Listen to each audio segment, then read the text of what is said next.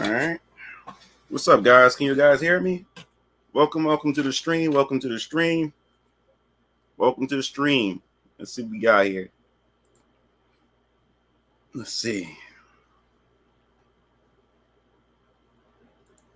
We got Wrath. What's up, bro? What's up? What's up? He says it'll be all right. Two tells. Trump will do fine. Thanks, Dirt. Appreciate it. Welcome, man. Welcome. Tommy Taco. What's up?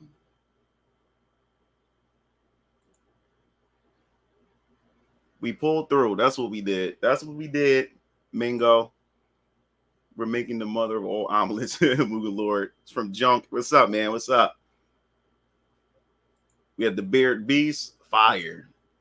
Can y'all guys hear me? Are we all here? Are we here? All right, let me just get everything I need to set up. 1 second.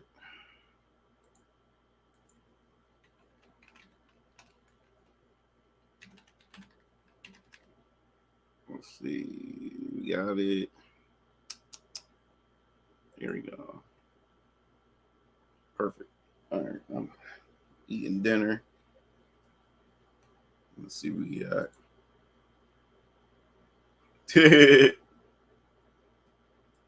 We got Headmaster. You eating good? Oh, it's just a chicken quesadilla. I'm not gonna eat the whole thing. I never do. I always eat like a portion of it, and then save the rest for like lunch tomorrow or something like that. Unless I eat all day, then I'll eat the whole. I normally eat the whole thing. That's just my meal. That's just only had one meal for the day, or whatever. But yes. Give you guys some time to come in before start talking and everything.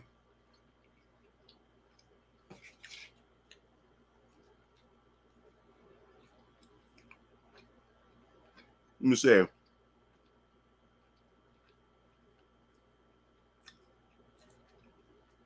Got Vinziger.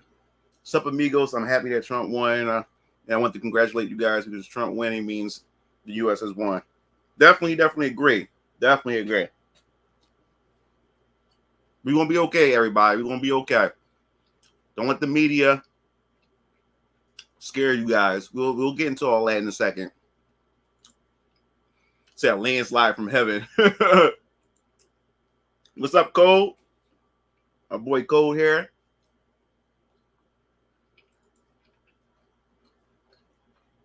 I'm doing good, Carl. I'm doing good, man. What's up? Let's see what we got here. We got Toxic Dude, bro. What's up? We got Prince Caro. Let's hope Trump doesn't fuck up like he did with COVID. That's all I'm saying. Yeah, that could have been handled better, but we already knew what that was about. We already knew what that was about.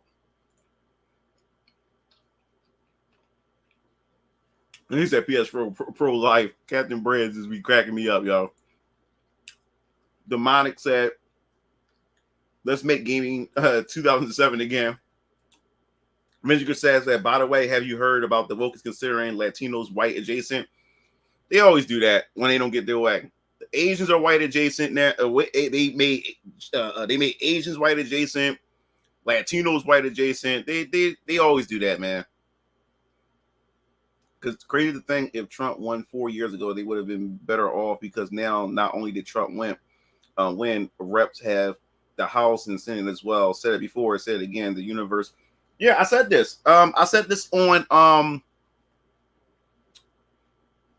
I said this on Carl's stream.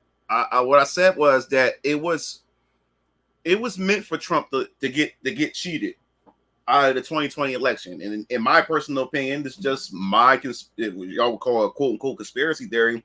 2020 was rigged. I don't care what nobody said. 2020 was rigged.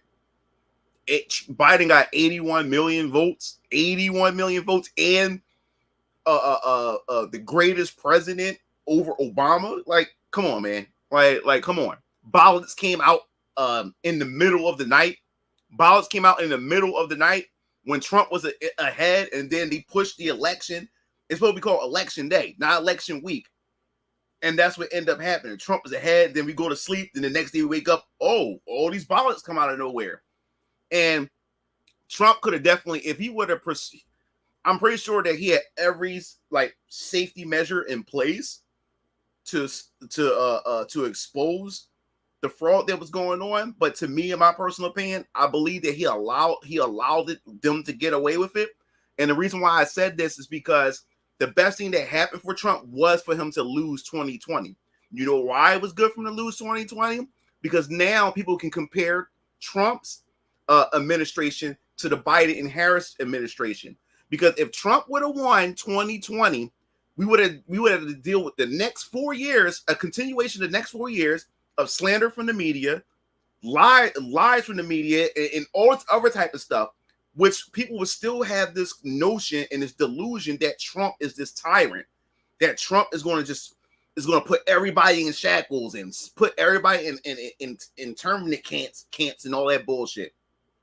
When that's not true. The media has been fear-mongering people. That's all they've been doing since Trump been in office. And they would have repeated it and doubled down on it more if he would have won 2020. But him losing 2020 was the best thing that ever happened. And he didn't concede it on top of that. But the thing is, he lost it. And when he lost it, we now get a chance to see. People got a chance to see what the left was all about. They saw the economy go to shit. We went into a stupid ass war.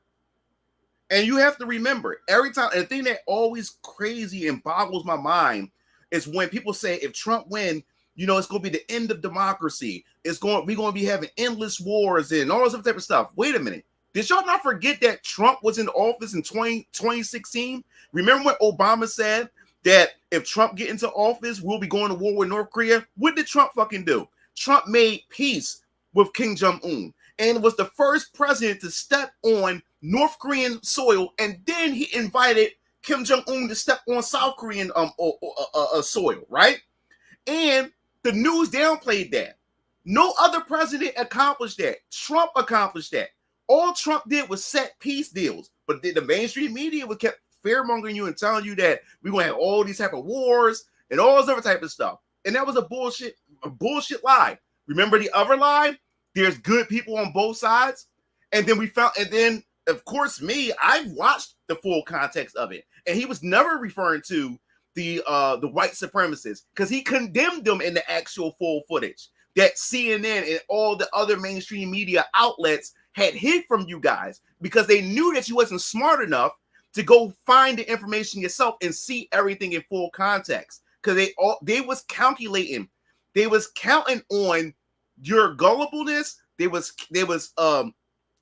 counting on your naivety, and they was counting on your stupidity and the fact that you would trust the media for face value without researching anything or looking into it to yourself. You just allow this mainstream media to just tell you whatever the narrative is. The thing is about the media. The media's job is to put both the left and the right in check by representing the people. And they want to come back and give the news to the people. But the mainstream media has lost that. They don't do that no more. Now what they do is they sell you a narrative. So once they paint a narrative and tell you how to think, no matter what new information come in that would debunk that narrative they set up, your mind is already set. And if you have Trump derangement syndrome, it's definitely fucking set. There's nothing somebody can tell you to convince you that they're lying and shit like that. And that's what the problem. What about Roe v. Wade? Your rights are not being taken away. Your rights aren't being taken away. Not at all. Trump gave power back to the states, which means that whatever state you live in, go vote. If you pro-abortion and want abortion, then go out and vote. Vote for it. If you're against abortion, go out and vote for it in your state. Nothing was taken away from women. Nothing. But they kept speaking that narrative.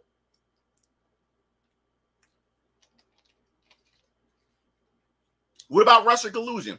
What about that lie? They said, what about that lie? Are we going to forget about that lie? They lied about the Russia collusion. They lied about that. Lied. There was no evidence of that. They keep talking about how Trump never conceded and all this other type of stuff, but y'all forgot that Hillary Clinton.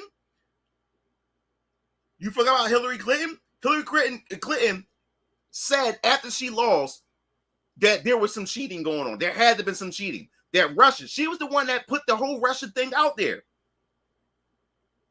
Everybody on the left, when they lost, they all said the same thing, that there has to be some, like they're cheating somehow or whatever like that. But it's okay for them to say that. But if Trump was this, when Trump said it, he was the villain for that. You see the hypocrisy from the left? Fucking hypocrisy. Yup. So now, oh, what's up, Zero Tolerance? What's going on? What's up, Rebirth? What's going on? What's going on? And now, which we're going to get into in a second. We're going to talk about this in a second. First, before we get deeper into it, because I don't want to get too far ahead of myself here. Now that we're here, also, reminder, check out Strike and Keo Tees. This is my brothers. Both my brothers Strike, or Strike and Keo.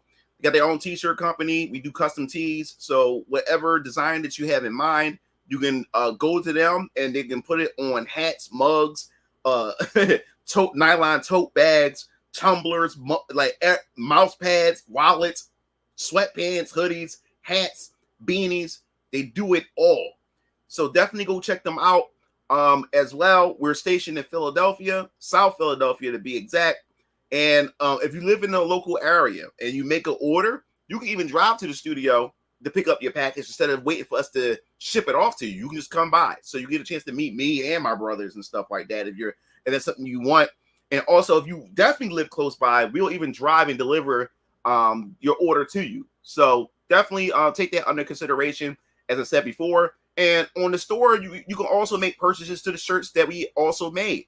So you can definitely go check them out. Remember, Strike and Keo Tees or www.strikekeotees.com. So make sure to check them out. Also, Venus Orion Comics and Mugen TV merchandise will also will soon be up on the website as well. So you will be able to get Venus Orion Comics merchandise and also Mugen TV merchandise as well. So definitely check that out. And before we get to our discussions and stuff, also don't forget, speaking of Venus Orion Comics, if you're interested and wanting to stay in the know when it comes to Venus Orion Comics, you definitely need to check out my newsletter, where you can sign up. It's totally free to subscribe, and when you subscribe to it, you will get at least maybe like 2 or maybe max 3 newsletters a month just to keep you up to date what's going on. You get the information before everybody else get the information. You also get cool perks, when at times where I'll send out free wallpapers that you can have for your computer and your mobile phones and everything. So definitely subscribe and check that out. I'll definitely leave the I'll leave the links in the description below. Or you can just go to my X page as well and get the link tree, and the link tree will link you to all this information. Looking forward to it. As I said before, January 2025 is when we will do the pre-order launch for Venus Orion Comics and my first comic book series called VK, Variant Killers, Vampire Killers. So definitely check that out. So let's get back to the discussion. As I said before, yeah, man. Last night was pretty interesting, man. The thing, like I said before, in order, it was the only way for Trump to be able to win that election was that it had to be too big for them to cheat. What do I mean by too big for them to cheat? Which means that everybody had to get up off their ass and vote so goddamn hard. I mean, vote in droves. Had to vote. They would have to vote so goddamn hard, like I did, and my brothers and my father and everybody else did in the house. You had to vote so goddamn hard to the point where they couldn't cheat. And if they did cheat, you was able to catch the cheat because it's too astronomical. That means they would have to cheat by a long shot. They would have to cheat so much to the point that you were able to spot the cheat. And that will expose them. And what also secured this election is that the federal court, before the election even began, they already set out saying that no ballots will be counted after a set time. So if the motherfuckers come in late, there won't be no count because it's called election day. That's what it's called. It's called election day, not election week, not election month. It's called election day. And you know what the crazy thing is? You had the state of Texas. All the votes were counted, right? But when it comes to my state, Pennsylvania, how is it that when it comes to the swing states, like the battle states, this is where the discrepancies always happen to magically happen, where you start having ballots coming in at the middle of the night in the states that the Democrats need to win. And people aren't even smart enough to question that. Remember, they told you this is the most safest, secure way of doing elections. We need to go back to paper ballots. Fuck these machines. Fuck them. And the thing, what I loved about this is now that Elon Musk has took over Twitter, we are allowed to post up videos showing election fraud right there. You had videos of people clicking during early votes, clicking on Trump, and it would pick Harris. It would pick Kamala Harris. You click on Trump, and it's calibrated to pick Harris. You can't tell me it's a conspiracy. And what's so crazy about it is that when these glitches happens, the glitch always go to the left. It never glitches over to Trump. It only glitches over. How is that a glitch? When 95% to 100% of the time, or 99.9% of the time, that it always go to Harris. You don't find that suspicious? You're not going to question that shit? So now that Elon Musk took over Twitter, we are allowed to post this stuff, show people this stuff. You know what I'm saying? And what's so funny about it is in Philadelphia, my city, at 11:55 p.m., all of a sudden, 6 trucks come with mail-in ballots out of nowhere. And Trump is already at the lead already. And they've refused to call Pennsylvania at first. They refused to call it because they were waiting on them fucking trucks. They's waiting on them fucking ballots. And also, they also put in security measures when it came to the ballots. This time, they were able to calculate how many voters are in that county or whatever area that they're in versus the ballots that's being sent in. So if you got more ballots than the people who actually registered to vote and vote, then some shenanigans are going on. So this time, they were prepared this time. They were prepared this time. There was no way for them to win. Let's see what we got here. Mingo said, since DEI is government funded, will DEI in games lessen because of the election? I don't know. I don't know how much Trump and him has like real control over that. You know what I'm saying? Like, we'll have to wait and see when it comes to that. And when it comes to video games, Republicans don't care much about video games. That's the last thing that's on their mind. Games. That's the last thing. That's the last thing. They don't care about that. But they care about they care to go after DEI in general though. But we have to wait and see. We won back America, and now we will win back gaming. Very possible, Mugen. Prince Caro said, yeah, it is just that because of that mess. My graduation was shit and started college at home. And my best friend couldn't be with his grants at his final hours.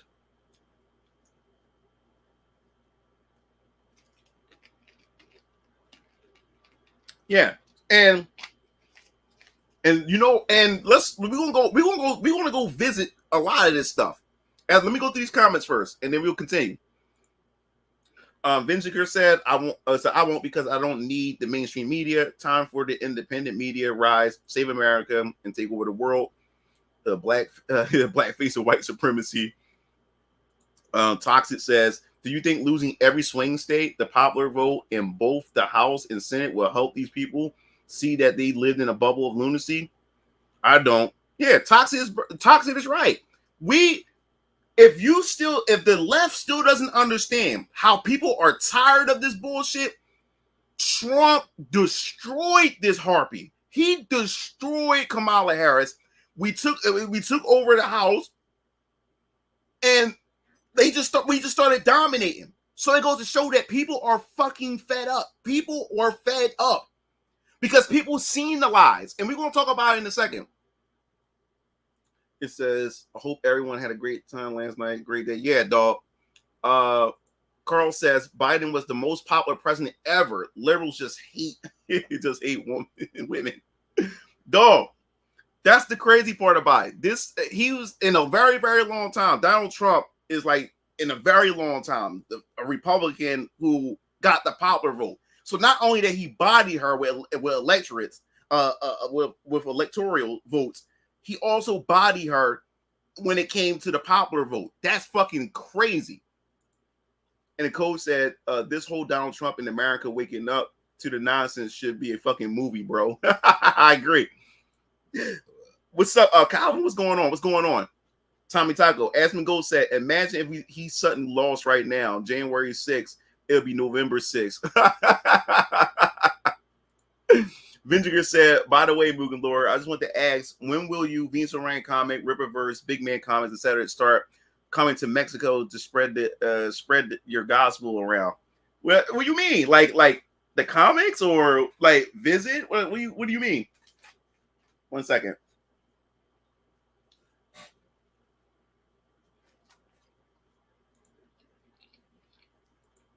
Beard said, facts. Holland Man Mike, there are two possibilities for missing 15 million votes from the last election. Either they never existed or the vaccine effectiveness rate really needs to be questioned. Exactly. Them 15 million votes disappeared. I'm telling you right now. The whole plan of COVID was to scare motherfuckers to stay in the house so they can push in the mail-in ballots. If you get everybody to do mail-in ballots, that's when all the shenanigans come in. The mail-in ballots was the problem, was one of the main problems. The mail-in ballots. What's up, Rocky? What's going on, bro?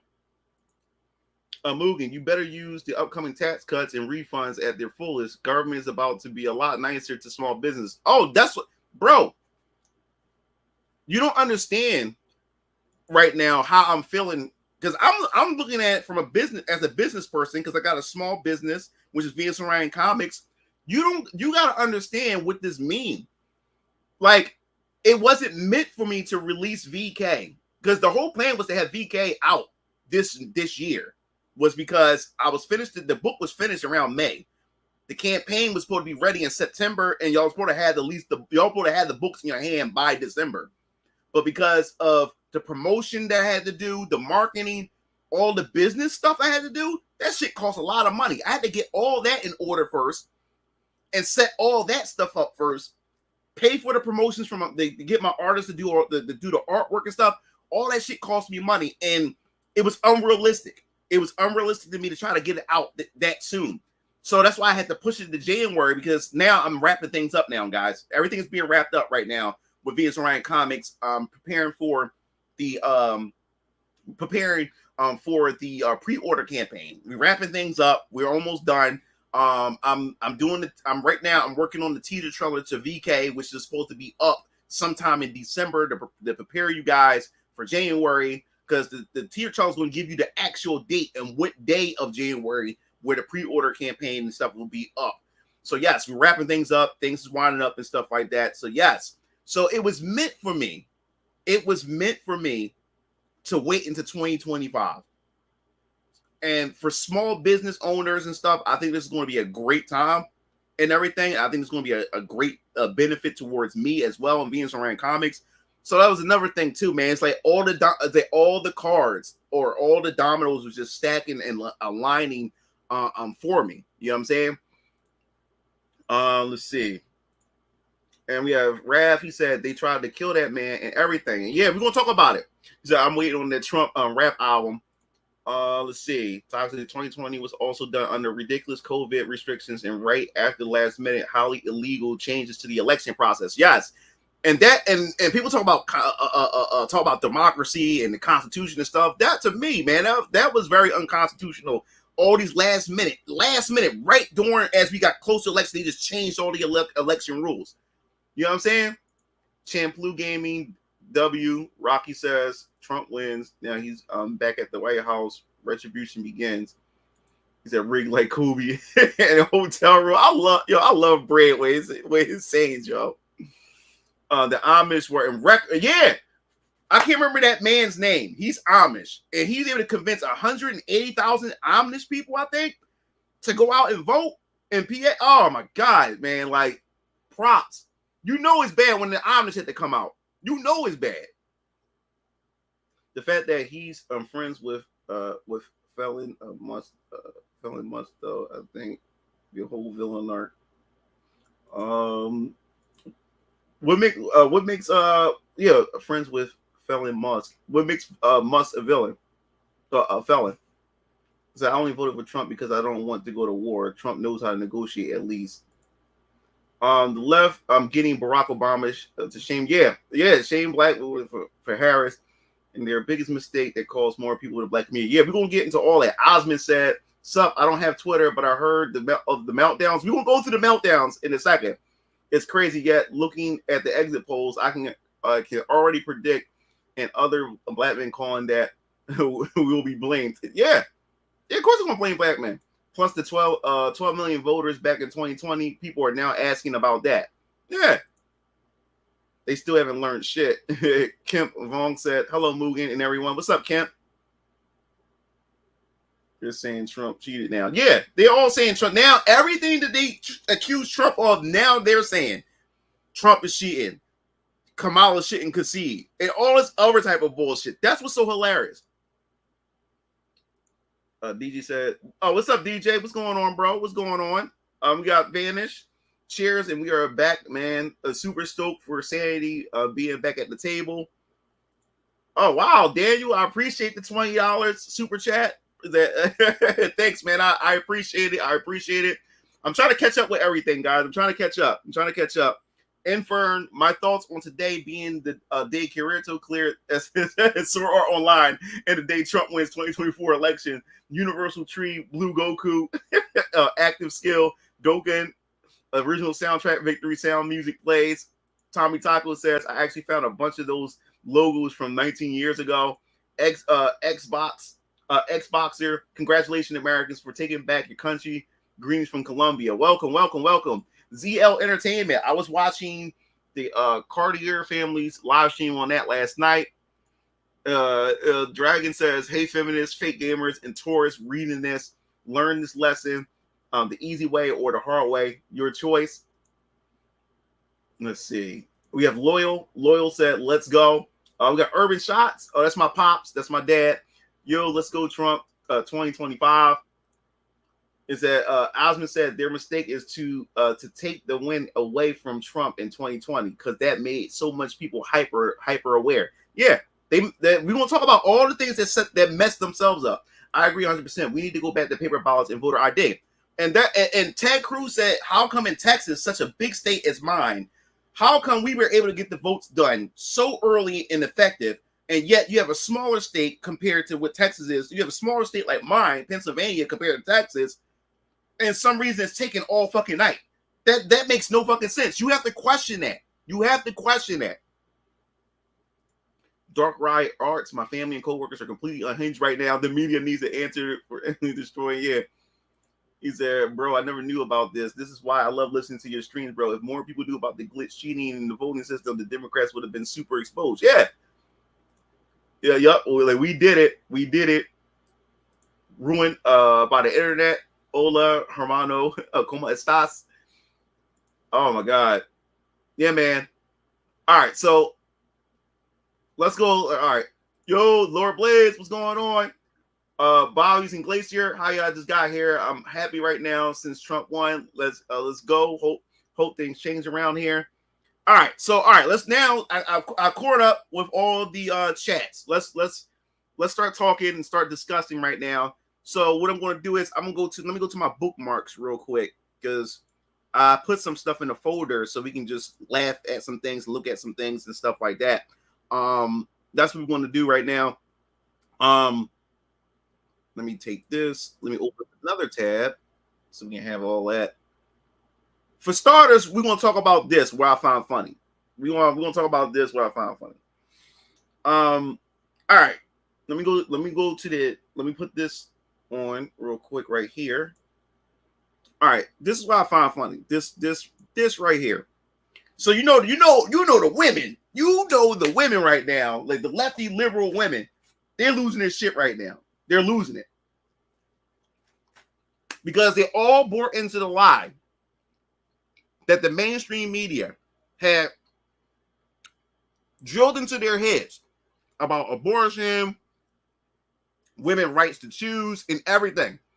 That was, and this would fail. This is how the Democrats, this is how the left had lost this election. They did this to themselves because they really offered nothing convincing as far as policies is concerned. All they did was run on fear. That's all they ran on. All they ran on was women's right to choose, racism, sexism, and homophobia. That was the only thing that they had to run on. And the narrative is Trump is bad. So every time they got exposed and called out, the first thing they would do is, but Trump did this, or but Trump. That's all they had.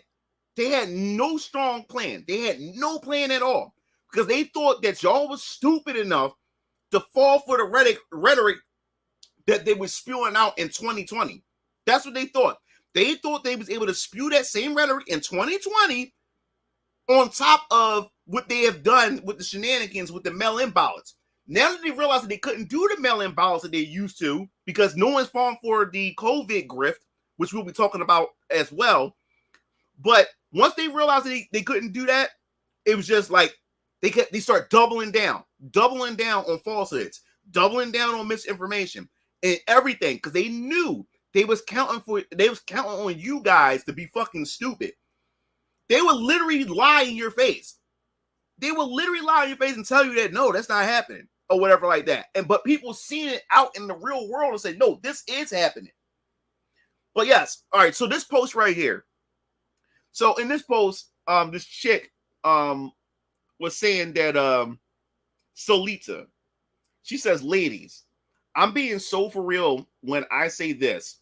It's time to close off your wounds to males.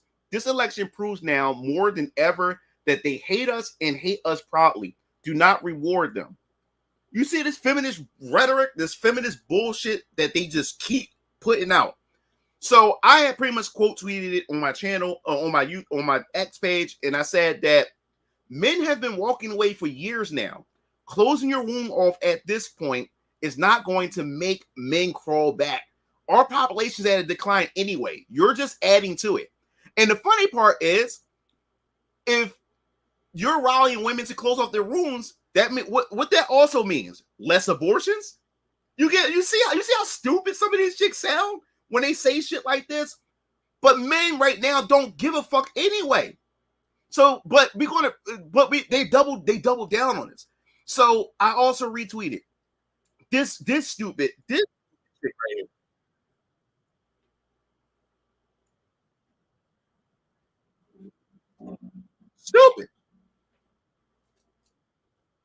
Stupid.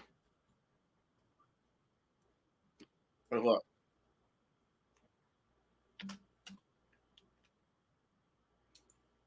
I thought it through. I'm pretty sure many men had already thought it through. And I responded saying that they seriously believe they are hurting men by withdrawing sex. This society is the most sex deprived compared to any generation before it. Dudes opt out of relationships, marriage, and sex a long time ago. Only a handful of men are sleeping with the majority of women.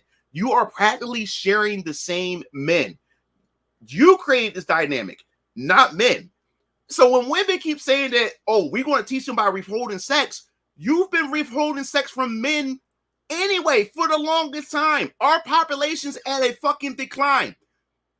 Most men are fucking virgins. Most men aren't getting laid. Anyway, they're not. Only a small pocket. It's not even 20% of men anymore. It's 10% of men sleeping with most of the women. Women are sleeping with the same 10% of men. So what you're saying is the other 90% of men are just garbage and trash? No, because social media has amplified the abundance mindset that women have. On social media, women have access to so many men. Then you also got to look at OnlyFans, which we would discuss in my last video because YouTube is just a bunch of assholes. But OnlyFans have also contributed to this nonsense. The feminist movement, I have, freedom of choice, and go get that bag, girl, and celebrating objectification of themselves and everything like that. So now women can now just take resources from men without showing any commitment or promising men a relationship or promising men a marriage and promising men to have his children to pretty much expand his lineage and his bloodline. She no longer has to do that anymore. All she had to do is set up a webcam and just be butt ass naked or do whatever that she does on live stream, and dudes just give her money. So she no longer. So that's why dudes aren't even having sex, because now she's offering virtual sex without her actually having to give sex. So why would she want to be in relationships? Why would she want to be with a man when a man can just give her money without her ever having to prove herself as a righteous woman or a virtuous woman? She don't have to do any of that anymore. She can just drain resources. Let's not get into child support as well. She can and that's why I keep telling a lot of these men, like, be cautious. Stop thinking with your dick, because niggas are getting trapped out here. Stop thinking with your dick, because a lot of women claim that they're independent. They want to be self-sufficient. And let's be real here, man. A lot of these women don't want to work. They don't. They want an easy ride. So they're gonna look for a victim. They're gonna look for a male victim. They're gonna look for a male prey. And if they get lucky, they'll find a man with a lot of resources, a lot of money, and then she'll come in, act like she's a submissive woman, have his kids. And the thing is, these type of women are like Madara from Naruto. You know how Madara planned everything from the very beginning? This is how some of these women are. They'll look at a particular man as a target, and she plots in her head how she's going to get him. She's willing to even lay down with this man, give her womb to this man, have as many kids as possible, and then divorce or just cut him off. And now, after she cut him off, hit him with child support. So now she got all these kids, and she don't care. These kids are just nothing but tools to keep this man under control, and a meal ticket for her to continue to get money. That's all it is. And that's why I keep telling you, men out there, please stop thinking with your dick. Stop. It's not worth it. Your seed is viable. You are viable. This is why they coming out here setting you up. Stop letting women think or have you believe that they're the catch. Because if there was the catch, they wouldn't be trying to set you up. They wouldn't be trying to set you up. They wouldn't be trying to take everything from you if she's the catch. If she's the catch, she wouldn't be trying to go out her way to do this to you. So you have to protect your seed and protect yourself as much as possible. And that's what these women are doing. Look at the richest women. You know, the world, which the most of the world's richest women, guess how they're rich? They're only rich by divorcing their rich ass husbands. That's how they're rich. They're not rich because they went out and started a business and all this other type of stuff, became the world's richest woman. They didn't do that. Most of them went out, found a rich ass husband, had his kids, and then divorced him. And now she walks away with all his resources. So this is why men don't give a fuck with this message and this narrative that these women are trying to do, leveraging sex. So I'm going to continue what I was saying here. Once the artificial womb becomes a reality, dudes are going to customize their female android to look like any waifu they desire. Then what do you have left to leverage against men? And a lot of you guys may think this is a joke, but android waifus with an artificial womb is coming. I'm telling you guys, it's coming. Look at it right now. You got women, and check out my video. I talk about this. The crisis on masculinity. I talked about this. I showed you the compilations of women upset. Women are upset that they're alone. But most importantly, they're upset that men are choosing anime chicks, 2D chicks, video game chicks, 3D chicks. Women are getting upset that you guys are choosing anime chicks over them. So can you imagine that when sex androids and sex robots become so technically advanced, and then now you got an artificial womb, and you put that artificial womb inside your female android, and now she can hold your baby? Women would lose all the power. Women would no longer be able to leverage sex anymore to put men back on the plantation. And can you imagine you get a female android, right? And you can make her look like any one of your favorite anime waifus. If you want your female android to look like Tifa, you can make her look like Tifa or 2B. You know what I'm saying? Or Android 18 and stuff like that. It'll be a wrap. It will be a fucking wrap if something like that happened. You know me. I got a 3D hentai business. I'll be able to make my babes into androids. That would make me a multi-millionaire. You get what I'm saying? So you can't leverage this no more. Men are fed up. Men are fucking tired of this shit. So you leveraging sex, it's not working. That's not going to work. Because you're not giving out sex anyway to begin with. So you guys think I am joking. Yeah, so I said that. So this is why I made sure to put in my time and values into my daughter so she won't have issues with finding the right man when these android waifus take over. You know what I'm saying? My daughter's not going to have that issue because I put into my daughter. I stress it every day. And my daughter knows what I expect from her. My daughter knows what her uncles expect from her. And my daughter knows what her grandfather expects from her.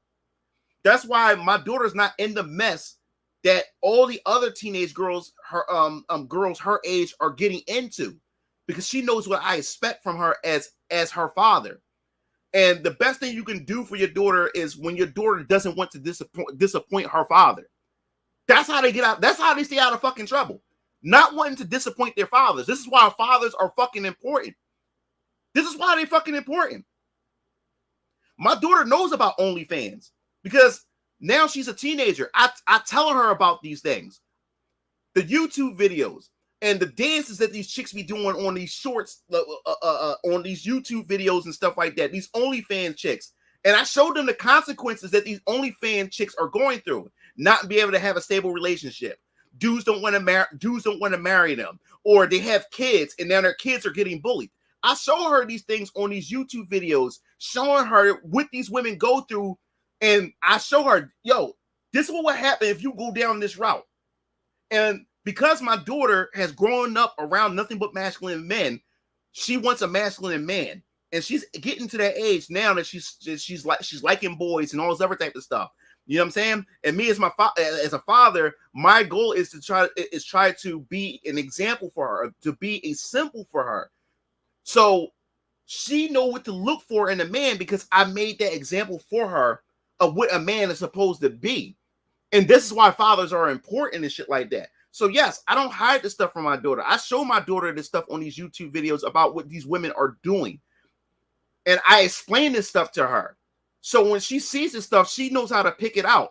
And when she gets around other girls her age and see what the other girls are doing, say, well, I ain't doing that shit. You get what I'm saying? This is why fathers are important. But they convince you, the feminist movement and all this rhetoric that's going on can convince you that men ain't shit. You know, the patriarchy, this, that, and the other. And this is why daughters today are suffering right now. Suffering because no father, daddy's not around. They all got daddy issues. Even me as a man who's dating women, and even you guys who may be dating women and getting to know women. And I feel so sorry for y'all guys because a lot of the women that you meet are all broken. So much fucking trauma. And all of them got daddy fucking issues. All of them got daddy issues. A very like you flip a coin, you're guaranteed that coin's gonna drop on a female that has daddy issues. And now you're not only her boyfriend, you also her father, because she also does things. And this, dude, I'm not making this up. I've been in relationships to where these chicks never had a father. So she meet a guy like me, and she treats me as if I'm her father and stuff. And sometimes women would actually do things on purpose because they want to be disciplined, as if she's being scolded by a father. She does things because she and want that attention from her man, as if her man is her father, because they are yearning for a father. And that's why these chicks are just running fucking rampant like that. It's fucking crazy. So yeah, so that's with that right here. So we go, before we move back on, let's look at some of these chats. Let's see. We got Hector. He said only facts here. And said so many liberal women having daddy issues. Let me see and make sure I didn't miss anything else. Hold up, guys. Oh, let me see. Devin, he just said, "Hey, what's up? What's up? Morphine time. What's up? Wait, there's a female billionaire. Talcum X. Elon Musk would totally support this, bruh. Women who actually earned her money and didn't just either inherit or got divorced. Oprah is the only one I could think of. Yeah, I agree with that. Like, there was another billionaire, female, but come to find out, it was all through fraud. Her company was a DNA company or something like that, and we found out she made billions, and she went to TED Talks and everything. I'll find that video when I get a chance, or when I do another stream. We'll talk about that. But yeah, she was a female billionaire, and they put her on this pedestal, and come to find out it was all fraud. I would rather be a genetic dead end than a slave to one of the piranha devious dick gobblers. All right, hold up. Just want to make sure I'm missing nothing. We got Dat Hip. Thanks for the $5. Dat Hip. The majority of women withholding sex are liberal women, and most liberal marriages don't have big families, unlike conservative ones. Yeah, I agree with that. Dat Hip. I definitely agree with that. Let's see what we got here. Cook Mugen. Oh, thanks, Dat Hip. Your father raised an amazing man. Yeah, man, I thank my father for everything. That's why I said father's important, man. Like, my father has been in my life ever since the day I was born and everything like that. That's why fathers are definitely important, so he can pass those values down to his sons. You know what I'm saying? And his sons can pass it down to his children and everything like that, man. So, like, look, like I said, my father, he put the time in. When you're a father and when you're a parent, you got to put that time in with your children and stuff like that. If you don't put that time in your children, you're gonna get shitty results. You only get in what you put in when it comes to your children. And a lot of these parents, which are from most of these households are single mothers.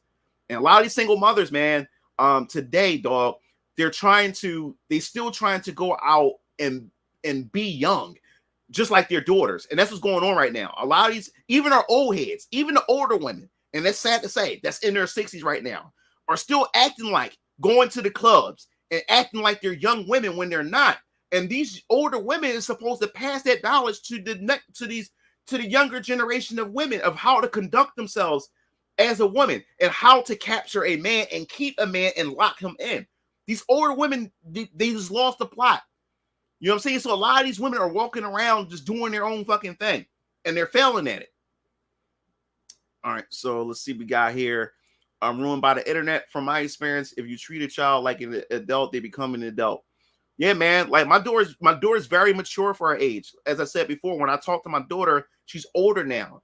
So I talk to her as if she is an adult. That's why when my daughter goes out, a lot of people say, "Oh man, your daughter is so mature for her age." Yes, because she's getting older. It's time to start, as a father, it's time for me to start preparing her for life. Her grandfather prepares her for life. Her uncles are preparing for her life. She's been around nothing but testosterone. You know what I'm saying? So and the best type of woman to have is a woman who has nothing but brothers and been raised by her father and her uncles. Because those type of women can understand what men go through, because she's around nothing but masculine men. And these masculine men protect her. Those are the type of women that you need to grab them as fast as you can. You know what I'm saying? So what we got here? It sounds like they need Christian Cage, Chris Harris. Yo, what's up, Chris? Thanks. Spark Nitro. Greetings. Welcome. Chris Harris, women. Let's see. Straddle Phoenix, the daddy scolding. Zoeon's like some good kinky shit in the bedroom, but not in the actual relationship. Yeah, man. Yeah, I'm telling you, Straddle. I dealt with women like that, man. A lot of women are looking for a daddy. They want a daddy in their boyfriend. They want a daddy in their husband. And we're not even talking about young women. It's grown-ass women too. It's grown-ass women too that's looking for a daddy in their husbands or in their boyfriends. Because they didn't get that. A lot of women are looking from that discipline that they wish they have gotten from their father, but their father wasn't around.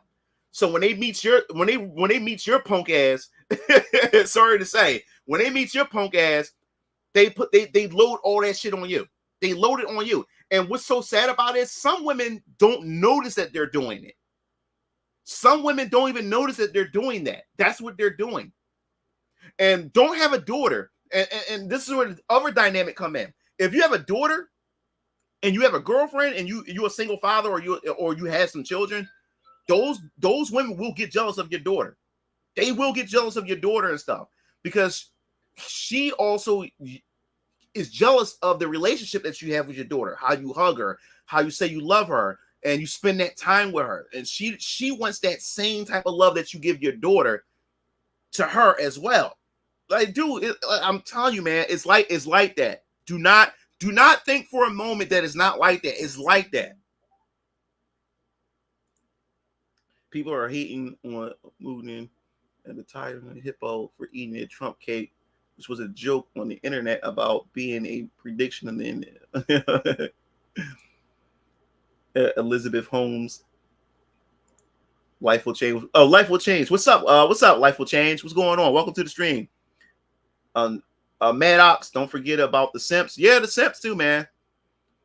YouTuber Jay, the concept said that the liberal white women and women are the most racist people out there. They are. They are. Most society problems stem from weak fathers. Yeah. And this is what I'm saying. Like, fathers are important, but it's still, if the father is home, he still has to be a man. And there's a lot of fathers who are just fucking simps.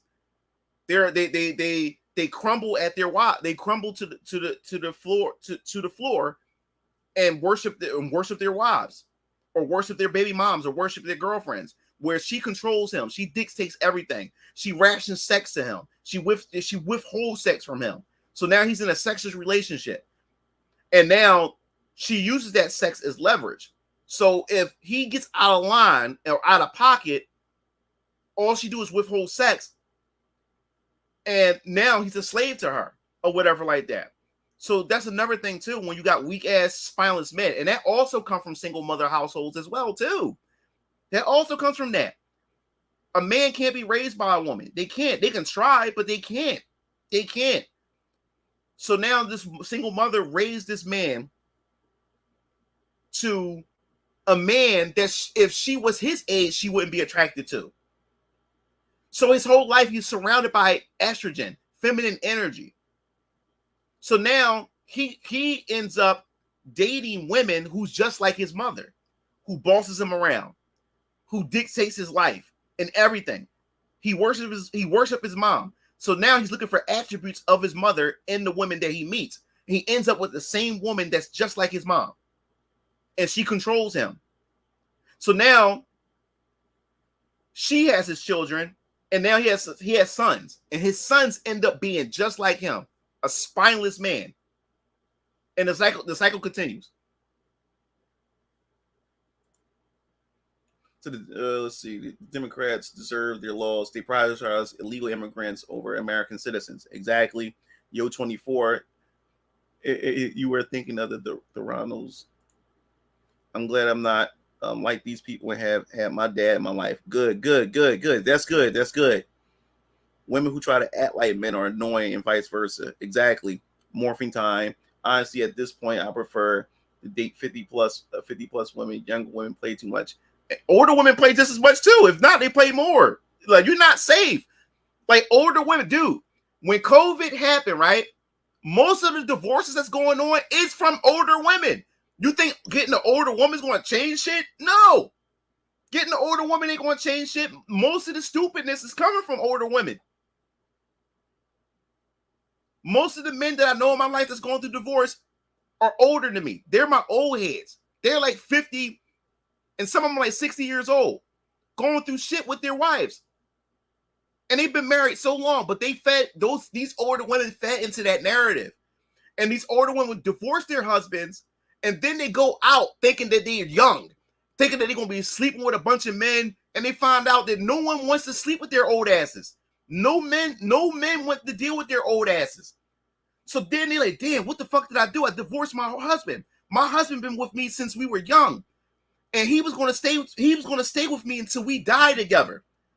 And now I'm out here old as shit, and it's rough out here. So don't think for a minute, oh, I'll just get me an older woman. No, nigga. You're not safe. You're not safe.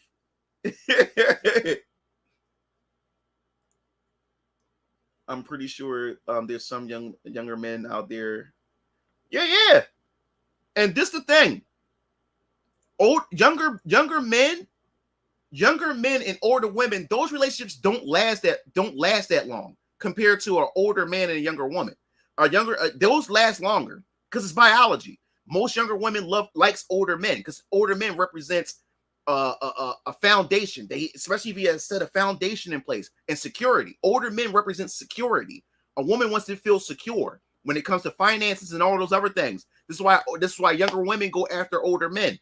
And women will try to convince you that it's older men chasing after younger women. No, trust me, I'm 37 years old and I'm already starting to experience women in their 20s. Like, I mean, 20 years old.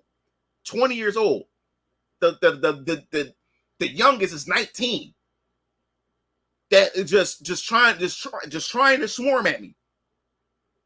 Trying to swarm at me. And I'm starting to experience it now. I remember one time I was at Walmart with my daughter. This is a long while ago or whatever like that. And I was taking her shopping to get some stuff for school and everything. And as I'm walking with my daughter or whatever like that, me being an older man, being naive and not paying, and not, being oblivious to things like that, I'm noticing every aisle that I go to and still not paying no mind, I would still see it's like a group. There's like a pack of 4 girls or whatever like that.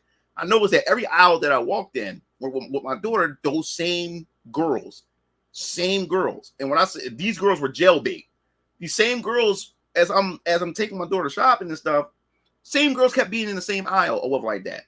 So one of them walked by and she dropped one of the hoodies on the floor. So I was like, oh, I'll pick it up and say, oh, here you go. So I gave it to the young girl. She looked at me, her face turned red and started smiling, started giggling and stuff. And the other girls in the back laughing and giggling and stuff. So I'm like, well, whatever. Now, this is what I love about my daughter. When my daughter noticed that women are flirting with me, my daughter said, okay, Dad, it's time to go. My daughter will pull me away. My dad said, Dad, you're being too grown. You're being too fresh. Let's get out of here with like that. My daughter hates that or like that. But my daughter is more so irritated and frustrated and upset is because these girls, these girls were her age. My daughter's like, yo, like, because my daughter looked at him and said, Dad, like, I hear what they're saying about you. They were saying nasty, sexual things and stuff about me or whatever like that. And she says this or whatever like that. And I'm saying, like, I was like, oh, wow. But I said, so my daughter, she's like, let's get out of here or whatever like that. But yes, even as you start becoming an older man, like you start getting younger girls starting to chase after you and stuff like that. And what I remember was when I was once 15 and 16 and 17 and 18 years old and stuff, like when I used to hang out with the guys, we all go out into a group to go talk to girls and meet girls out on the streets or at the mall and stuff like that. You always had a pack of girls who's our age, 15 and stuff. And they weren't interested in the guys our age. They were going to the mall or they was going to areas where grown men were at, going after grown men.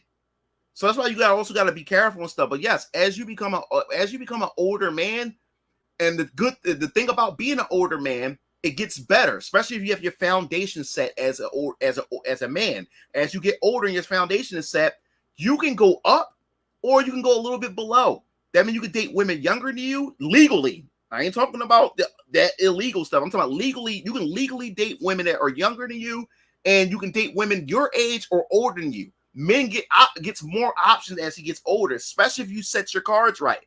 So remember, don't ever let women think that you ain't shit, because you're more viable as a man as you get older. Women, they're more viable in their earlier years. And once they hit 25 and beyond, that's when they go on their decline. Things start to change. The walls start to come.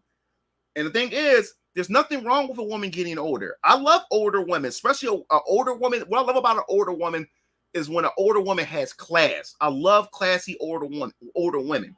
The type of women where she demands respect. Like her posture, her aura demands respect. The type of respect where you'll see a guy who's a fuckboy, but when he see her, he calls her ma'am. Because that's how she carry herself.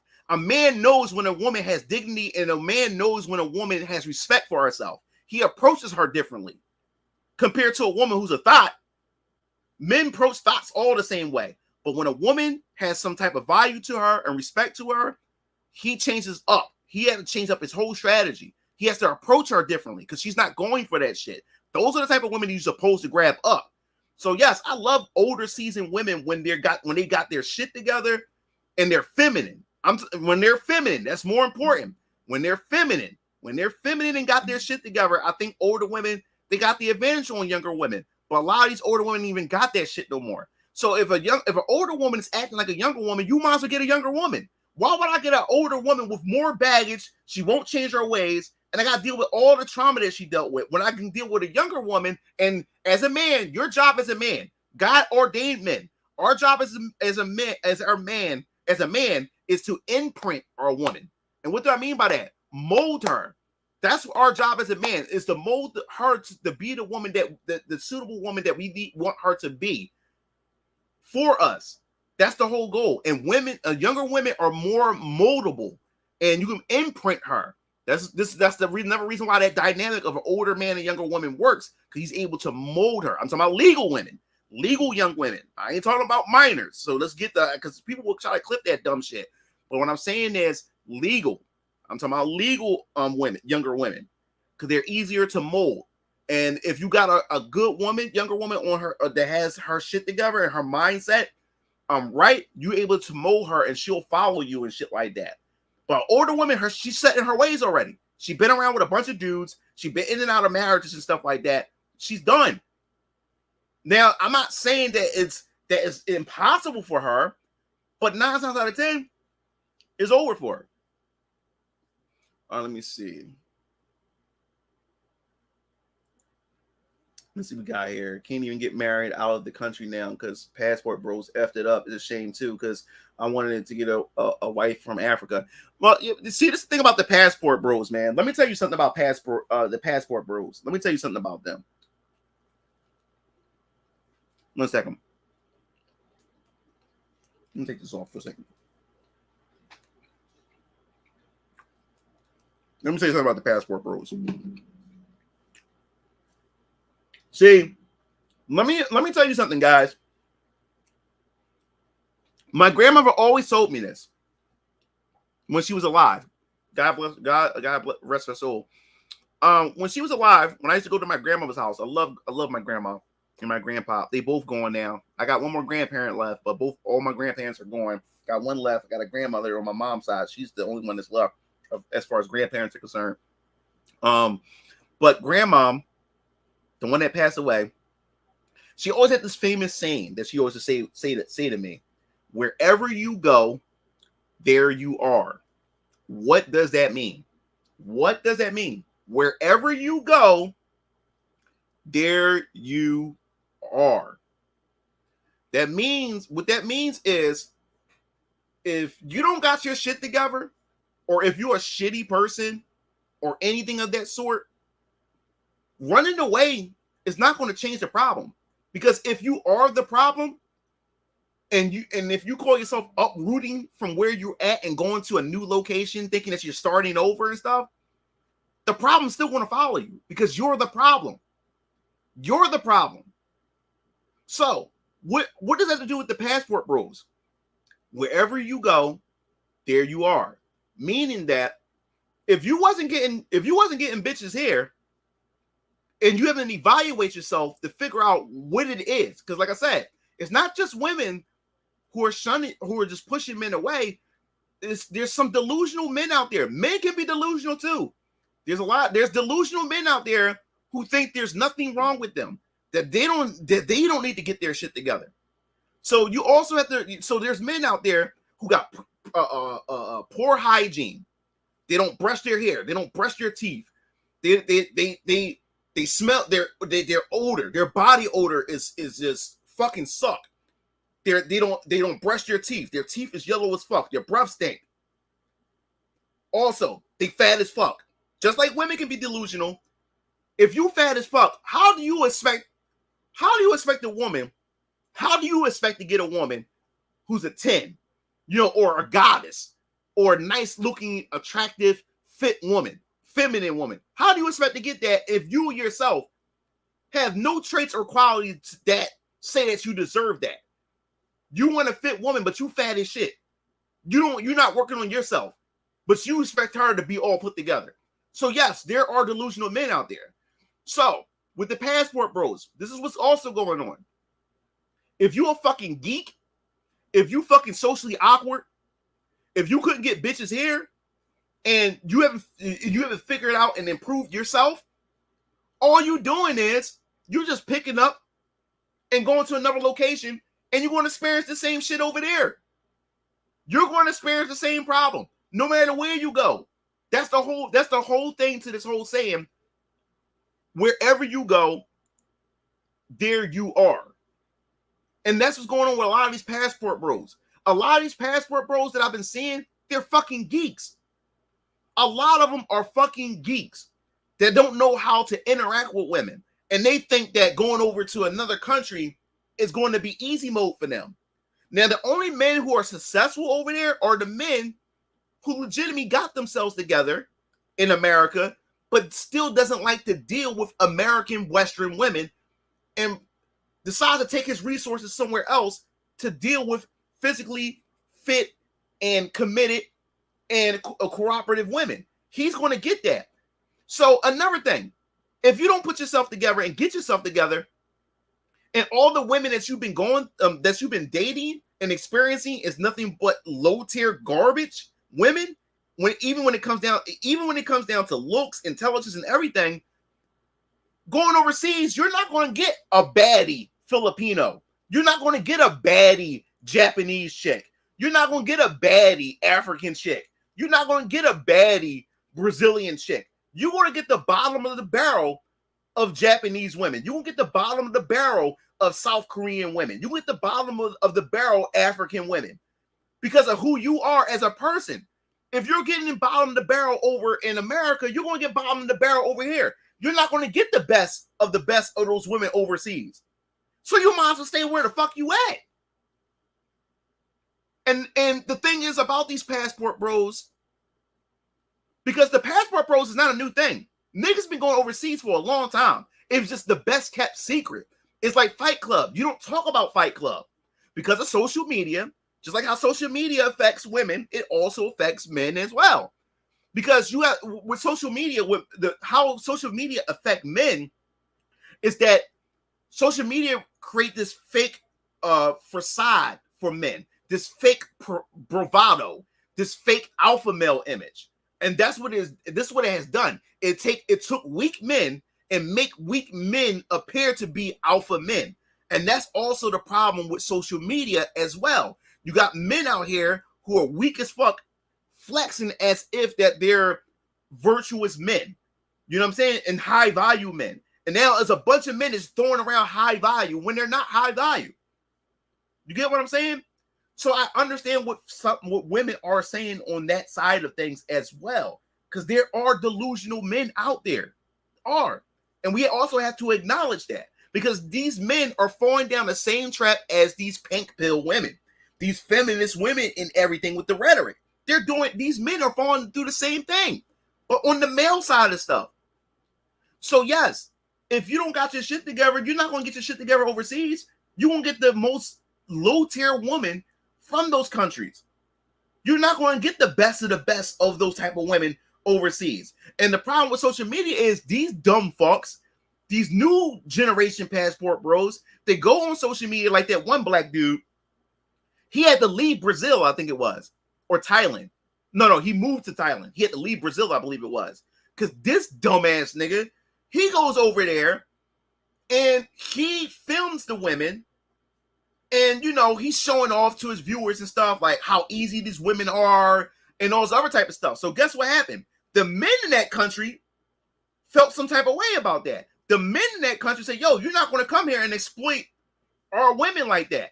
So they threatened to kill him. He had to pack his bags and leave Brazil. I believe it was Brazil. He had to pack his bags and leave.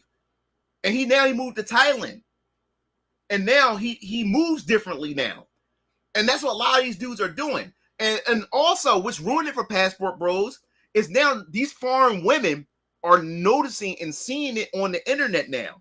So now these foreign women are acting like Western women. Now these foreign women know that these men are coming here, and now they're acting like Western women when it comes to money and resources, and now they're scamming these men. Now they're scamming these men because they know that these men are coming here for that. These dudes fucked the whole game up. They fucked the whole game up. That's all I gotta say about that.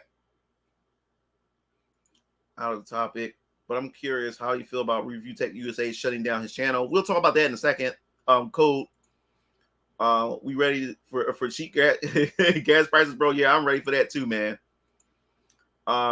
Maybe a hot take, but I'm glad I've never been in a relationship and am a virgin and have both my parents rather live happy, living, taking care of my parents and brother, enjoy games. Look, man, like there's nothing controversial about it, man. This is a reality that a lot of men are going through. A lot of men are virgins, and women are so delusional because what women do is they take their experience and then they also put it on men. So if a woman is able to sleep around with is easily able to sleep around with a bunch of men, she think that men also have that same luxury to be able to sleep around with a bunch of women. No, it doesn't work this way. There's more virgin men than there are virgin women. Women can go around and get laid. And she could be the fattest, ugliest. She can even be in a wheelchair or missing a leg and still get dick. Compared to a man in her position won't have that same luxury. So no, that's not a hot take. Infirm. That's not a hot take. There's a lot of you guys that are going through this, virgins and have bad luck with women or can't get women and stuff like that. It happens. It's more common today than anything. Not cavern, single mother, raised guy. I think I hate my dad for fucking off. Yeah, man, I understand, man. I definitely understand.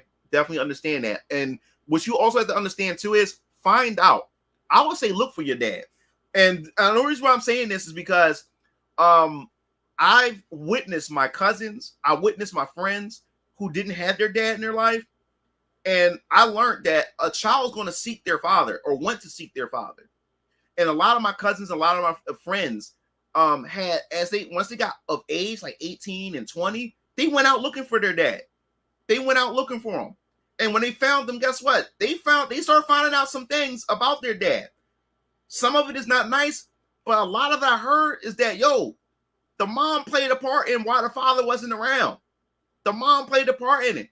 And I watched a lot of friends, I watched a lot of family members resent their mother because then they found out, and the father got the receipts to prove it, or the father finally shows up, and now the father who wasn't around is now confronting the mother while that child is there as an adult and getting the truth from both of them. And that's when you start to see the narrative and the lies start to crumble. You know what I'm saying? The same way with my daughter. Like my daughter, she's older now. And the thing was, my goal was that I was never a resentful baby daddy. Me and my baby mom went through so much stuff, and she left and left the child and left my daughter with me while she went to live on with her life and stuff like that, and disappeared for years. And now my daughter's old enough, and now she pops back up, but my daughter was seeking her without telling me. And the thing is, I didn't care. That's why I never said anything bad about her mother to her, because I wanted her to find out about her mother for herself, because I knew her mom was going to return someday. I just knew it. I knew that was going to happen. But even before then, my daughter was seeking her mother. She's searching the internet, going through all these things to look for her because she wants to see her mom. She wants to confront her mom and stuff. And that's when my daughter finally talked to her mom, and now she talks to her cat. She talks to her every chance she gets. But she started realizing, Like, yo, dad, like, how did you put up with mom? She started seeing for herself. Get what I'm saying? She started seeing all that for herself. And that's why I knew I knew it was the right thing to just let her meet her mom, let her talk to her mom so she can figure this stuff out for herself and make her own decision whether or not she wants to connect with her mom and stuff. So yeah, that's what happens, man. He said you let him hit it raw, now you have second thoughts, now you're a single mom, now you're a single mom. It's in the words of Leon in My Life. Landon says, if Bernie Sanders was nominated for presidency, things would be different. Damn good point. Bowels. I know, right? And Vern, I feel better hearing that already. Say, yeah, they're just as bad. Cougars exist for a reason. Bernie got cheated. Yes, Bernie did get cheated. So the hot 30-old hag is not a viable option. That sucks. Yeah, man. I'm not saying that. This is why I don't want to put this in your head. I'm not trying to say this. What I'm saying is, if she appears to be the woman for you, go for it. But what I'm saying is, when you got options, an older woman should not be your first choice. If you're able to get a younger woman, go for that option. If you have that option, that's all I'm saying. But yes, older women, man, they're trying to act and compete with younger women. What's the point of having an older woman if she's going to act like a younger woman? That makes no fucking sense. If she's going to act like a younger woman, behave like a younger woman, get a fucking younger woman. Why the fuck are you going to get an older woman with young girl behavior? That makes no fucking sense. And now she got young girl behavior with old women problems. That makes no fucking sense. You getting double the baggage. I'm not saying don't fuck with them. All I'm saying is that should not be your first fucking option. That's all I'm saying. And then a lot of older women feel entitled. Like, wait a minute, you've been ran through. You got so much fucking baggage and trauma and stuff. What are you getting entitled on me for? You get what I'm saying? So that's all I'm saying. I'm not saying that that no, it's a no-go. No, I'm not saying that. If she's an awesome woman, go for it. That's all I'm saying. Yeah, hell yeah, just be vintage horse. Derby. Older women fail the younger women. No, men wants no older woman. Stupidity, early stupid women to divorce their husbands. He said younger, older, middle, all bad. He said, moving Lord, I will never understand why women would divorce their husbands they have been married to for 30 plus 40 years. You already spent half your life with them. Makes no sense. Trust me, I know men right now that's going through it right now that been with their wife for 30 fucking years and their wife turns around and divorced him. And the thing is, it wasn't that he cheated. She wanted something new because she goes on social media and most of it, and this is, you'll be surprised how many older women divorce their husband because they watched a TikTok video of single women, single bitter women. They watch a TikTok video, my body, my choice, the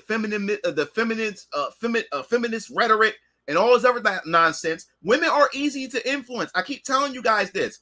We talked about this Adam and Eve analogy. I said this before. Women are easy to influence. The reason why Satan, Lucifer, the serpent, was able to get a hold of Eve, he had to wait for Adam to leave her presence. Because he was not able, if the serpent had approached Eve while Adam was there, Adam would say, yo, nigga, fuck out of here. Get away from my woman. Get away from her. And he wouldn't be able to pull it off. But he had to wait till Eve left the safety of Adam. He had to wait for that. And here come the serpent, able to get in her ear, talk to her, and convince her. I call it the Eve gene. Every woman has it in her. She has that Eve factor. She has that Eve gene. It's in her. That's why she loves chaos. She can't function when there's no chaos. Because her first encounter with chaos was Satan, the serpent, Lucifer. He was the embodiment of chaos.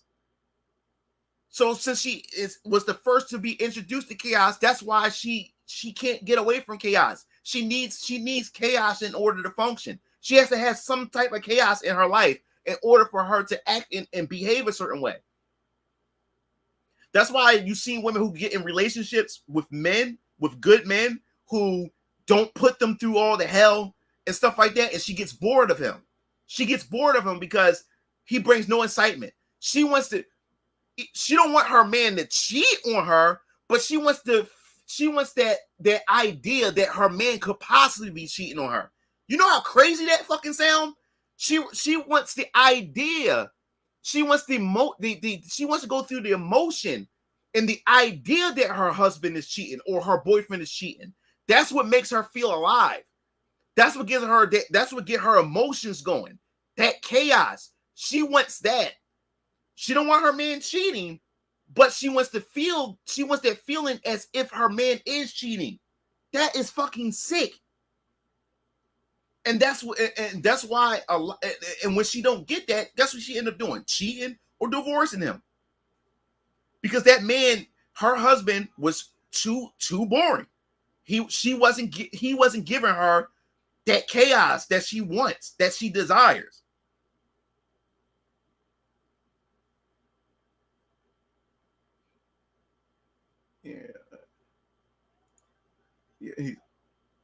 Yeah, bro.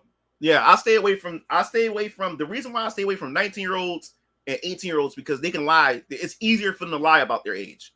It's way easier that way. That's why my cap stops now. My cap stops at 20.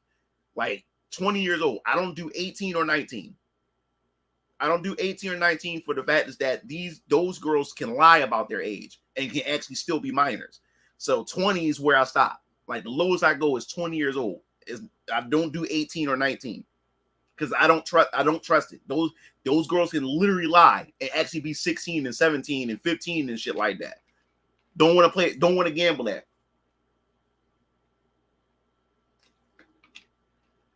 You know what's so crazy? A moment a guy gets set up like that, why didn't you ask for an ID? Wait a minute. So now you gotta go around and start asking people for IDs when you because you would think that a person's being honest with you. And you know how much of a turn off that is to women? You meet a woman, you asking her for her ID and shit so you can see her fucking age. And first of all, women don't want you to know her age. The women find that offensive when you ask her age. You know how women would see that as cringy or weird. And I already heard women say that's weird if a guy ever asks her for her ID so he can know her age. They find it as weird. You see, that's why I don't want to play that game when it comes to that. So don't play the game at all. Just don't fuck with an 18-year-old or a 19-year-old if you're much older. Don't do it. Do not do it. You can't take a woman for her word when she's around that age level because she can totally lie. And then they will blame that for you when you take her word for it. And they said you should just ask for her ID. But then at the same time, socially, if you ask a woman for her ID, she find it as cringy or find it as weird, and creepy and shit like that. You get what I'm saying? So don't even participate in that game. Don't even play that game. Oh, I didn't know you was that old. I thought she was younger than that, Chris. Said, man, this makes me miss Kevin Samuels. Rest in peace. Yeah, man. Yeah, man. Rest in peace. For the billionaire one you were talking about, the DNA one you were talking about, her business was a good concept, but had terrible execution, and she made billions from it. It's called. Oh, okay. I got you. Yo24. Not surprised, Milton. Your hair alone breaks the ice in a good way. I said a pack of Hamilton mythos. Lord Blaze says, Lord, it's sad most dudes rather look at hentai and corn and jerk. Yeah, man. Like it. Look, sad to say. That's why I make a lot of money off of hentai, man. I make a lot of money off of hentai because dudes are choosing anime chicks and 3D chicks. And that's just the future, man. And that's the current state that we're in. And I'm making a shit ton of money off of it. Let's see what we got here. So what they say, black don't crack. It said you never know fear until you have to do ride share at 2 a.m. when the bars are closed and you pick up cougars who failed to catch their prey. Look, the idea of a cougar is fun. And this is the thing. That's why I say older women and young guys never work too long because younger guys, Eventually get tired of that. Eventually get tired of that older woman, because that older woman, she has that natural instincts to be a mom. So now it feels like you're dating your mom when a younger man is with a woman that's twice his age. That's why that dynamic never lasts long. I'm not saying that it doesn't exist, because there's always people out there. Well, there's a relationship. I know that there's outliers. There's always exceptions to the rules. But that dynamic when the woman is older, it never works out. It never does, because you also got to remember too, a guy when he gets older, his dick can still work for a pretty long time. But an older woman, once that menopause kick in, a woman's body is like got weird mechanics. A woman's body is so complex. Hot flashes. Those older women go through so many different things. And if you're a young man, you're young, you're horny, hormones all over the place. You get an older woman. As you get older, she continues to get older. Eventually, she's not going to want to. She's going to get dry. Eventually, she's not going to want to have sex. She's going to go through hot flashes and all those other type of things. And that's when those younger men be like, oh, shit, I don't want to deal with that. I don't want to deal with that. So, yes, the idea of a cougar sounds fun. That's why a lot of dudes that do go after cougars, they're only for sex. They're not relationships. They're only there to have sex, and that's it. They don't go any farther than that. They don't.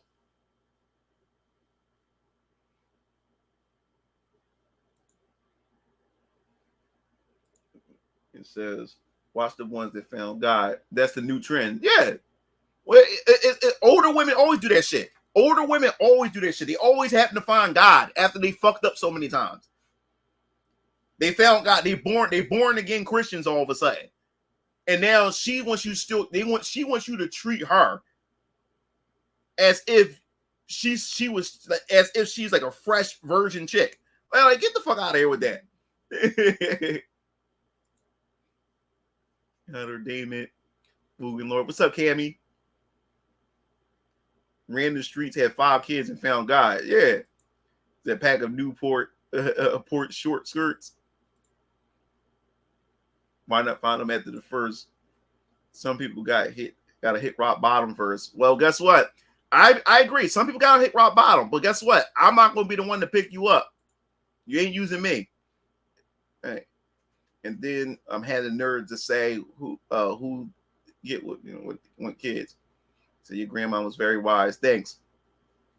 Passport Bros did not ruin anything. No tons that got married. And let's see, we got. Say, my brother, are you going to start dating podcast now?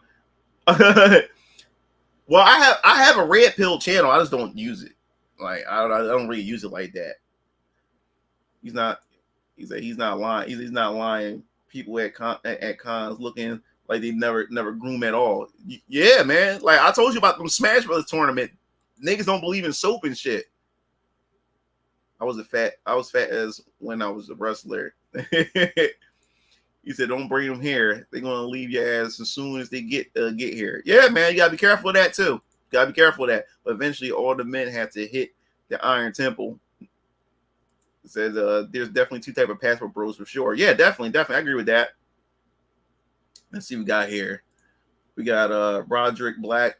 One day we are going to have the conversation about how the community promotes sexually advancing upon underage children. Diddy and minors making sexual gestures on minors and broad. Yeah, we want to talk about that too. We want to talk about that. We definitely want to talk about that. That's good that you brought that up. Right, being a passport bro would not help a low value man. Most passport bros just do not want to deal with Western women. Yes. Guys, I have children, but I never went on a date before. I'm out of my element here. Johnny Somali, like I hate that fuck. I'm glad he getting what he getting. I heard that Korea is not letting him leave. He's gonna be doing 10 years in South Korea in jail or something like that. Wonder why I wish the Zero Human Plan. Fried Chicken says, I'm just an independent. I don't care about voting. And a lot of these people on the left or the right are grifters. Brando Scott, Aston Hallman. All right, let me see. Let's keep going down so I can catch up with everybody. Vernon, what's up, man? I'm no fan of Trump, but I'm not leaving this country. I'm a vet and the son of a vet. This is my fucking country. That's good, man. That's good. Like I said, if you don't agree with Trump, I'm not gonna get somebody like that's fine. It's I also stress this about Trump too. You don't have to like Trump, but to say that we're in a better state underneath Biden and Harris, to me, that's delusional. You don't have to I'm a person to give credit where credit is due. Even if you don't like Trump, you have to admit that things was better economically for us in 2016 compared to with the shit that we're going through now. That's all I'm saying. But you don't have to like the man. You don't have to like the man. So I respect that. With all these girls outraged with Trump being president, I'm like 90% sure I'll never be able to date again. Man, you'll be able to date, man. Because guess what, man? The pendulum's going to swing the other way. You got women already, man. We're going to talk about it in a second. Really, it's not that I would be surprised. I'm just curious. Is that Dad used to call them silverbacks? Yo, Brando's stupid.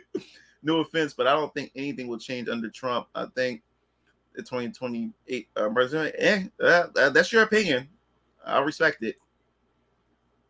I'm also the son of a single mother, but she never raised me to hate my father. That's good. That's good, man. Benzinger, what are you questioning me about? I know, John, no different. That's a difference.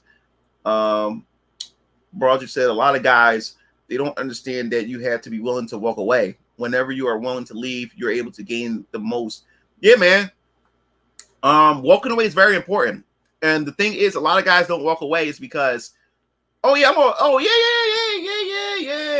find that video. Oh man, that's gonna be a perfect video for us to watch. Let me see if I can find it. It'll open your eyes about weak men and men who doesn't value themselves. And when women realize that you don't value themselves, they play you. They play you for a fool. And let me see if I can find that video, and we'll talk about it or whatever. I thought it was interesting. An interesting video. Let me see. Man, this was an interesting week, man. Interesting week. So let's see. That's for how far. Yeah, because I was also watching this other video where it was this guy went to Japan, man, and he's going through the same shit with his Japanese wife that he married over there. And that's because you look at the guy, this dude, he looked like a fucking wimp. He looked like he has no testosterone in him. And the same disrespect that he's getting from women in the US, he's getting it over there in Japan. But he married the chick and she has his kids. Now, from what I found out and what I understand is, they were saying that if you go over to another country and she has your kids, she has more ownership over the children. She has more leverage when it comes to the children as well. Like she can literally take your kids from you, and you can't do shit about it. So now you went to Japan, made kids with her, and now you trapped. Now you fucking trapped, and this Japanese woman is putting you through hell. Because he wasn't a man, he wasn't equipped as a male in the United States, and nothing changed. Nothing fucking changed. Nothing fucking changed when he went to Japan. Here we go. I found the video, and this is let's see. I would like to find the actual video because I don't want this commentary.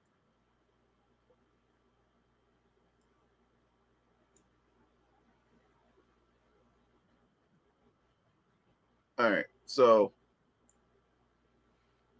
yeah, this is what we're going to I'm gonna pull it up in a second. Hold up.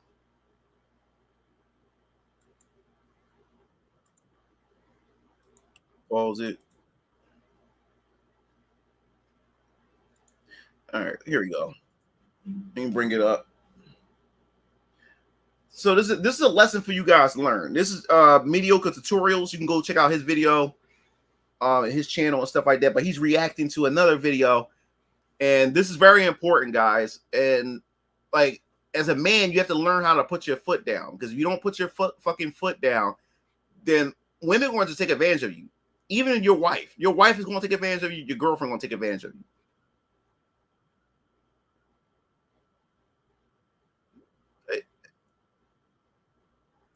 Yeah, exactly.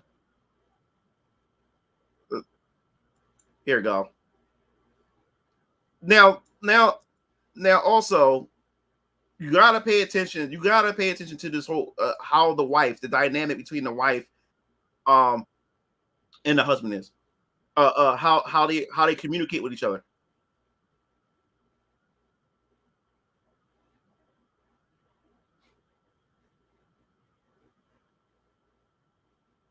There you go.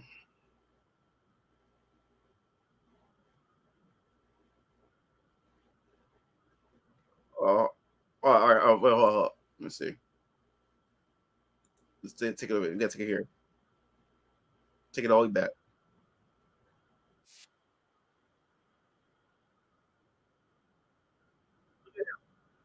So look at his body language. This is crazy, and this is a married cover. Don't even look him. Don't even look him in the eye. Don't even look at this. Don't even look at her husband in the eye at all.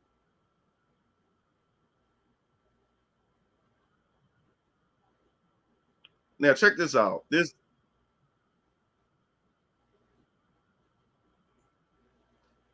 They're around my age. He's 36. He's a year younger than me, but he looks older than me. She's 34 years old.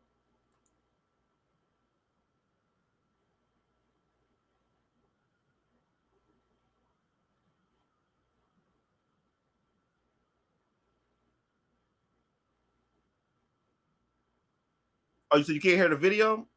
You said you can't hear it? Damn. All right. Hold. All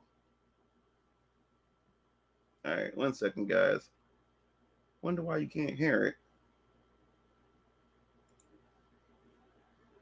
Let me see. Let me find out.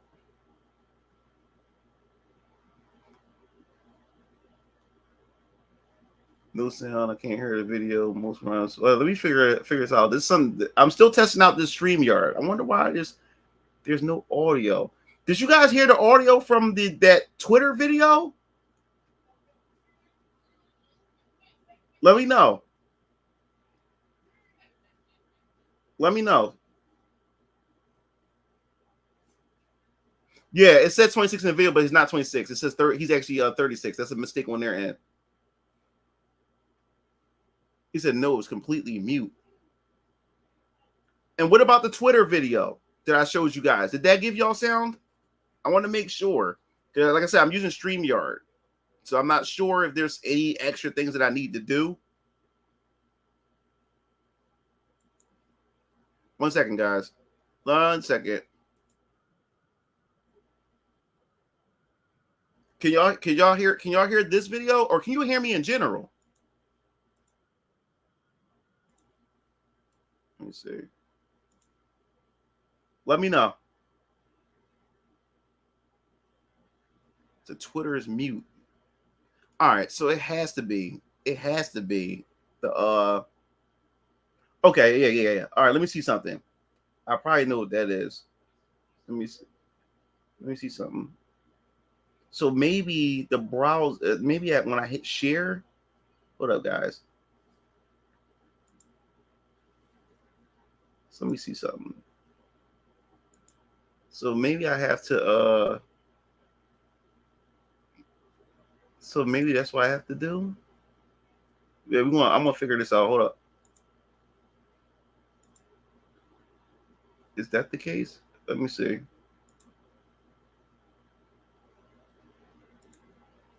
Oops.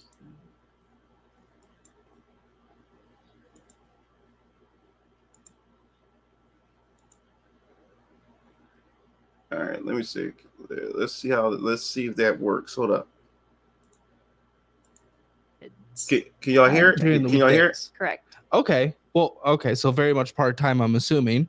Yes, but I Yeah, I'm testing this out. So yeah, Mama, full time. Can y'all hear it? Y'all can hear it?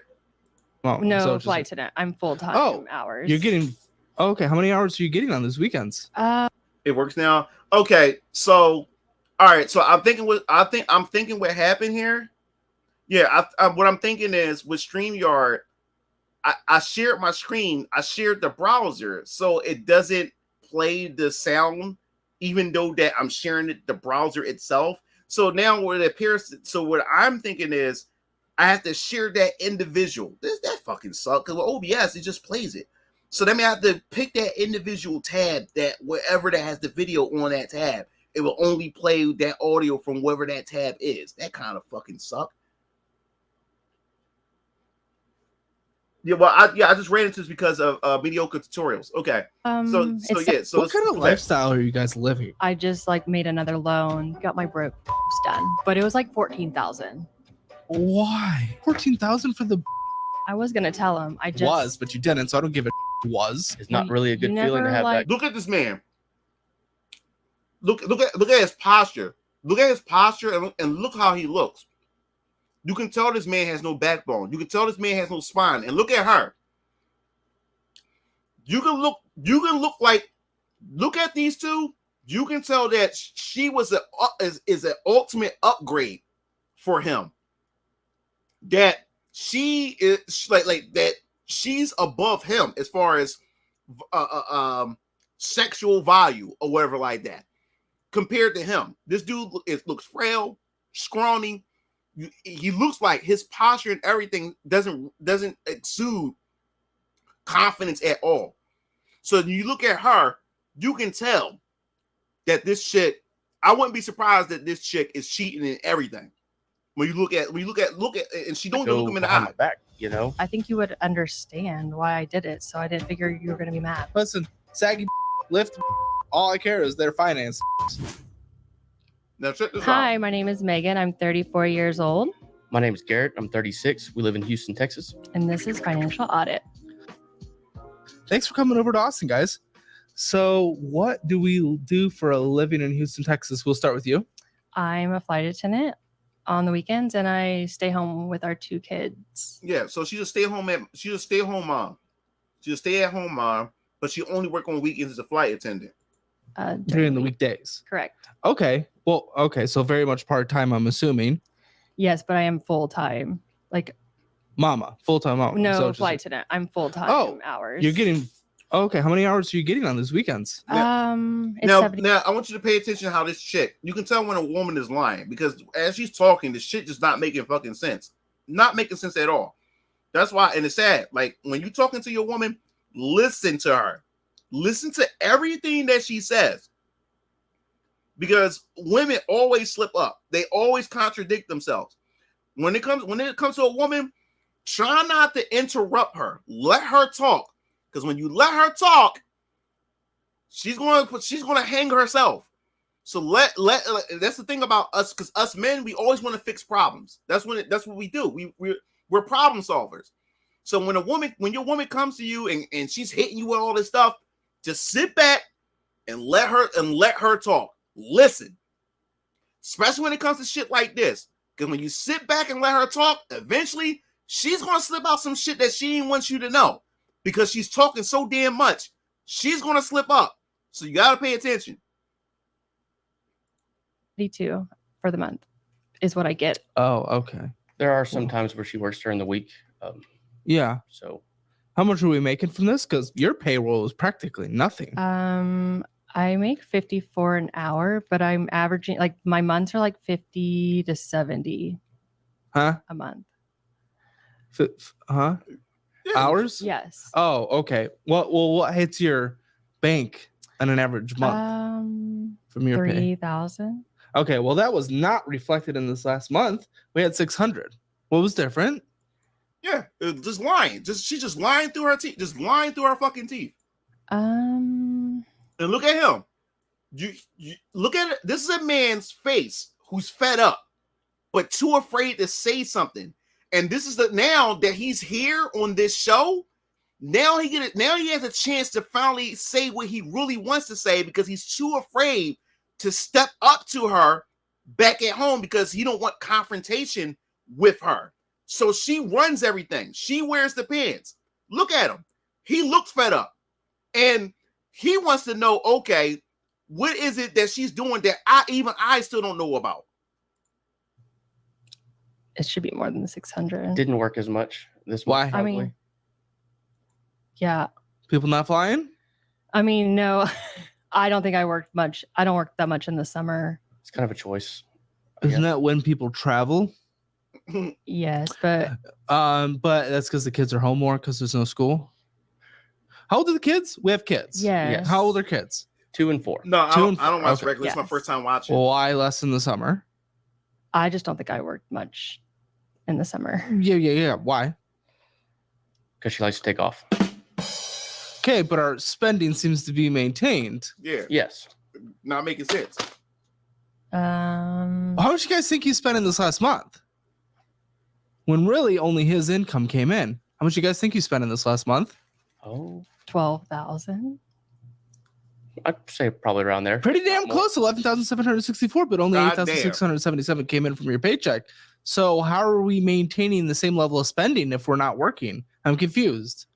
We're just taking time off, but we're continuing the same level of spending. That doesn't make any sense.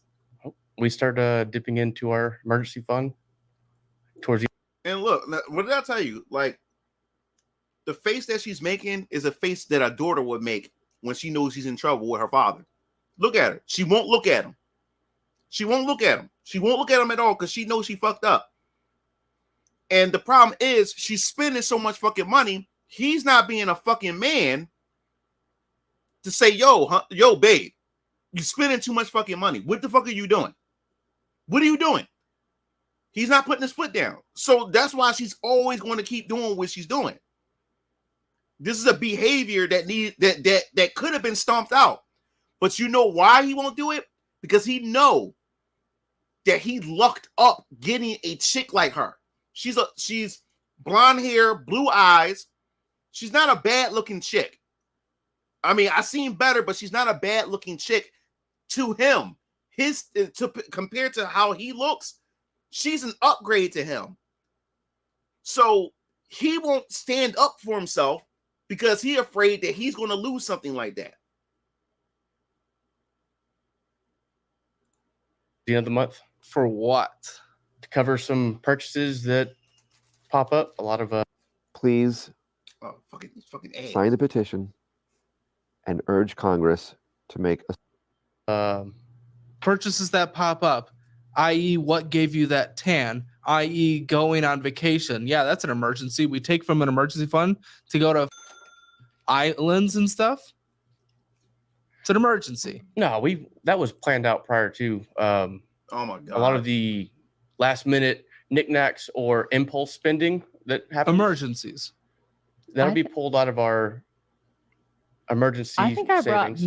brought more in, like in August. Oh, we don't have it. Is there a secret account we don't have? No, I don't know why you don't have it. Let me tell you something, guys. And this whole thing about trips. Women take more vacations than men. This is why this whole women get paid less than men. And this is one of the factors. Let me tell you something. My boy Nathaniel, he works security and stuff like that, right? And I used to work security years ago too, as a security guard years ago. And we had women that worked on the shift with us. Now, what's so funny about Nathaniel used to get frustrated because he followed a lot of his coworkers, even the female security guards. And he said, yo, Brian, you know what's crazy? He said, yo, these women go on more trips and vacations than I do, and I work the same job as them and work this and get the same amount of pay. They go on more vacations. And what I also learned too, even when a woman is broke, she would take the last of her money to go on a vacation, to have a girls' night or a girls' trip. That's the crazy part.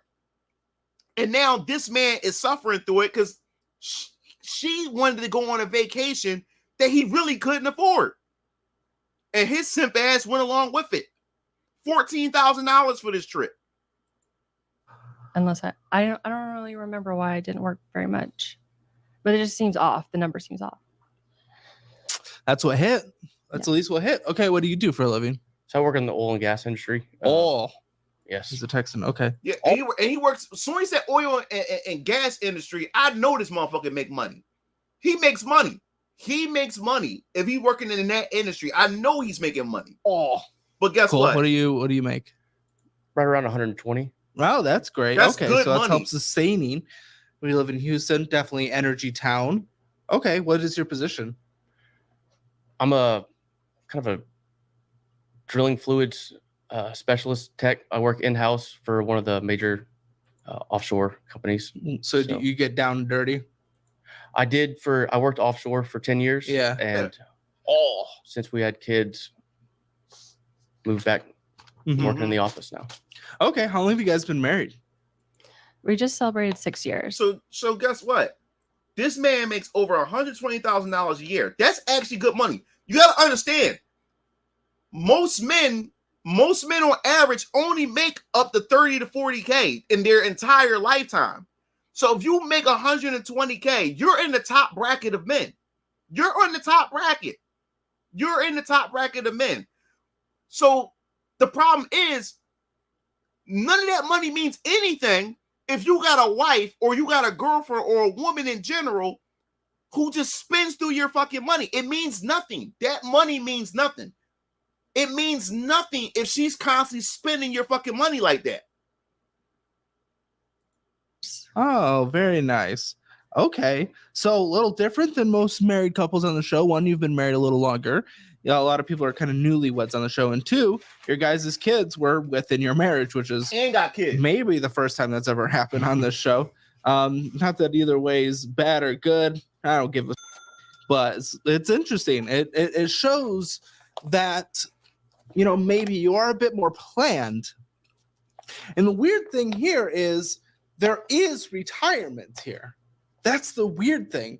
But then there is so much that does not correlate with a couple that plans, especially if we're taking for an emergency fund for knickknacks. Oh my God. And one of you has a secret that the other doesn't know, and I don't know what the secret is, or who has it, but yeah, you see him? He wants to know that fucking secret. And the thing is, he's not surprised that she got a fucking secret. That's the sad part. One of you wants to tell it. And what is it? Who has the secret? Who's the little secreter? You're the secreter? Yeah. What's your little secret? I mean, it's... Look at her. She's like a child. She's like a fucking child. And look at him. He looks like her dad. Look at this. Just immaturity. A lot of them got that immaturity. She's like a daughter that's in trouble and that's being scolded by her father. Look at him. He looks like a disappointed father. And she thinks it's a game. I just made another look. And they're around my age. He's 36 and she's 34. They're around my age. I'm 37. They're around my age. So this is why I'm gonna keep telling you, like, just because like, oh, I just get an order. No, it doesn't matter. It doesn't matter. Loan to cover a credit card so we could go on our trip. Oh my. Okay. Okay. And I didn't tell him. What do you mean? Wait, why doesn't he get to know that? Why are we doing that without his knowledge? Well, the first thing we need to do is really get the. Oh. He thought you were pulling from an emergency fund. Not that that's even better, but actually, no. You said the trip was pre-planned. I was gonna tell him. I just was, but you didn't. So I don't give a was. You didn't. Well, no, I didn't tell him. Huh? I didn't tell him. Why? Because I mean, I was going to. But you didn't. Didn't want him to stress about our trip. No. See, that's the thing. This was the gaslighting and stuff. Like, she didn't want him to stress about the trip. No. She didn't want her trip ruined. She don't give a fuck about him. I ain't want him to stress about the trip. No, she didn't want her trip to be ruined because if she found out, he said, wait, hold, 1 second. Oh my God, I love y'all. I love what y'all saying in the chat. Hold up. Let's go. Let's start with Knight of Nair. She has a sugar daddy. That's what he is. That's not her husband. She's treating him like a sugar daddy. This is why I kept saying. That's why I keep saying to you guys. Let me tell you I'm gonna tell you how this relationship went. in my personal opinion, my theory, this dude, look at these two. He, like I said, he's 36. I'm older than this dude, and he looks older than me. This chick is 34 years old. She's past her prime, but to his standards, he got a nice looking woman to his standards. So this is an upgrade for him. So he values her much higher than he values himself. Now, this guy's an oil rig guy. He makes $120,000 a year. So my theory and my guess is that how he got this chick, he led this chick with his wallet. That's what he did. He led this chick with his wallet. That's how he got this chick.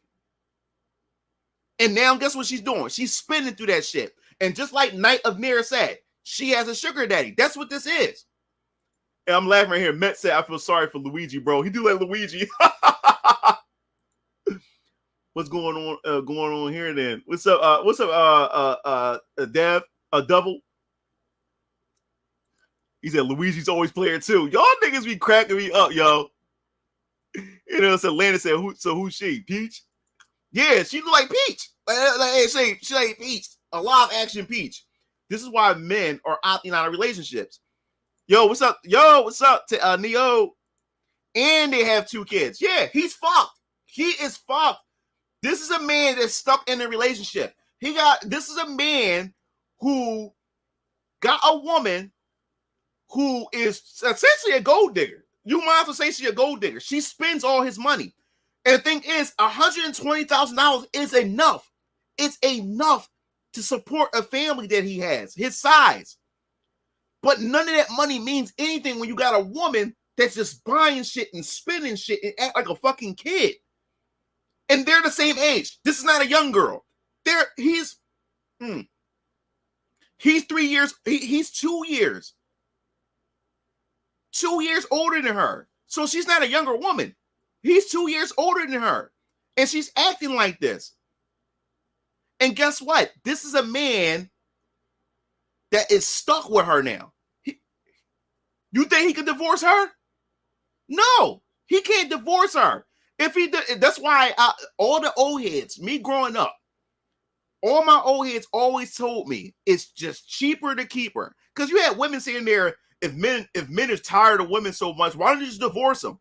Bitch, you think a man can just up and just divorce a woman and walk away unscathed? That's how you can tell women are privileged. They can just say that shit.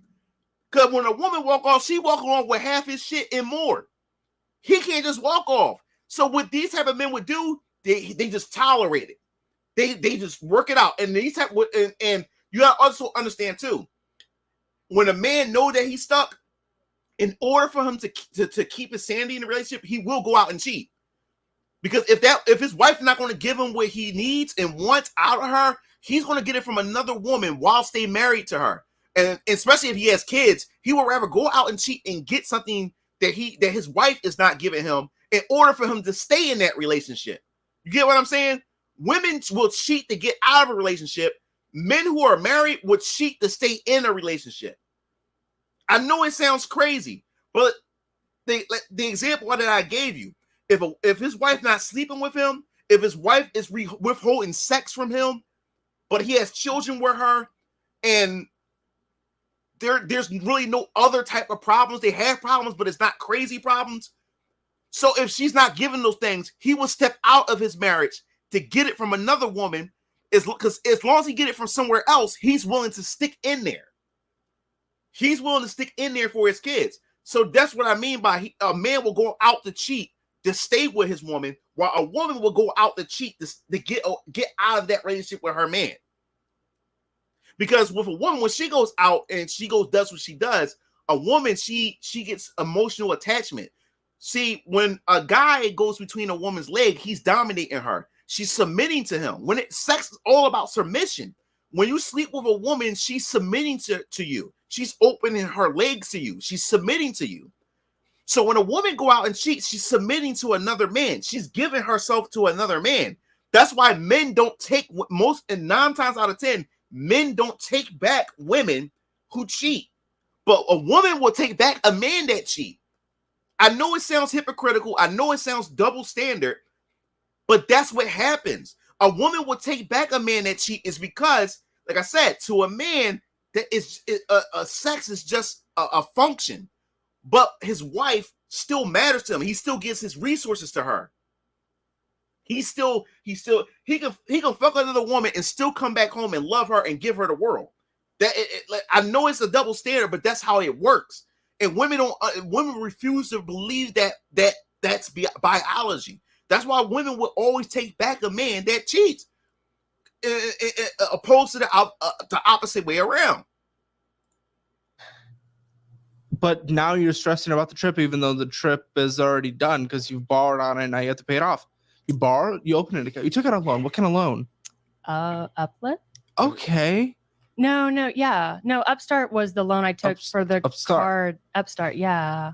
I took that out to pay off a credit card that was maxed out so that we could have spending on the card. Oh my. So she took out debt for debt. That is fucking crazy. Not like, it's fucking stupid. And she didn't do it to save her husband's feelings. She did it so he can spend more money on her. It's not even about her husband. It's not even about her fucking kids. It's about her. She's trying to make it like, oh, I didn't want him to worry. No, she went in debt to be in more debt so he can spend money on her on the trip. That's crazy. That has nothing to do with the vacation. Well, then what are you talking about? Because that just contradicted your whole thing. I'm confused too. What are you saying? So yeah, we did finance the vacation that we just. This is what I learned, guys. I know it may sound controversial. Never get a joint account, or you never show your wife or your girlfriend your account. Because what your woman do is when she finds out, when you give her your account, she knows what's in it, right? So when you're a man and you're being a man and you're trying to conserve your money and you're trying to strategically spend your money on certain things, she's gonna look at you like you're crazy because she's gonna be like, wait a minute, honey, why are you doing it? Because she's looking at the lens of seeing what's in your account. So she's gonna look at you and say, why are you conserving your money? We got it. She's always gonna say, we got it. But she's ignoring the plan that you have as a man to lead your family. She's looking at the money that you have and she wants to spend through that money. A lot of women do this shit. A lot of them do it. A lot of wives do this shit. When you share that account with her and she see how much fucking money, and it's a lot of money, she's going to start wanting you to spend that money. And you looking at her like, oh, honey, we need to do this and do that. And she's looking at you like this, like, why are you being, she gives you the face, why are you being so cheap? Or we got the money. She's going to be doing that to you. We got the money. So that's it sound. Look, I know I'm being controversial. Joint accounts, never a good thing, man. From what? On what? It's like the pre-planned, like a firm, like one of those. It's called Uplift. So Uplift you took and a loan Upstart. to pay off a credit card. Yeah, they're both two. I have both loans and look Upstart. Look at him. He looking like, and she did this behind his back. Now, let me tell you something, guys. I know women, and like I said, the reason why I don't mention their names because it's crazy. A lot of these people that that's why I have to give you examples because some of these people watch my stream. They don't say nothing, but they're in my stream and they watch my stream. But I know old heads who have wives who took out loans behind their back. I'll give you a perfect example. This one old head has a wife who has kids. They have kids together. Now the wife is known for never finishing shit. The husband took out money for her to go to cosmetology school. He spent all this money for her to go to cosmetology school because she wanted to do hair and all that type of stuff. Because she wanted to once she get her license, she'd be able to open up her own hair salon and stuff like that. She goes all the way there, go to the school, and get to the class and fail the test. But you can go back and take the test again. It just costs money. You got to pay money to take the test. She doesn't take the test. She after she failed it the first time, got discouraged and never went back. So now she owes that school loans. So what happened was, since she couldn't pay the school loans, it started taking the school loans started coming out of their income tax. So every time income tax came, they took the whole income tax. They took it for 7 to 11 years. Took it from 7 to 11 years. And every year, my old head would scream to the top of his lungs because he watched all his money get garnished from those loans because of his wife. Didn't finish what she was supposed to fucking finish. So fast forward, now the kids are grown. The husband stopped investing in her because every time he invests in her, she never finishes shit. And he ends up wasting money because he wants his wife to go out and she'll stay home. She works on and off, but most times she stays at home. And the thing is the perk of being a stay-at-home mom is a perfect time for her to develop new skills as a housewife. And not just a housewife, she can start her own business while she's home. And while she was home, she had so many business ideas, but she never finishes them. And the husband keep investing in her, and she never completes anything. So now the kids are older and on their way to college. So now the father is putting it into his kids, and his kids go to college or whatever. So now she's saying to herself, I want to go to college too. But the thing is, she knows that she can't go to her husband anymore about anything about loans or money because she knows that he's going to say no because she has a proven track record of never finishing shit. So now she's jealous of her kids because her kids are getting a higher education, and she wish she would have went to college and all this other type of stuff. So now the kids are almost done college and everything, and soon the debts or the loans is going to be off of him, and now the kids will be able to pay off their own loans and stuff like that. Now, right before these kids are almost done college, she decides to go behind her husband's back and take out a loan to go to online school. And now this online school, it's pretty much a scam in the making that she's so naive and gullible to believe that it's a legitimate online school. So she takes out a loan, and then her son comes home, and she asks her son, what do you think about me going to school online? I took out a loan and stuff. The son says to her, like, Mom, if you're asking your own son instead of asking your husband, then you know it's wrong. Because she ends up taking out a loan, and they start shipping her textbooks and stuff. So his wife was sneakily doing online school while he was at work off the loan that she pulled, that she took out in her name, and he doesn't know nothing about it. Because even though it's taken out on her name, guess who has to pay for it? The husband do, because she's not working. The husband has to do it. Whatever your wife does, you're going to suffer from it. So what happens is she finally comes out and tells the truth, and my old head loses his mind. He loses his shit. And guess what happens? Guess what happened, guys?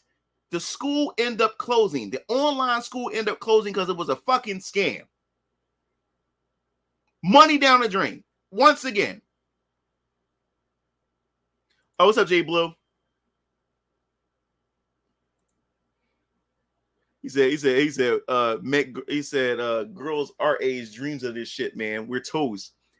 He said, I'm 28 years old. In the same position as you. Feeling 50 here as well. Y'all, I'm only 20. What's up, Jay Blue? What's up, Vladimir? Oh, you on YouTube now? All right, welcome to YouTube, man. Said, yo, June, how are you? Like, damn. Yeah, man. Uplift. And which one did you know about? And which one did you not? Or neither? Why? When? When did you do this? The last week of the month before our trip. What month? September. Okay. They're never going to tell you the whole truth.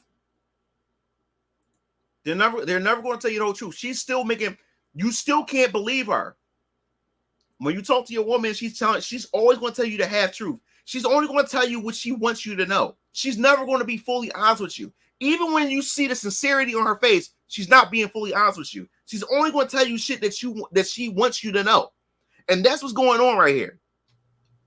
The last week of September. Yes. You did this. Yes. I got a loan out and paid off a credit card. that was maxed out. Yeah, why? But like, why? Because Look at him. that just Look at him.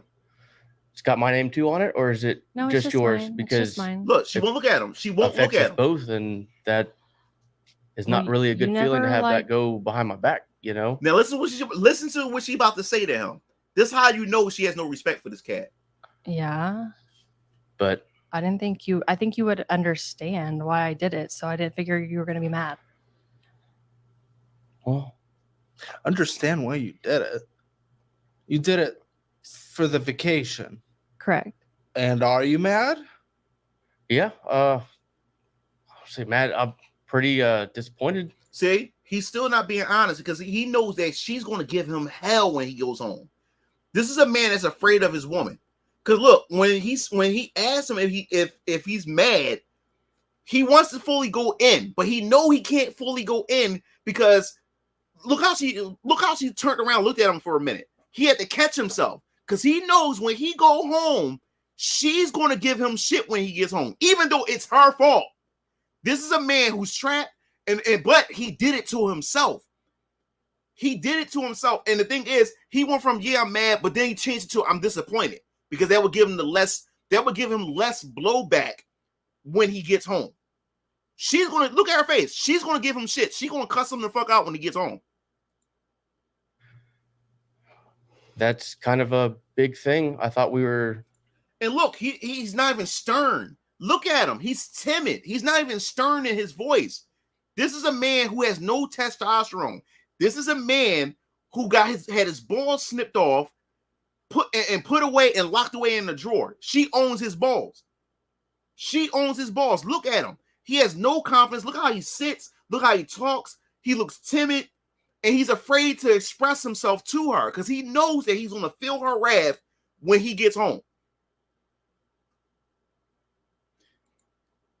Low on funds, during the month because we were taking out to pay for a trip instead of. How long do you guys go on these trips, or how often do you guys go on these trips? Like twice a year.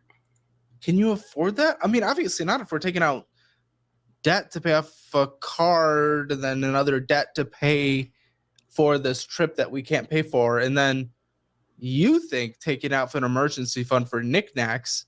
Obviously not. So why are we doing these trips when we have young kids? Shouldn't we be getting taken care of and buttoned up for the sake of their future instead of going and seeing some palm trees? It was for my birthday and my son's because our birthday. And here's the thing too with me. When me and my baby mom's together, she always wanted to go out. She always and this is the thing. We never went out like that because one. At the time I was working, remember, I dropped out of college before I went back to college and got my degree. I had dropped out first, and I ended up becoming a dad. I was working like 2 jobs and shit like that. You know what I'm saying? Stressing the fuck out. And this woman used to just get on my nerves. She always wanted to go out and spend money. Like, no. And I this is the thing with me. I put my foot down, and she used to get mad at me. But I said, no, we don't have it like that. We don't have it like that. Like, we can't go out and just spend money. Like, we can't. Like I have to save this money. We have a child now. We have a daughter. I have to go out and I have to fucking work and pay bills and make sure that you and my daughter is taken care of. Like, we can't be going on trips all the time. We can't be going out partying and shit like that. She wanted to do those things. And she wanted to do it a lot. I said, no, we're not doing that. We can't do that. And guess what she would do? She would go back and tell her girlfriends that I'm controlling. She would go back and tell her girlfriends that I'm controlling. He never let me do this. He never let me do that. Bitch, I'm paying the bills. I'm busting my ass for y'all. This is my work day. I have to go. Me being a security guard, right? I had to go to bed at 9 p.m. And then I have to get up at 2 a.m., go down to 37th and Market, open up the loading dock around 4 o'clock. So when I get up, I have to go there. I had to be there about 4 o'clock. Open up the loading dock. Stay at the loading dock at 37th and Market from 4 o'clock to 7 o'clock, right? From 4 a.m. to 7 a.m. And then from there, I have to go to 36th and Market because my relief will come in and take over that loading dock position. Then I have to go down to 36 and Market and open up that loading dock and stay from 7 a.m. to 4 p.m. I'm busting my fucking ass. I'm like, yo, dead tired. And I was working what 58 or 62 hours a week. Fucking dead tired. I'm dead fucking tired. And I wasn't getting paid a lot. That job was not paying me a lot at that time. All I had was enough to pay for lunch, to get to work, and to pay my cell phone bill, pay her cell phone bill. And at the time, I'm still living with. I'm living with my mom and dad, and whatever like that. And my baby mom and my daughter, we all living at my parents' house and stuff like that.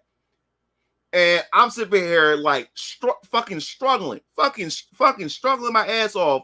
And you understand how depressed I was, because I went from a college boy with so much potential, Mugen TV and everything, and here I am. My dumb ass did this shit to myself, stressing the fuck out. Then when I come home, oh, the baby needs formula. Wait a minute, you was home all fucking day. Why didn't you get the formula? Why didn't you get it? So now I have to go back outside after coming home from work to go get some fucking formula. And formula is expensive. Formula is like $40 to $60. Formula was fucking dog. It was fucking stressful. It was stressful, bro. But yeah, she on top of all that stress, all she wanted to do is, oh, let's go out and do this. Let's go. We can go out, and she wanted to just spend money. No, I'm not allowing it to happen. Is together. Happy birthday. You have one every year. I don't give a so does he. If you're happy and you know it, clap your hands. What? Probably not. But Probably not. I don't regret won't? it. What? I don't regret the trip. Probably not. Are you saying you're dying? Terminal? No. What are you terminal with? Brain cancer? Is that why? No, you're taking I was out these agreeing with loans? you that like my son probably didn't care about the trip for our birthday. Oh yeah, Landon. Let me tell you guys something. Landon said something that really brought back PTSD. He said, I would have punched a hole in the wall and probably do damage outside if this happened to me. Dog, you don't know how many times I broke doors. When me and her used to get into arguments and she would do things out of spite to me, or we just going through it, you don't know how many holes in doors and how many holes in walls and how many times I had to fix walls and how many times I had to fix doors in my room. Because we would argue so bad. And then because of shit that she would do. And I would just get so mad and I would just punch a hole in the wall or punch a hole through my door. And it was stupid of me because I had to go out and spend money I didn't have to get a new door or to fix a wall and shit like that. Don't ever damage your shit. Don't throw your PlayStation controller when you get upset, when you're arguing with your woman. You got to have more control over your emotions as a man. Do not allow her to get under your skin, because once she realizes she can get under your skin, she know that she can control you, and she'll start losing respect for you because you can't you can't stay in your masculine shell. You can't stay in your masculine form. Don't ever let your woman do that to you. Get you out of your masculine frame. If she want to get out of control and stuff like that, just like let her. But you as a man, stay in your masculine frame, because as long as you stay in your masculine frame, you always can maintain control over the situation. But yeah, man, she used to get me that fucking mad when we used to argue. I used to punch holes through doors.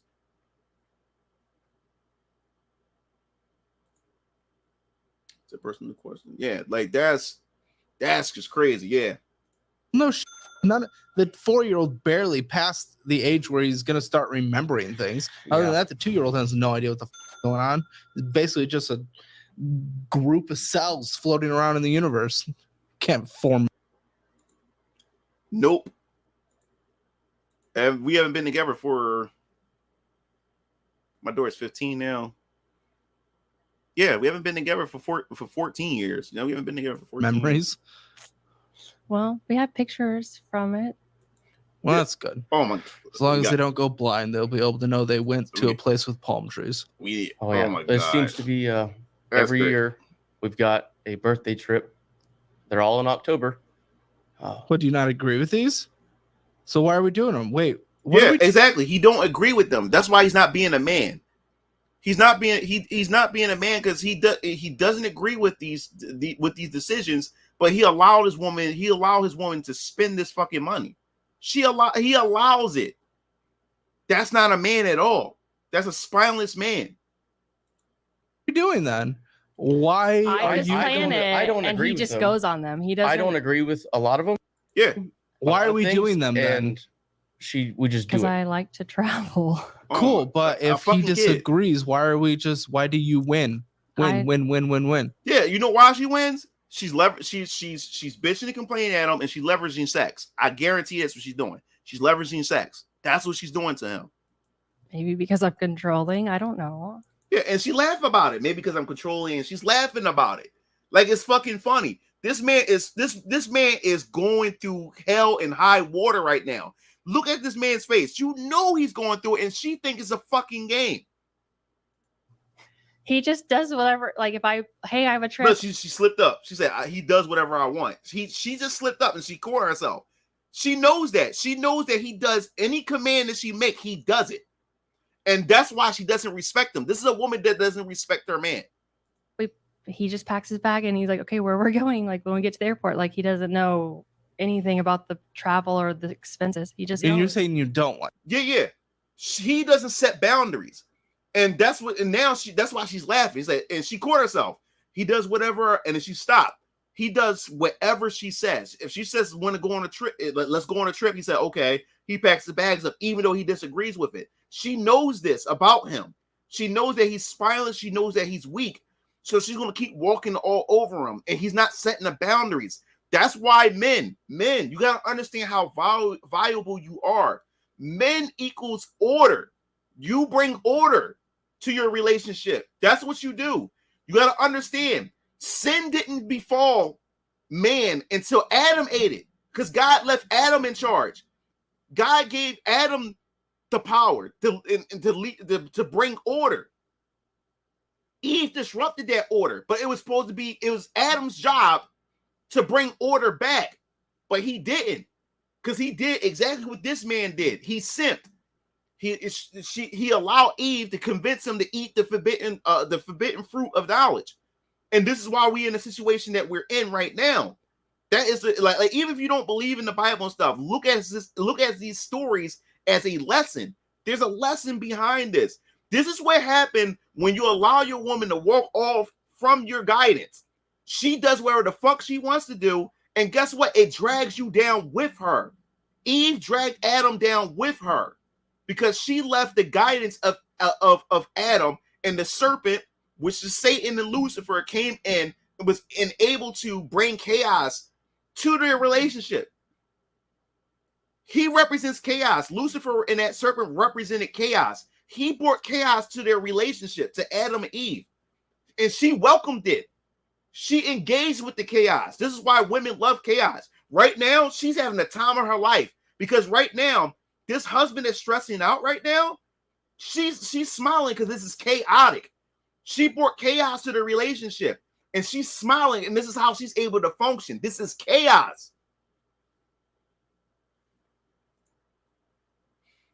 It needs to find someone else. Like, they still like, this is why I'm scared to get married to white women. They just seem too controlling and trigger happy with divorce. Not saying other female factions are better, but white women abuse power. Yeah, see, that's the thing, because see, you can't even say black women like that. It's because black women don't even get married to fucking begin with. Black women are the least desirable, sadly, when it comes to relationships and even when it comes to marriage. And this is why I find the whole feminist, when I see a black female feminist, I fucking facepalm. It's because you are the least married. Out of every race, black women are the least married. And then you have a nerve to be a feminist. You have some nerve to be a feminist. Black women need black men more than ever before. She needs to have a husband. The black family, the nuclear family, has been destroyed within the black community. The last thing a black woman should want to be is a fucking feminist. That shit is fucking stupid. But yes, when it comes to white women, yes, white women are very divorce happy. They throw that shit around like crazy. But it's more so Western women. Doesn't matter if she's black, white, Latino, Asian. Because Asian women do it too. Western women. This is Western women. This is why dudes are going overseas, and they're going overseas to get these foreign women. Because these foreign women got a whole different mindset and stuff like that, and a whole different concept of what a relationship is, how to and between a man and a woman, and what role she plays as a woman, and what role that her man plays as a man. So they still have those traditions. The only thing you have to be careful is your dumbass. If you're looking for a woman overseas, don't go to South Korea. Don't go to Japan. If you are going to go to Japan, go to rural Japan. You don't go to the mega cities because they're just like first world countries. They like the West. When you go to these more civilized, like first world countries, these women, even though they're not as bad, but they still have that mindset like Western women. You got to go to those rural farmlands and these villages and stuff like that. You know what I'm saying? To find those type of traditional women. But your dumbass, you shouldn't passport bros to Japan and South Korea. And plus, you want to go to these countries where your money stretches, where you can live like a king. You don't leave one first world country and area to go to another farm and go to a foreign one and spend the same amount of money, if more, and still dealing with the same type of shit. That's dumb as shit. As much as you like Japan, as much as people love Japan and anime and stuff like that, trust me, Japanese women got their issues too. And if you're not careful, and also I watched this other Japanese dude who talked about relationships in Japan. Japanese women they're not far off from Western women, especially when they know that there's foreign men. There's Japanese women that exploit foreign men now because they know foreign men are coming over to get Japanese women. And now Japanese women is playing the game now. Japanese women are playing the game. They know that you desperately looking for a Japanese woman, and now they suckering you now.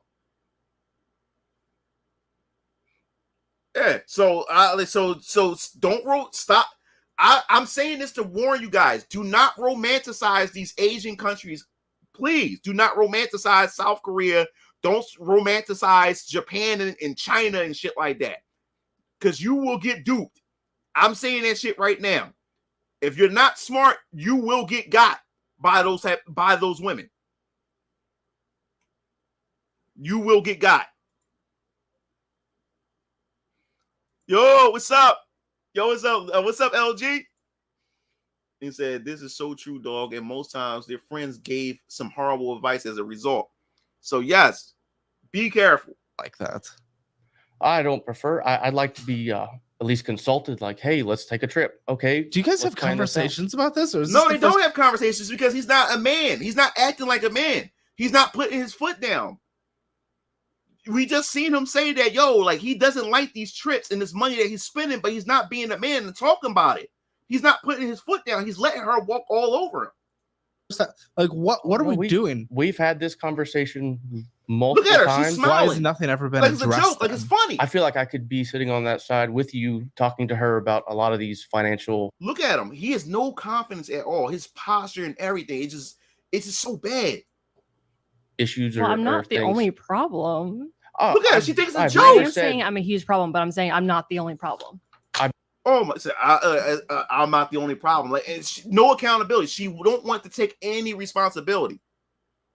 Never said I wasn't any problem, but I'm also, when we say pulling out of the emergency fund for things, I'm not the one that's pulling out for things. She's the one normally pulling out the emergency fund.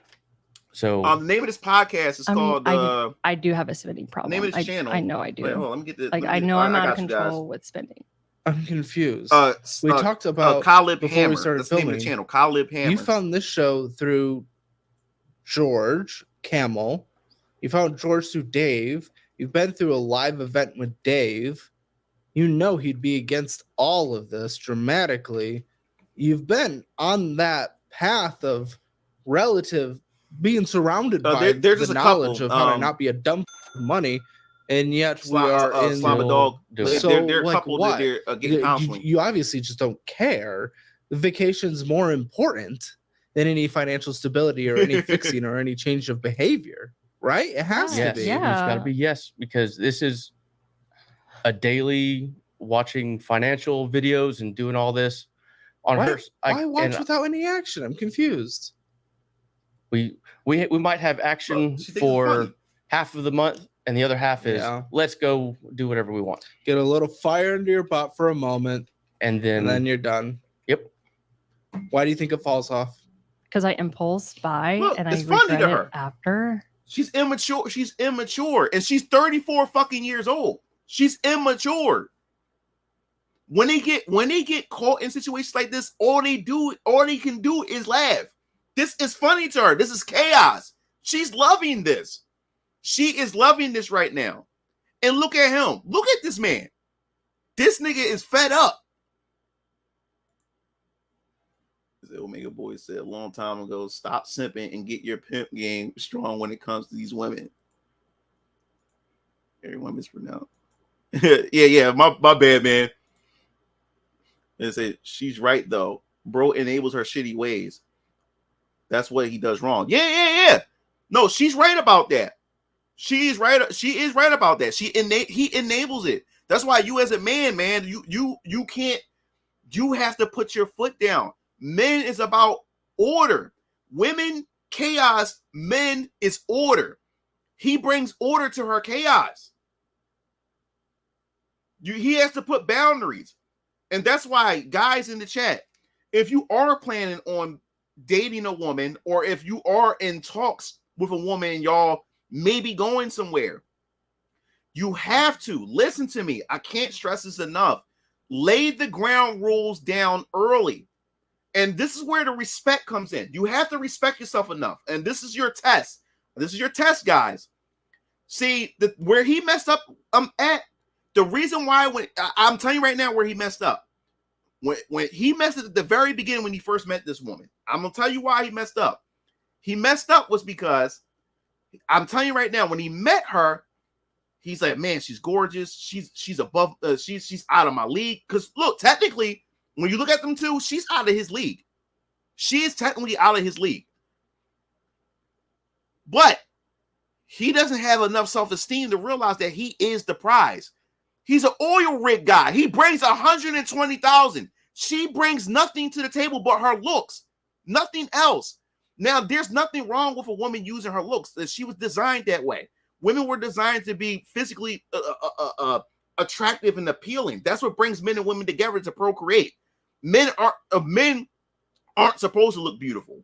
Women were designed to look to have the curves, to have the look. This is to make her alluring, to draw men in, to bring you together so y'all can procreate and make children. So she was designed that way. There's nothing wrong with that. What makes it a problem is when she has the looks, but she lacks the feminine. She lacks responsibility. She lacks accountability. She lacks all these elements to make her the right mate for him. If you get what I'm saying. So I'm telling you where he messed up. He met this chick. He knew that she was out of his league, and he didn't think that he had the game to be able to pull her in. So I'm telling you right now, he pulled her in with his money. I'll guarantee you that's what he did. He pulled her in with his money. Once they got the dating and everything, he already saw the signs that she was a red flag, but he was afraid to set boundaries because you know why he's afraid? Because he knew that she was out of his league, and he knew that if he set boundaries, she was going to disappear and walk off. And he knew that he would never get another hot chick like her, because to his standards, that's a hot chick to his standards. So he knows that I'm afraid that if I put my boundaries down, she's going to walk away from me, and I won't be able to meet another chick like her. So he puts up with her shit. Guys, do not do that. Do not do that, because if you do that, you set the motion for the relationship. After you do shit like that, you set it in stone after that. Once she realized that you value her more than you value yourself, she knows she got you by the balls. Now she got you by the balls, and she's gonna play on that shit. She's gonna exploit that shit. She's gonna threaten that she's gonna leave, or she's going to appear or give you the illusion that if you fuck with me, I'm going to leave you. But she won't leave you because you're still have high value to you because of the resources you have. She actually needs you, but she's going to try to convince you that you need her. So she's going to ration out sex, hold sex from you, and do all those type of things. It's crazy. I can go to Target and spend $600, and then I can take it all home and regret all of it. Then return it. But I don't. Okay. So then I just. No, I agree, Calvin. I'm not. No, Calvin, I agree. Men can look good too, but men overall, they're not. They're like a woman is supposed. Let me tell you something. You know what makes a dangerous man? A good-looking man is a dangerous man. -600. What women fail to realize, women always get fucked over when they go after the guys that look prettier than them. A pretty nigga is dangerous. A pretty nigga is a dangerous nigga because a pretty nigga, he has feminine traits as far as he's stuck on himself. He puts so much care into himself where he even believes that he's better looking than his own woman. And he also brings the attraction in the eyes of other women to him. That means he's slaying pussy constantly. And the thing is, she stays in this relationship because she wants to keep him, because she wants to brag to other women that she got him and you don't. While at the same time, he's fucking every chick that's not nailed to the ground. And then he ends up bringing home an STD to her because he's just out there. Just like how a woman be out there, just like an attractive woman. Because an attractive woman is guaranteed, it has more chances of getting into most trouble in terms of sexual encounters, STDs, and all these other type of things, because her beauty allows her to get access to things that she normally wouldn't be able to get access to if she was unattractive. Same thing with men. A pretty looking nigga, he has access to so much women and also access to so many other things that can bring a lot of trouble to the woman that he's dating or married to, or whatever like that. That's why pretty men is very rare. Good looking men are very, very rare. Very, very rare, because it's not meant to be that way. Women are the fairer sex. Women are the ones that's designed to be that way. But when you do have a pretty ass nigga, it's going to come with problems. Women are going to have problems with a pretty ass nigga. It just happens. Because a pretty nigga is more dangerous than a pretty woman. More dangerous. $100 for going to Target. And how much is this loan that you took out that he doesn't know? $6,000. Almost what you bring in after taxes and everything on a monthly basis. Immediately, a month has to go to that. I agree. Slab it, dogs. Like seriously, $10K a month is enough to play around with investment, potentially win the slots by playing the stocks. Exactly. Give me that money. I wish I was making $10K a month. I wish I was making that fucking money. You know why I can be able to do it, Venus Orion Comics, and also able to invest in other businesses? I wish I had that money. Give me that fucking money. I agree. Yeah, so yeah, man. So I agree with you on that, Mugen Lord. She is dumb. He'll pump and dump. Mugen Lord drop man knowledge and insight tonight. A pretty boy will pump and dump a woman. Yeah, which reminds me, I want to ask if you're familiar with the mythical creature like an incubus and a kishi. Yeah, the incubus is a male version of a succubus, right? So my brother's a pretty boy. He dangerous and evil as hell. Women are in relationships with him. He's in a relationship with the streets. Yeah, man. Like I said, I know a couple of pretty boys, man. And like I said, yes, them motherfuckers can be evil as fuck because they know their power. They're more dangerous than a pretty woman. And women get in relationships with these pretty ass niggas, and then we wondering why their life is going to shit, and they're going through all these problems because she's caught by his beauty and how handsome he is and stuff like that. And she goes through hell and back for this man. And she get desperate for this man. And she does everything for this man. And this man just do not give a fuck because he knows how pretty he is. And these women keep going after these pretty niggas. You know what I'm saying? How much was this vacation? You took out 6,000? No, the vacation was 4,000. What kind of lifestyle are you guys living?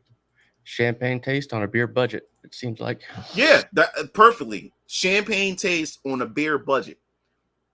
And that's a perfect example. And there's a lot of women that live that way too. Is a lot of single women. A lot of single women complain that they never have money, but then if you ask them what they spend money on, the whole narrative fall apart.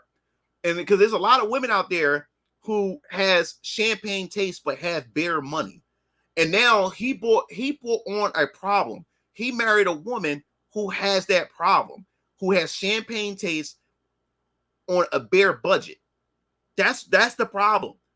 She wants to live the luxurious life off the budget that they have. And the thing is, they can live a modest life. They can live better than most people in America off $120K a year. He's already ahead of the curve. But she's trying to spend money as if this nigga is bringing in $500,000 a year. Mm-hmm. I agree. I would take the yeah.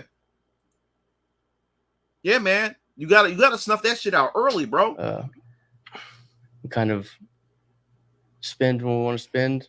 What goals do we have for you guys, for the kids? Where are we trying to be looking 5 years down the road, 10 years down the road, 20 years down the road? And this is a good question he's asking, because as a man, you always supposed to have a plan for your family. You always supposed, as a man, you're the provider and you're the head of the family. You bring order to her chaos. And even as a man, you're supposed to plan for your family. She's not supposed to be the one that's supposed to be taking the lead like that. He's supposed to be taking the lead. Wait 1 second, guys. Hold up. My artist just contacted me.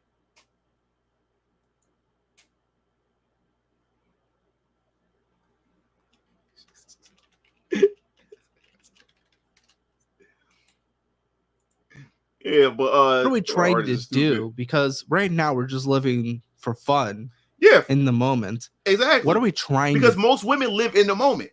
Most women don't. Women live in the moment. Most women don't think about the future. A long time ago, women used to think about that when she was thinking about a husband and think about those things. Most women today, because we live in such a fast society and instant gratification, a lot of women today live in the moment.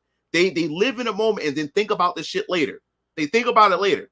And you know what's so funny? Because my daughter always joke like this when me and her talk. When it comes to certain things, when she has to make it, like I said, as a father, I always teach my daughter that decisions that she makes in her life has consequences. And I always tell her these things because even when it comes to simple things, as making a decision, if she wants to spend her money on certain things now or spend it later, or if she goes out on this trip with her, go out to her friend's house here, then she ain't gonna be able to do this because of that. So I always tell her that every decision you make has consequences to it. So if you make this decision, you won't be able to do this. If you do that, if you do this, you won't be able to do that. You have to teach your daughter these things to let her know that, there's consequences. And these are not bad things, but bad consequences. But even the smaller things has consequences that she has to learn how to deal with and take accountability for. And it's things that I teach my daughter. And I remember my daughter always used to say this. When she decides on a certain thing, like what food she wants to eat or something like that, and I give her like, well, if you do this, you know that this is going to happen. And my daughter said, well, that's something for future me will have to deal with. And she would say that and laugh, because what she's pretty much saying is that I'm living in the moment right now. I'll deal with it when that problem comes. I'll deal with it and stuff like that. And then my daughter she says that in a joking way. But that's how women naturally think. It's like I'll deal with, like, I want to live in the moment. I'll just allow future me deal with that situation because I know there's consequences to it, but I'll let future me deal with that consequences. I'm going to engage in what I want to engage in now. And that's how a lot of women behave today. Modern women behave today.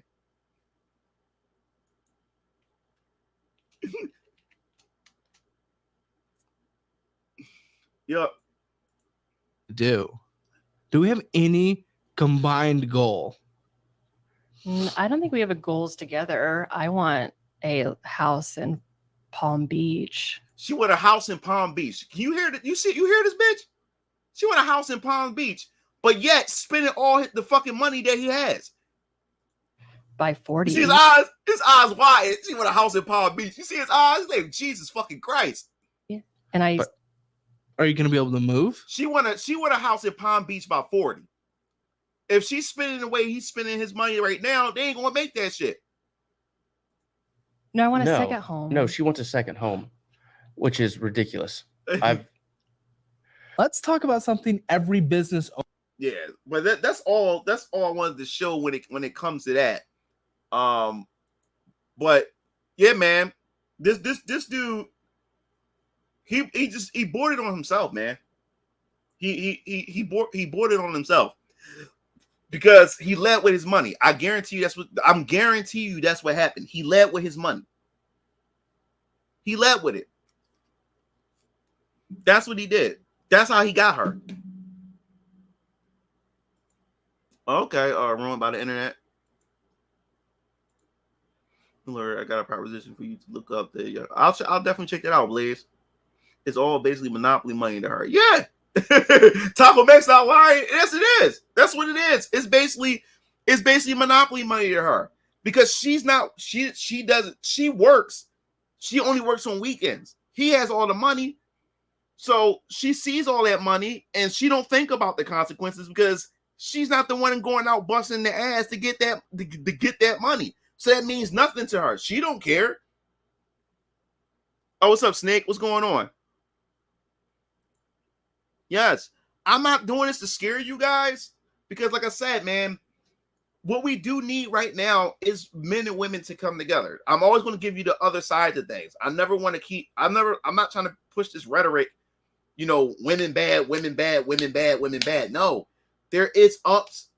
There will always be ups and downs. You know what I'm saying? But the whole point about relationships is to come together and grow together and work together. But now we live in this fast society to where now you get into relationships with these women, the moment she's not getting that chaos that she wants, or she's not getting that fulfillment that she wants, she's going to just up and pick up and leave. Especially when if she's attractive, especially because of social media, she has this abundance mindset that men are constantly knocking on her door. So she's going to just up and leave you and stuff like that. Then now all that time you invested in her just goes out the window. And now you ready to commit suicide is because you lost everything. She took everything on her way out the door. And now everything that you built is gone. And then now you ready to erase yourself. You know what I'm saying? And a lot of men have a hard time trying to recover from shit like that. So I'm not doing this to scare you guys, but I'm just trying to open your eyes, because the moment you understand female nature, you'll be able to navigate it. Because guess what? I'm gonna be honest with you. Even though all the shit that I'm saying, I don't have problems with women. I had a lot of problems with my baby mom. She was my first. Like we constantly clashed and stuff. But most of my encounters with women physically, and the dates and the friends with benefits and the things that I've been through with most of the women, it wasn't bad at all. I didn't really have bad.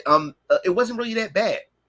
And the reason why we end up breaking up is because of shit that she did. Like I got tired of some of the shit that she does. I'm like, yo, it's not even worth it. You know what I'm saying? Like she's not trying to fix this about her. You know what I'm saying? She's not trying to do anything about that. She wants me to fix myself and improve. And I always want to improve. I always take criticism. I'm always wanting to improve. But the fact is that here I am improving as an individual, but you still want to say the same. I'm supposed to just accept you with flaws and all, and you don't improve on yourself. And that's why, I always end up saying, you know what, she's not worth it. Yeah, if you get what I'm saying, and stuff like that. So, yes, man. I'm not doing this to scare you guys when it comes to relationships and stuff. You just gotta understand their nature and how to navigate through it. When you interacting with women and getting to understand women and wanting to get involved with women and get in relationships, you just gotta understand them. You gotta understand how they move. You know what I'm saying? When it comes to women, you look at women's actions, not what she says. It's her actions. Because whatever she say out of the mouth, her actions can be completely off base. It can completely be the opposite of what she says. She can tell you one thing, but do another. So you don't listen to what she says. Look at what she does to you, and does the people around her, and how she treat things and stuff like that. And that's how you be able to know. And you also got to be able to find you have to find a woman who's able to cooperate with you. That she's not always questioning your authority. You know what I'm saying? That's the problem that I had with my baby mom. Every time I keep showing and proving to her, nothing was ever good enough for her. She always questioned everything that I do. Well, that instead of just taking my lead and following me and let me take the lead, she's always questioning shit. And then when she goes off and do her own thing and it blows up in her face, guess who she comes back to look to fix it? She comes back to me to look to fix it when she should just fucking listen to me to begin with. And you don't want a woman like that. You want a woman who trusts you enough, because that's what relationships are about. Every relationship is a risk, guys. You also have to understand that. But the thing about risk, men has more to lose today, financially more than ever before, because of the laws that are put in place and the risk that he's taking when it comes to his resources. Women can just walk away and take everything and be secure because she has all these other security blankets that's able to provide for her. Men don't have that same luxury and stuff. So that's why now men are being more and more cautious about these interactions with women and stuff like that. And women create this environment. They really did. They really did. And also men play a part for allowing this to happen. You get what I'm saying? So when it comes to that, man, you have to put your foot down, and you need a woman who's willing to cooperate with you, and you need a woman that allows you to mold her. Your woman needs to be moldable. She has to allow you to mold her. That's God left Adam in charge to bring order, but to also mold Eve, into the woman that he wants her to be. And what proves that a man is willing, is meant to be a leader, because look at the women who follow fucked up men. She will follow a fucked up man to the ends of the earth. If he falls off a cliff, she's willing to fall off the cliff with this man. 3 years ago, I used to introduce you guys to a series. We'll look at it one day on the stream, but there's a stream we used to watch these episodes called For My Man. These were actual crimes that women had committed for their man. And these women did some of the most heinous things for their men because she loved that man so much. She was willing to do so many horrendous things. And what the show does is it reenact these crime scenes. They do a reenactment, get actors and stuff to reenact it as the detectives and the psychologist talks about these particular cases and stuff like that. And you should see some of the shit that these women would do for these fucking men. They will follow these fucking men. One dude, literally, this one chick, she worked at a bar, and she met, and that's why I keep telling you about pretty ass niggas. This pretty ass nigga walked into the bar, and she worked at the bar. He ends up talking with her, and he literally said to her, because she started falling for him right there, because he's smooth talking and everything. He literally said to her that I'm the devil, and I'm going to take you with me. He literally said that to her. To her, she was engaged by that. It's like, what motherfucker say some shit like that? But he told her that I'm the devil, and I'm going to take you down with me. So he gets into a relationship. She ends up talking with him and gets into a relationship with this dude. So one day, this dude, oh my God, she gets in the car with this dude. They get the driving and stuff. And he tells her to come with him because he said he had to pick up a package or something like that. She gets out the car, goes with this dude, and he meets this woman. Now she's wondering, like, who's this bitch? He's talking with her, and then he start beating on the chick. This woman. This is a woman that she don't know who this woman is, or whatever like that. He started beating on her and stuff like that. Beats on her, and as he started beating on her, he end up RAPEing her. He end up RAPEing her right in front of the woman, right in front of his girlfriend and stuff like that. The woman started struggling, and then he killed her. He killed the woman, and he told her to help him move the body. So she helps him move the body and everything. Next thing you know, a call happens. The cops end up doing a cop chase with her, and she's in the car with him, driving and everything. The cops cornered him. And guess what he did? He killed himself. He killed himself. And guess what happened? That murder, that crime, everything fell on her. And now she's doing life in prison now. But he warned her. He said that he was the devil. He warned her. Said that he was the devil and he was taking her down with him. He didn't want to go to prison, so he killed himself. So the murder and everything was left on her. Crazy. Crazy. Yup. Crazy. Yup. By the internet, I'm going to be honest with you. There's so much mythology that Western entertainment could use, explore and showcase, like African mythology, Latino mythology. Yeah, so much they can do. But the problem is today that since we live in this culture war and it's so polarizing, trying to do African mythology and Latino mythology, people's going to see it as woke and won't even give it a try. It will kill it off before they even give it a try because of the timing of that. And the society that we live in now, it just wouldn't work. I agree. I want to write a light novel and manga. How about exorcism and how mythologies from all over the world with different main characters and stuff. Dope. It'd be too hard to do. Yo, what's up, Pipes? What's going on, bro? Yeah, man, it's wild, man. Yeah, he killed himself and the murder fell on her, and now she's doing life in prison for him.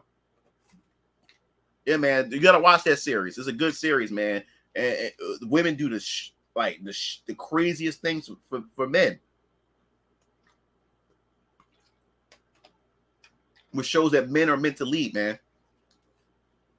The only fun thing about it, is like Witchcomb said, women are like modern women like Harley Quinn. That's the fucked up thing about it is that I see more women loyal to fucked up men than women being loyal to actual stand up men. That's the crazy part. I seen more women loyal to men that beats on them, cheat on them hundreds and hundreds of times over, neglects her and everything, and she shows so much loyal to him, but would break up with a man or put that man who does none of those things to her, and she puts him through the most amount of hell. It's just so fucking crazy how that works. And now that you mentioned why the last man got hate from both woke and anti-woke. Yeah. Yup, man. It's just crazy. It's fucking crazy, man. And that's just the that's just the society that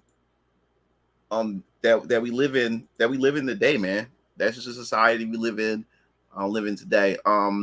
Something I wanted to talk about and cover real quick. Where is it? It's about my YouTube video that I did recently. So in case you guys don't know, and you haven't checked out my video that I did, that I dropped. Let me go share again. Extra key. Where is it? Share.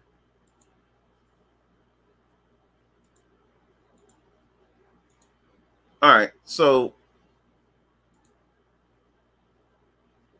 yeah. So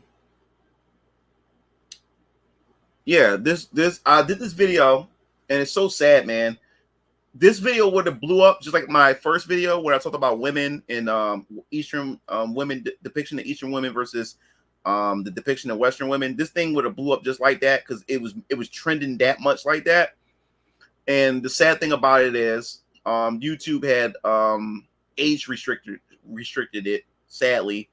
And guess what? Age restricted. They age restricted the Chun-Li versus Vega clip that I had in there because of the said nudity and violence. But yet they didn't flag my video as 18 and older when I had the clips of the OnlyFans chick twerking and shaking her ass. It's crazy how it was the 2D women that gave me that, and not the actual real women who has OnlyFans twerking their ass, showing their boobs and stuff. But it was the Chun-Li versus Vega fight because you saw a panty shot and shit like that. That's crazy. So YouTube killed the video. It's not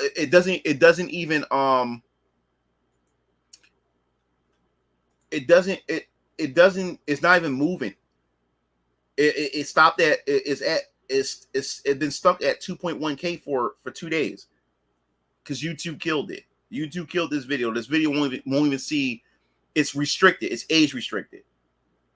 And if you're not signed into YouTube, you can't even watch the video at all, and everything like that. And this was a really, really good video. Like I said, like I made a ton of spicy videos before, and that never happened. And then this was the video that did it, that gave me the age restriction. And I don't care about monetization. I don't care about monetization. Most of my videos get demonetized anyway, so I don't care about that. I just wanted this video to get out there to as many people as possible, and that didn't happen. So at the same time, I felt like a lot of work that was put into this thumbnail went to waste. And even the discussion that I had in the video, it just all went to waste, and it won't be heard because it won't go out to a lot of people, you know. So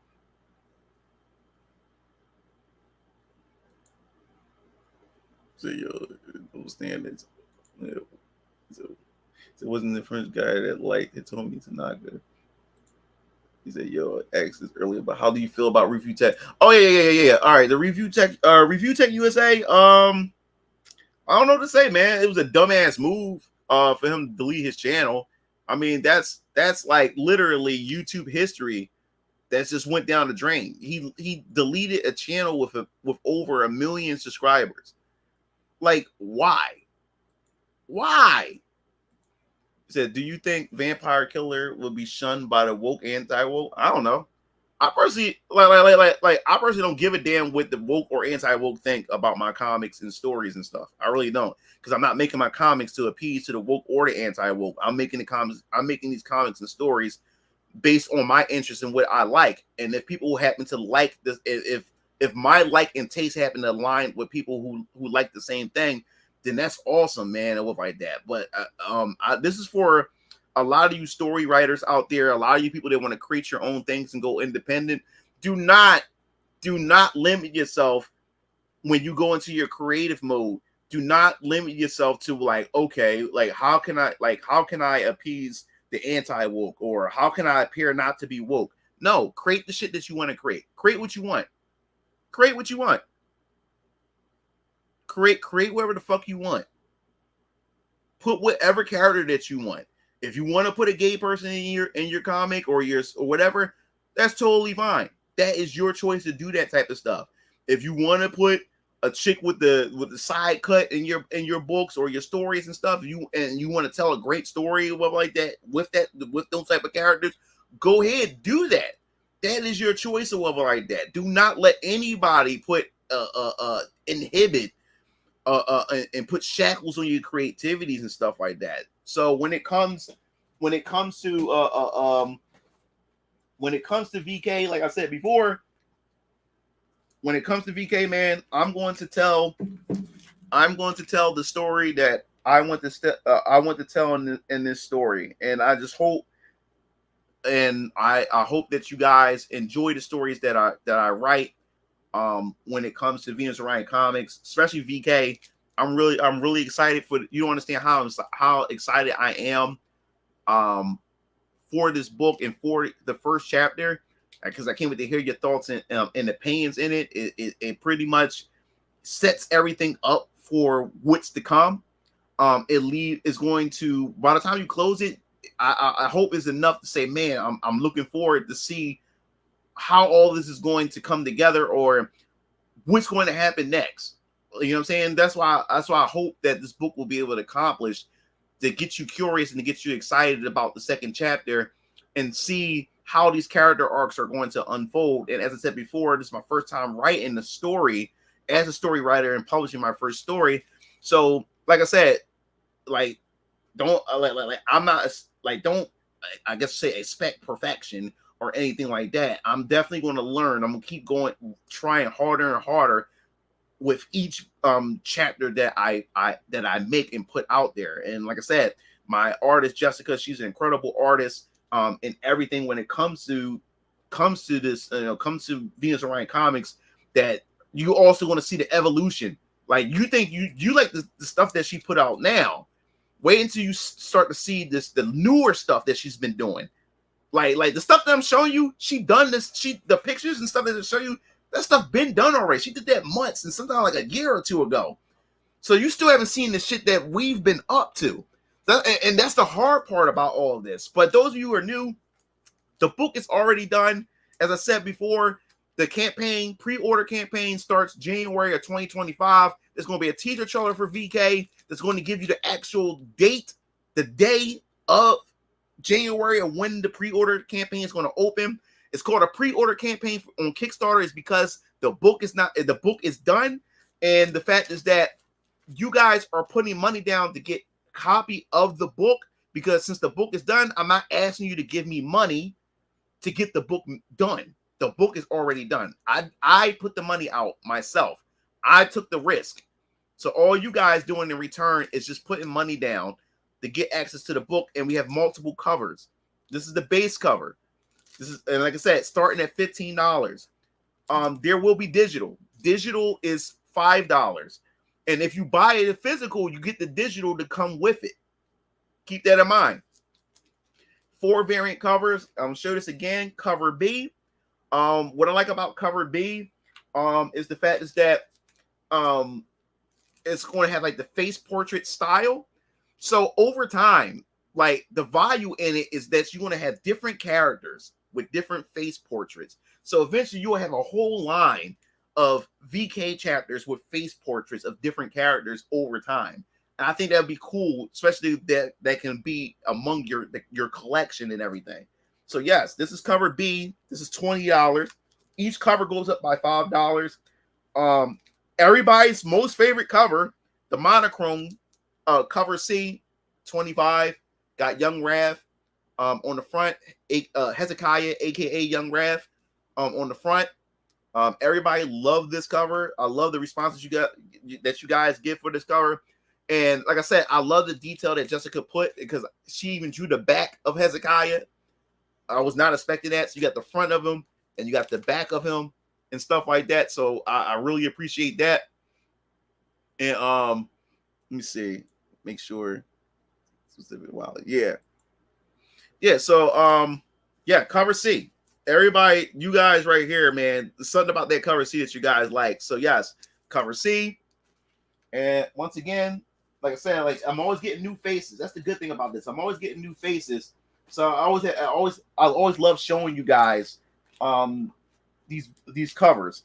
And like I said, the final cover, which is $30, cover D, it got more of a manga approach. And when you open it, like I said before, it makes a full story. It got Jasmine Mitchell on the back, and it also got Nolan Brett, and it got Young Rav right here, and it got Tech Lock on it. And like I said, my cover Ds will always be like this type of format. It always tells a story. It foreshadows events either in the book or for future events. So it's always going to leave some clues that you can look for. And since this is the first chapter, the clues going to be very simple. So after you read it, you can probably find out what the possible foreshadow was, or whatever like that. And like I said, here's the inside of the book. So to let you guys know that I'm not playing around. It's not fake or anything like that. This is the inside of the book. Very colorful. Jessica done a good job with the colors and everything like that. So yeah, man, her artwork is just amazing. I'm looking forward to it. But yeah, this is cover D, $30 for this. And that's why I said I wish I had the money like that, because I wanted to do a foil. What I mean by foil, if you guys don't know, I wanted to foil this, meaning that it was going to be like holographic. It's going to have the bumps and grooves on it. It was going to be holographic like. That's what I wanted to do, but that shit was expensive. It was going to cost me. It would have cost me $340 per book for foil. I was like, fuck that. I need to make money in order for that shit to work. For that shit. Yeah. So that's the covers for that. Digital's $5. And oh my god, dude. Wait until y'all see the merchandise. Wait until y'all see the merchandise. All right, no, fuck it. Fuck it. I'm only gonna show you one. I ain't gonna show you nothing else, but just so you know what to look forward to. Only one thing. You won't see nothing else.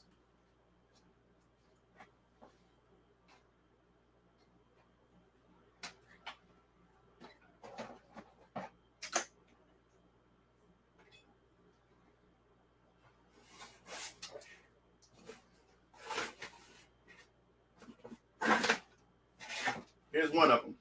And we got a bunch of merchandise. Look at this. Look at this. And you can get them in black or in white. Look at this. Look. Even on the side. Sleeve.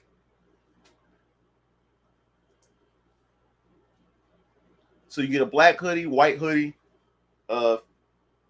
VK, and wait until you see.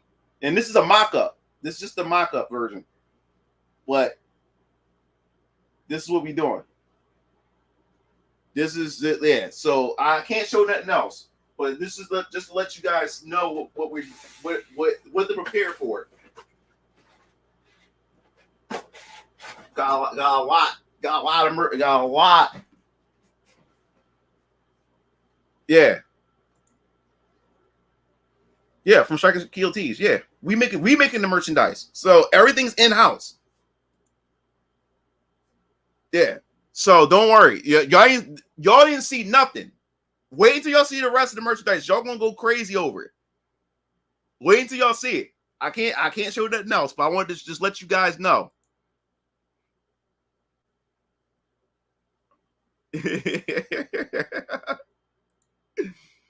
Yeah, so yeah, I want to do a limited edition. I will eventually do a limited edition books, but not right now.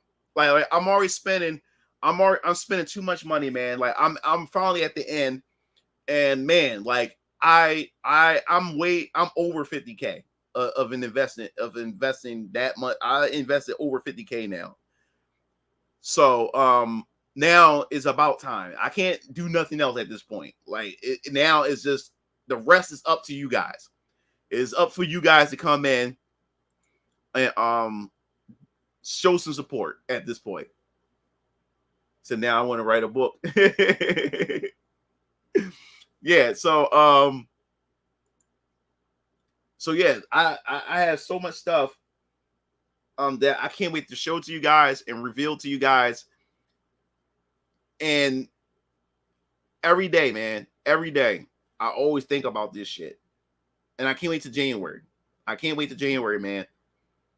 I'm very optimistic about January, about how this campaign is going to go. And like I said before, you guys talked about animations. That's what I want to do. You guys want to see animated VK? Y'all want to see animated Alpha Squad ads and stuff? That can be a possibility. That can be a dream. But the only way that dream can happen is if you guys come out and show some support. Because the first campaign is going to determine the momentum. It's going to determine the path that Venus Orion Comics will be able to go moving forward. Because, as I said before, when this thing blows up, expect some animations. Expect a lot of shit coming from me. Expect it. But that's all determined of how much money and how successful the first campaign is. Because when it turns out really, really good, I got some shit to show, man. Like and this the hard part about being independent creator is because I have to market the stuff. Like I can't show you everything. Then I run out of things to market. I don't have anything else like especially when the stuff doesn't come out right away and stuff. Some of this stuff is going to take a while before it to come out. So I still need material in order to market to you guys and stuff. So I can't reveal all my cards all out at once and stuff. So I have to be a businessman and plan out my reveals and stuff like that. So I kind of feel like Sakurai and a lot of these other people who has reveals, because as more and more content come out, man, I'll be having directs, Venus and Ryan Comics directs, showing you the stuff that we got coming. Yeah, video games. No, I want an independent video game studio too. Don't get it twisted. Yeah, we're doing video games as well, not just animations. Video games is going to come before animation. A full-on anime is going. A video game would happen before that. But as far as short animations, that's possible. That's in the realm of possibilities, and that would determine. That's going to be determined based on how successful the first campaign is and stuff like that. Yeah. So did you hear about the U.S. Copyright Office rejected video game preservation library that using the games up till 2010 are lost in time? That proves piracy is very. Yeah, I heard about that. I didn't even. I might still. I was thinking about covering that. And the reason I didn't cover it because I didn't look into it. I just saw people talking about it, but I didn't bother to like click through to find out what it was about because I had interest. I was interested in other things. But yeah, I can look into that and probably make a video about it or whatever. So I'm definitely getting covered. See, my man. This is how I would like to help out when I draw two. Fighting game would be fire. Well, I already had an idea for my fighting game, Orion Chaos Fighters.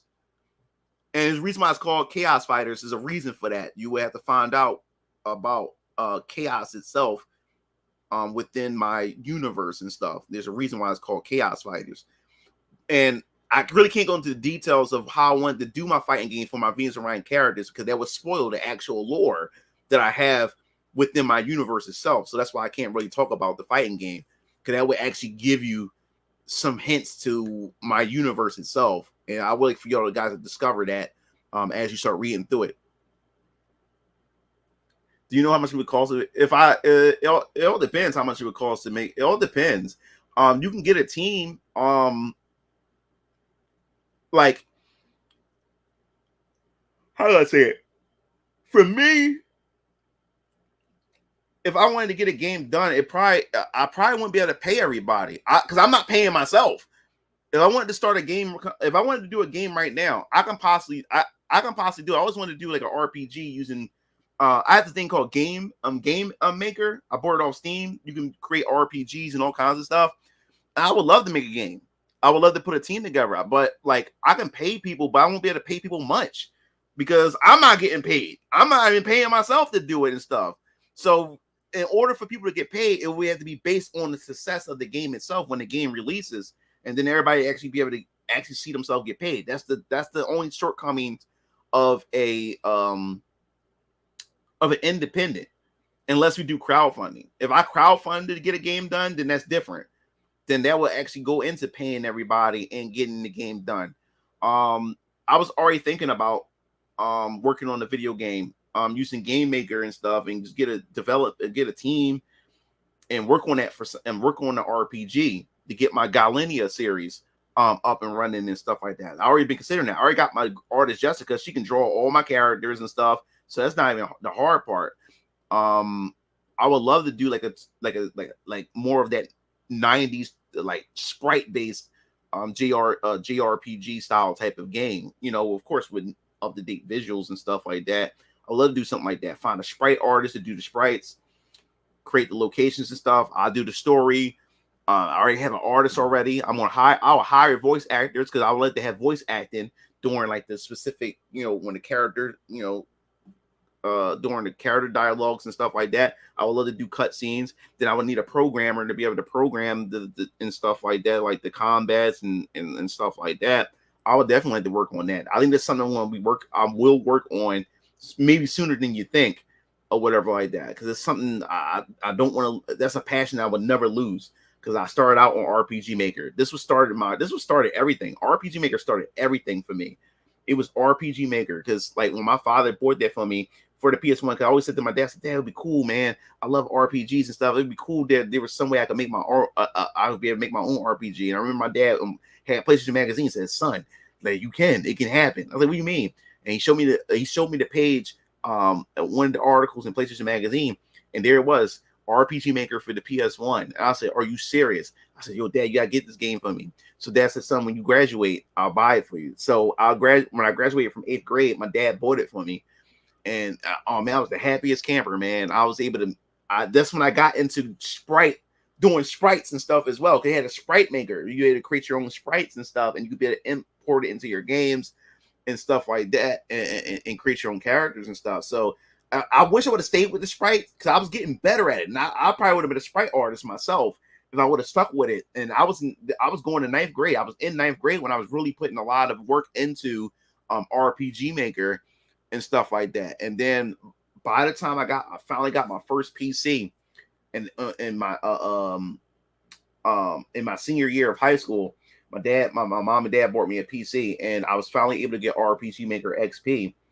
And that's when Venus Orion was the thing. I started Venus Orion then. It wasn't a company, LLC yet, but Venus Orion, man, that was the first time I started doing RPGs and taking it serious. And I had a team. I had a music composer. We were all young. We were like my music composer, he was 19, I was 18.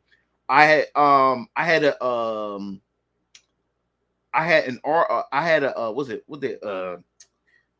a dungeon creator. It was this chick. She was from Germany, and she was like 16.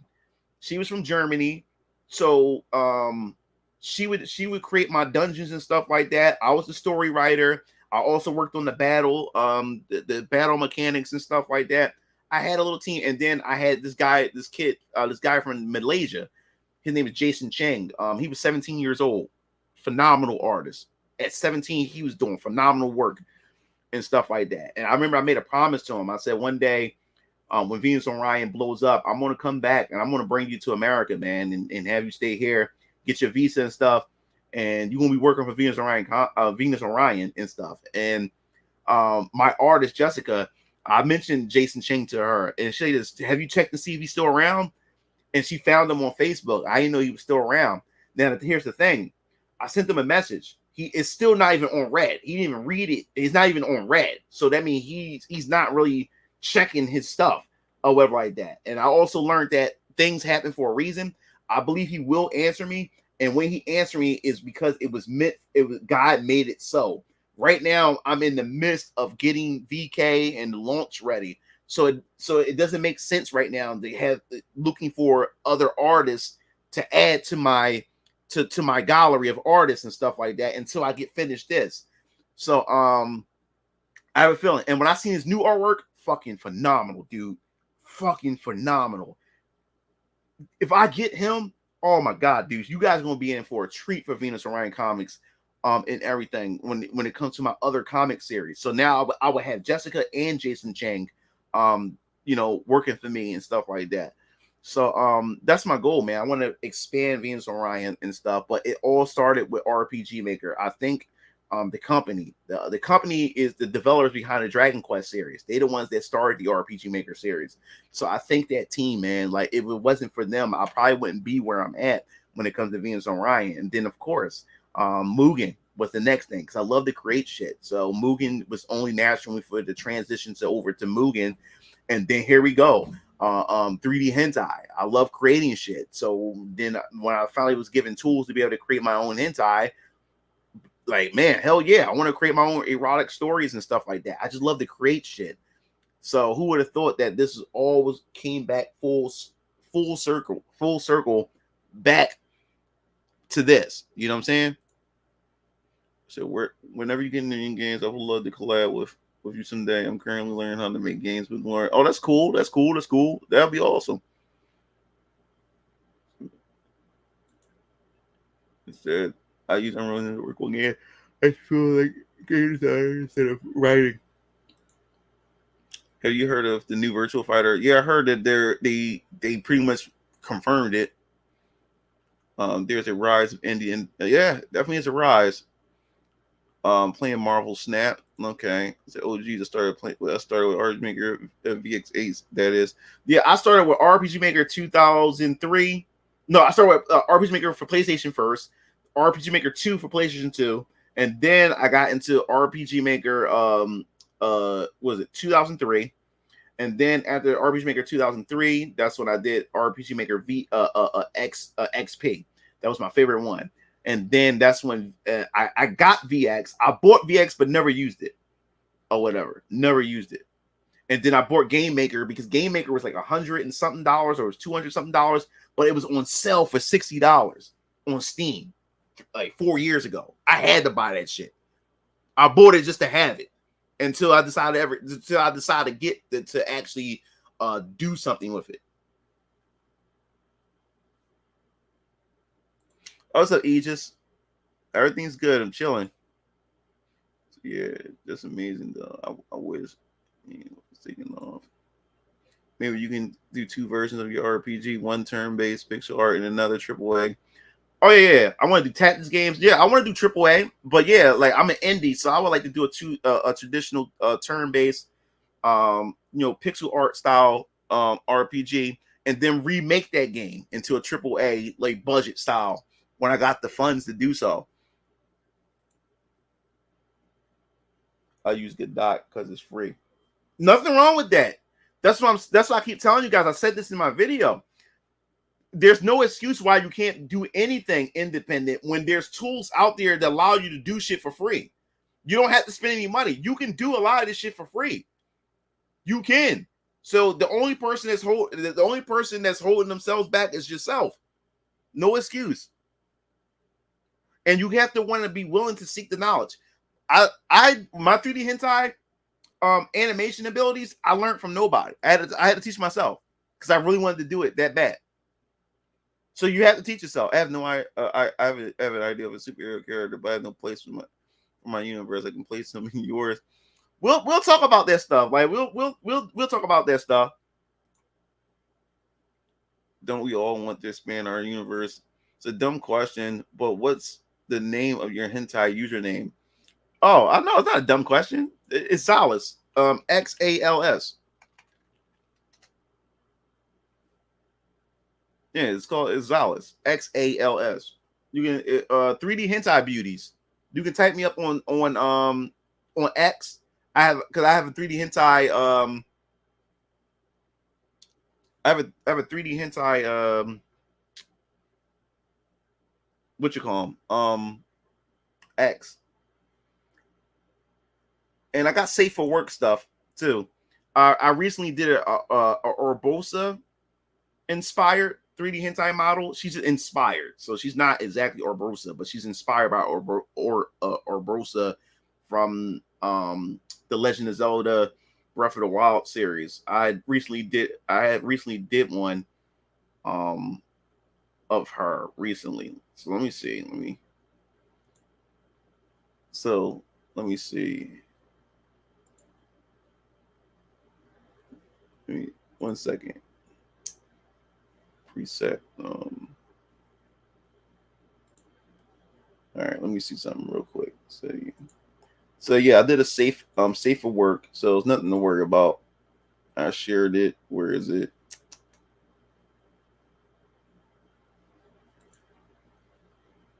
Yeah, so just to show you guys, I did a yeah, so I did a safe for work or Bolsa.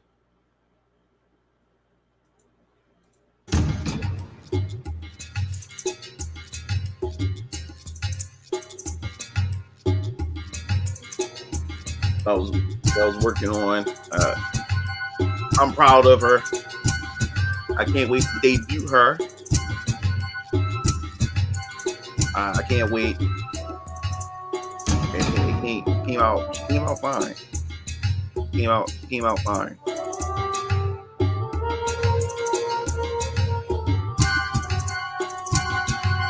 Yeah, she came out well animated and stuff.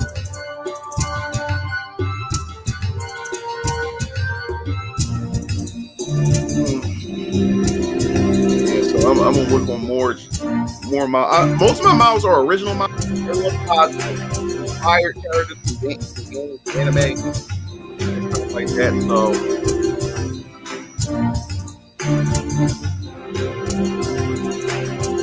yeah.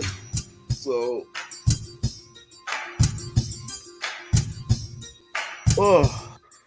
Jesus. But yeah. So I'm about to say let me see something real quick. Remove. Let me see. Videos.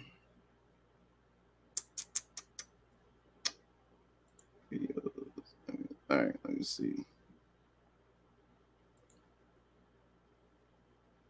One second, guys. Hold up. The one animation that I'm proud of, which is another safer work of one I have, the one I'm really proud of. Let me find it for you guys. I'm really proud of this one. Like, it just make sure I got the right one.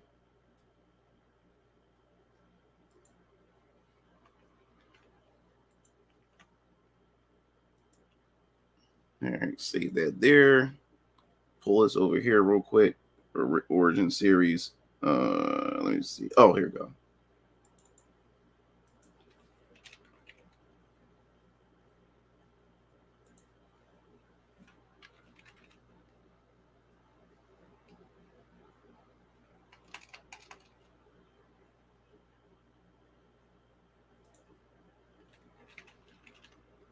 All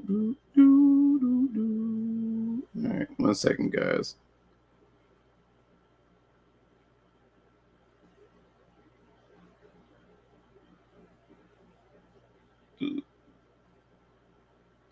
I got so many files here. All right.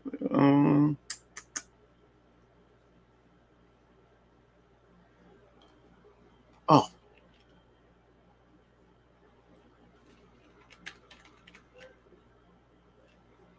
There we go. All right, let me see something. 1 second.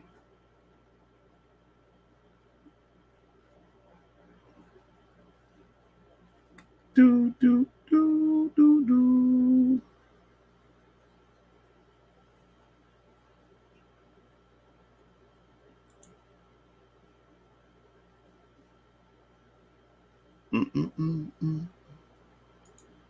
Open the preview file. All right. Have that open there. Let me see. Let me look at these comments real quick. Not there anything about not that I know anything about them. Yeah, he said platform hills are ugly. I'm gonna ignore that. He said platform hills are ugly. I'm gonna ignore that.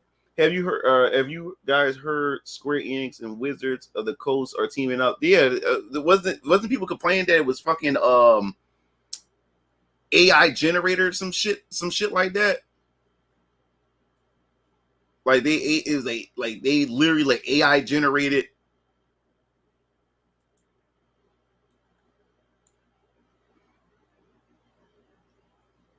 Yeah, wasn't that the case? Let me see.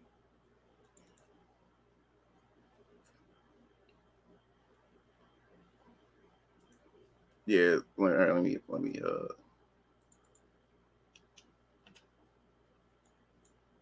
right, let me put that there. Also, I'm still proud of this one. Share screen. The voice actresses did a good job with this one. And my animation, and this was like inspired, like this was like a Resident Evil like inspired type of thing I was going for with this hentai. This was like an introduction. It's safer work, so the voice acting was on point and everything. I really enjoyed this one. Oops, I didn't. I've got to put the screen back on. All right, add the stage. There we go. Yeah, I really liked it. This one. This one came out really well. I animated the fuck out of this one.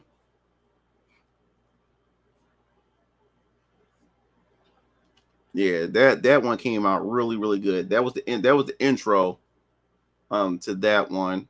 What else?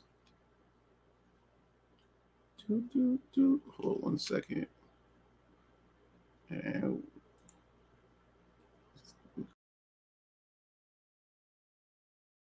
damn, press the wrong button. Here we go. And remove. And then what's the other one? All right, hold up. Let me see.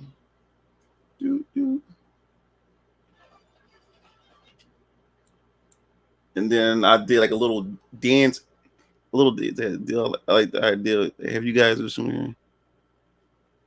Where can you find your hentai? I'll tell you in a second. And then I did like a little dance animation. I was proud of a year or so back that I did.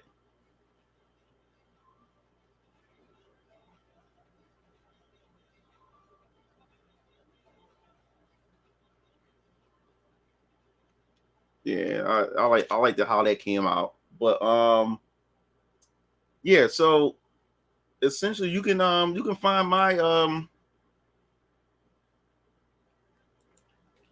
you can either go to, I put it in the what you call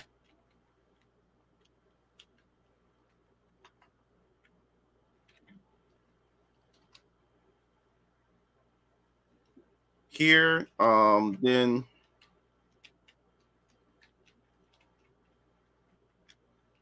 and then you also got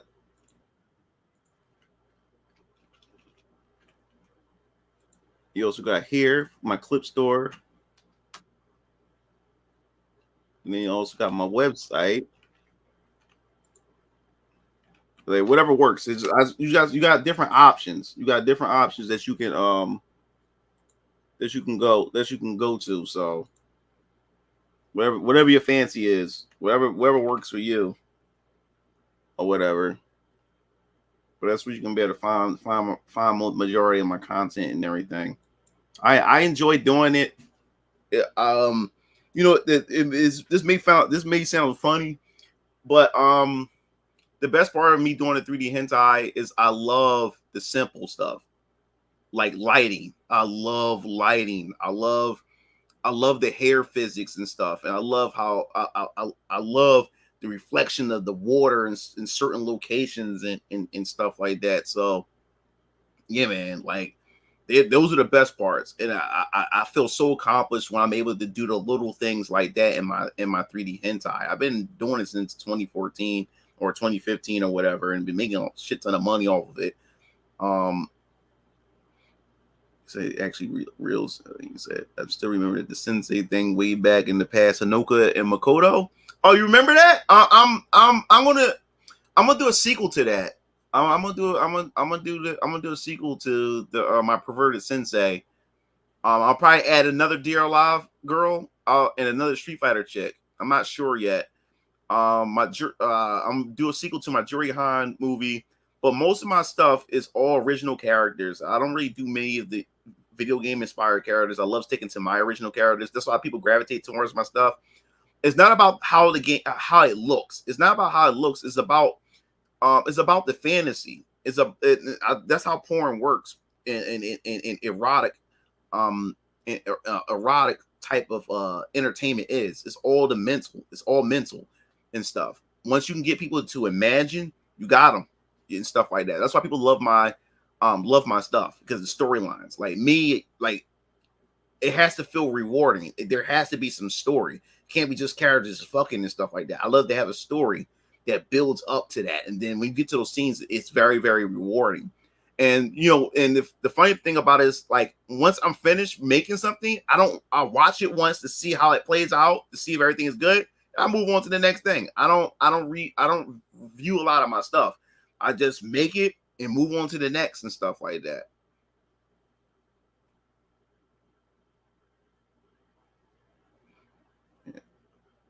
Yeah. So yeah, man. And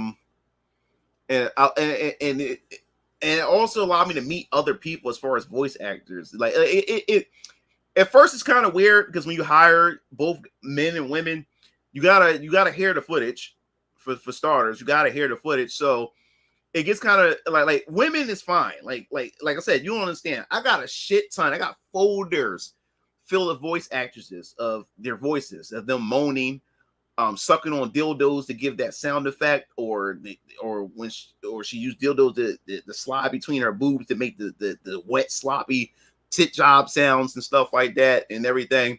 So I got folders and folders upon folders of different chicks that sent me stuff so I can be able to put this stuff in there. But me being a straight man, being a straight male is still weird when I hire men and and make sure they got the lines right. I gotta hear them moan and say it. Ugh, geez. I just go through it real quick and stuff like that. Ugh, or whatever. But yeah, it just I have fun putting this stuff together because I feel like a director, you know what I'm saying?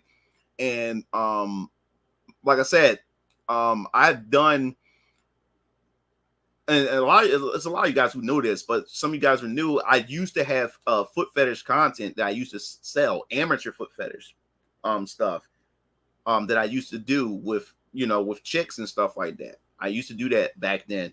Of like that, and it made me money and stuff, but I got out of it. I got out of the industry from doing that because it was just so toxic.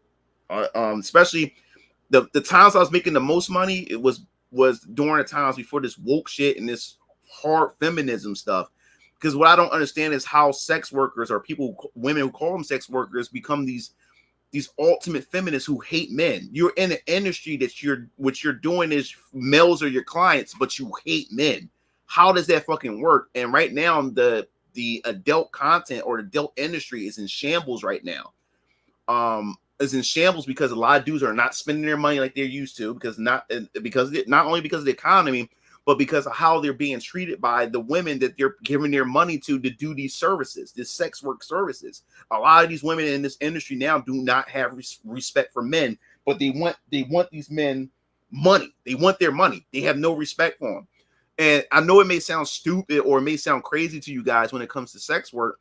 I think sex work is a necessary evil. Sex works. I hate calling it sex work. It's prostitution. But the reason why I say I think is a necessary evil is because it's been around since the biblical days. Prostitution has been the longest lasting professions. And I think it brings a balance to certain things. It balanced off with that era where you have a sector of men who's not getting the things that they want sexually from a woman because these women don't want them.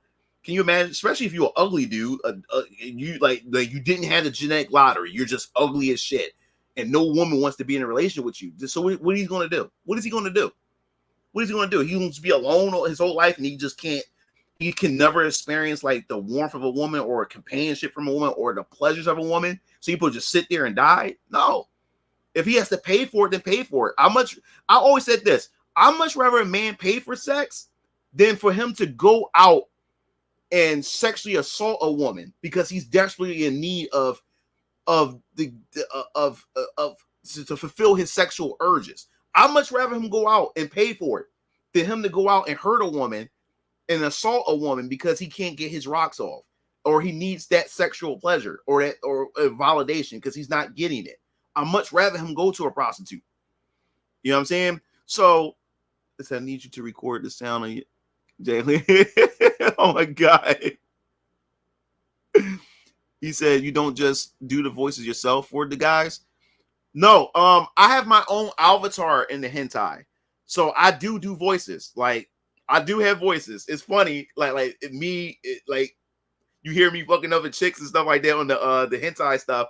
But I do have other characters. I have other male characters. So like I said, I'm a guy who's into creating.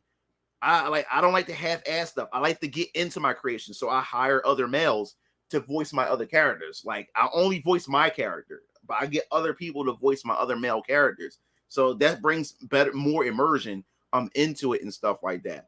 But yeah, when it comes to let me see, hold up.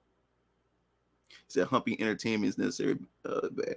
man. I'm more of a scaly guy myself. So way before that, I guarantee it started off women taking grains and pelts. yeah. So so sex work is, I hate saying that shit. Prostitution is necessary in society. It's not meant for every woman to get into the industry. And that's the problem with today because of OnlyFans. You got to understand, there are professional prostitutes. Like, I know it sounds stupid, but there are professional prostitutes. And what do I mean by that? Women who took the profession seriously, meaning that they kept everything discreet. They didn't put their client's business. It's a thing called the black book.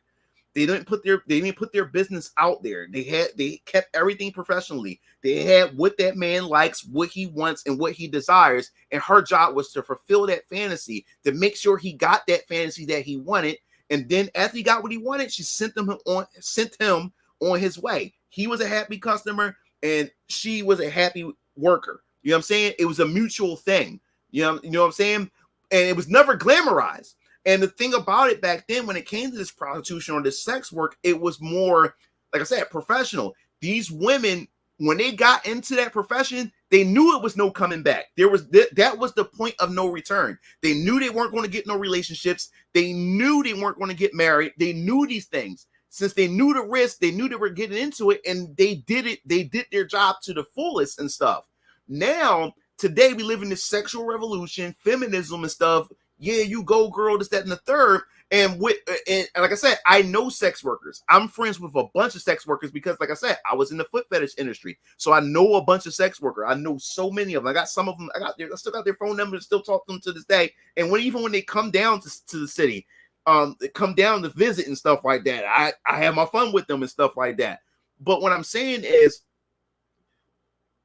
the problem with today is it's been glamorized. And since it's been glamorized or whatever, now it's been okay. It's no longer taboo. Now your average woman now wants to be a sex worker. You have young girls who see these OnlyFans chicks and say, hey, I don't want to be a doctor. I don't want to be a lawyer. I want to be an influencer. I want to be an OnlyFans model. And that's the bad part about it. Now, what you guys don't know, since you're not deep into the sex work and stuff, or the sex industry or the adult industry, there is a war between strippers and OnlyFans chicks and ethos. What do you mean that there's a war between these chicks? What I mean there's a war between these chicks is because with the OnlyFans and what Twitch did with the Twitch spot and this stuff, it took the basic bitches. Basic bitches now can do sex work in the comfort of their own homes. You got to understand. Prostitution is a dangerous job. These women are putting themselves at risk for money. These guys could be killers. You know what I'm saying? This could be a police operation, a sting operation, where they could go to jail, but they're taking that risk and they understood the risk. Now you got the ethos. The ethos, these chicks are not even taking their clothes off. These chicks are just showing cleavage, and they're making more money than a stripper. They're making more money than a traditional prostitute who's putting herself at risk every day doing that profession. So now it's taking money away from them. So now this is where the entitlement come in. Now you got women making money without even touching a guy. All she got to do is just sit in front of a camera and guys just throw money at her. And now, and guys condition themselves now to just give money, give resources to a woman without expecting anything in return. When it comes to prostitution and sex work, it's a transactional thing. But now the transaction is more so one-sided. He's giving money, but he's not getting any type of physical contact or anything. He's just constantly just giving money. So now you have a whole generation of these younger sex workers who feel so entitled, and now they've been injected with third-wave feminism. So while they're taking your money, they're going on social media saying, I fucking hate men, while taking your money. And the reason why I know this, because like I said, even though I'm not in that industry, I still know people. I still see everything that goes on in the industry. They fucking hate you. These new sex workers, they fucking hate you as men. They hate you, but they want your fucking money. They can't stand you. And that's what's going on right now. So now you have men who are saying, no, fuck that. Like, I'm not going to spend my money, because now you have a new age of sex workers that come in who aren't into it. They're not giving the men that fantasy anymore. And there's an old head stripper that said the same thing. This young generation of sex worker women aren't giving that fantasy no more that men expect when they give money to these women. Now these women are only there for the money, and they don't even give you the service. They don't even give you the service that you want. They just entitled, just give me money. And that's what's going on right now. So the whole sex work industry is fucked right now. And a lot of dudes are not kicking that money out no more or whatever. You know? So now a lot more men are going to hentai. A lot more men are going to anime chicks. Because now even the sex work industry is fucked. Because of entitlement and this third wave feminism. How can you be a third wave feminist in an industry that caters to men? You take their money, but you fucking hate them. You hate everything about them. That's crazy. And a lot of things too. There was a lot of incidents where you had chicks who were like fetish models, like dominatrix and fetish models, who hate men so much because of their past relationships and stuff like that. So when it comes to the whole domination thing, they're actually hurting these men. They're abusing these men because of their anger towards men. It's crazy, man. It's crazy. The OnlyFans is women competing with other women, isn't it? Personally, I do not find a lot of the girls attractive. Yeah. Third wave feminism is killing everything. How third wave feminism and sex work is like oil and water. It does not fucking mix. And yet here we are. Here we are. That's what baffled me. That's why that's why I left. That's why I stopped doing it, was because I had a bunch of videos with me and chicks, and it was making me money, but after a while, man, it started getting toxic. Women like I would work with one chick, or I would have two chicks I'm working with at the same time, and when one chick leaves the room or she finally leaves and stuff, that chick is talking about her to me. I'm like, wait a minute, y'all just got from the smiling, laughing in your face, and laughing in each other's face and stuff like that, and you can't stand this bitch's guts. Or she don't want to work with her, so the shoot is canceled because she don't get along with her because she don't get along with her because her friend had a fight. And then after a while, you start getting to the point where there's no cause, no show. You like and here's the thing, she calls you and hits you up, say, hey, I'll love to do a shoot with you, this, that, and the third. You schedule it, you set everything aside, and then she don't show the fuck up. So I was like, you know what? Like, I'm getting, like I said, I have to get out of this industry. And what I love it the most is now I focus mainly on it's only hentai now. And if I do a shoot with a chick, it's for my own personal archives, for my own personal pleasures and stuff like that. But that was the problem. That was the fucking problem with it. And what I love about the 3D hentai, I created my own 3D women. This is why 3D women and anime women are beating real women, because I create these 3D women, and guess what? They get the job fucking done. They show up on time and they get the fucking job done, and they bring me a shit ton of money. I don't gotta deal with no arguing, bitches not getting along with each other. I don't got to deal with none of the drama. These 3D women give me the results that I'm looking for. They do. So that's why I just got away from just dealing with that industry altogether and just deal with 3D women. And women better wake the fuck up. Women better wake the fuck up, because they will be replaced. And women who are crying that there are no good men out there, there's definitely going to be a slim picking of men. Once these highly advanced Android women come out that you can customize and make them like your favorite anime or video game female character, it's a wrap for women. And don't let them have artificial wombs where they can carry your baby. So now women are definitely useless at that point. Why would I like trans women? They're not women. Why would I like that? They're men.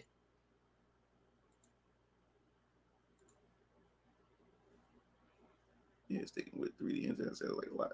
Yeah, it's a whole lot less headache. Yes, yeah, they are less. They're less headache.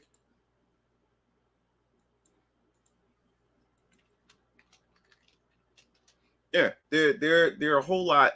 They're a whole lot less headache, man. Like you put in the time, you put in the work with with your animations, and they treat you better. They treat you with respect, and they give you the results that you're looking for.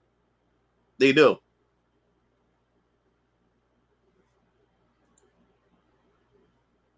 Said animation may take a while since there's.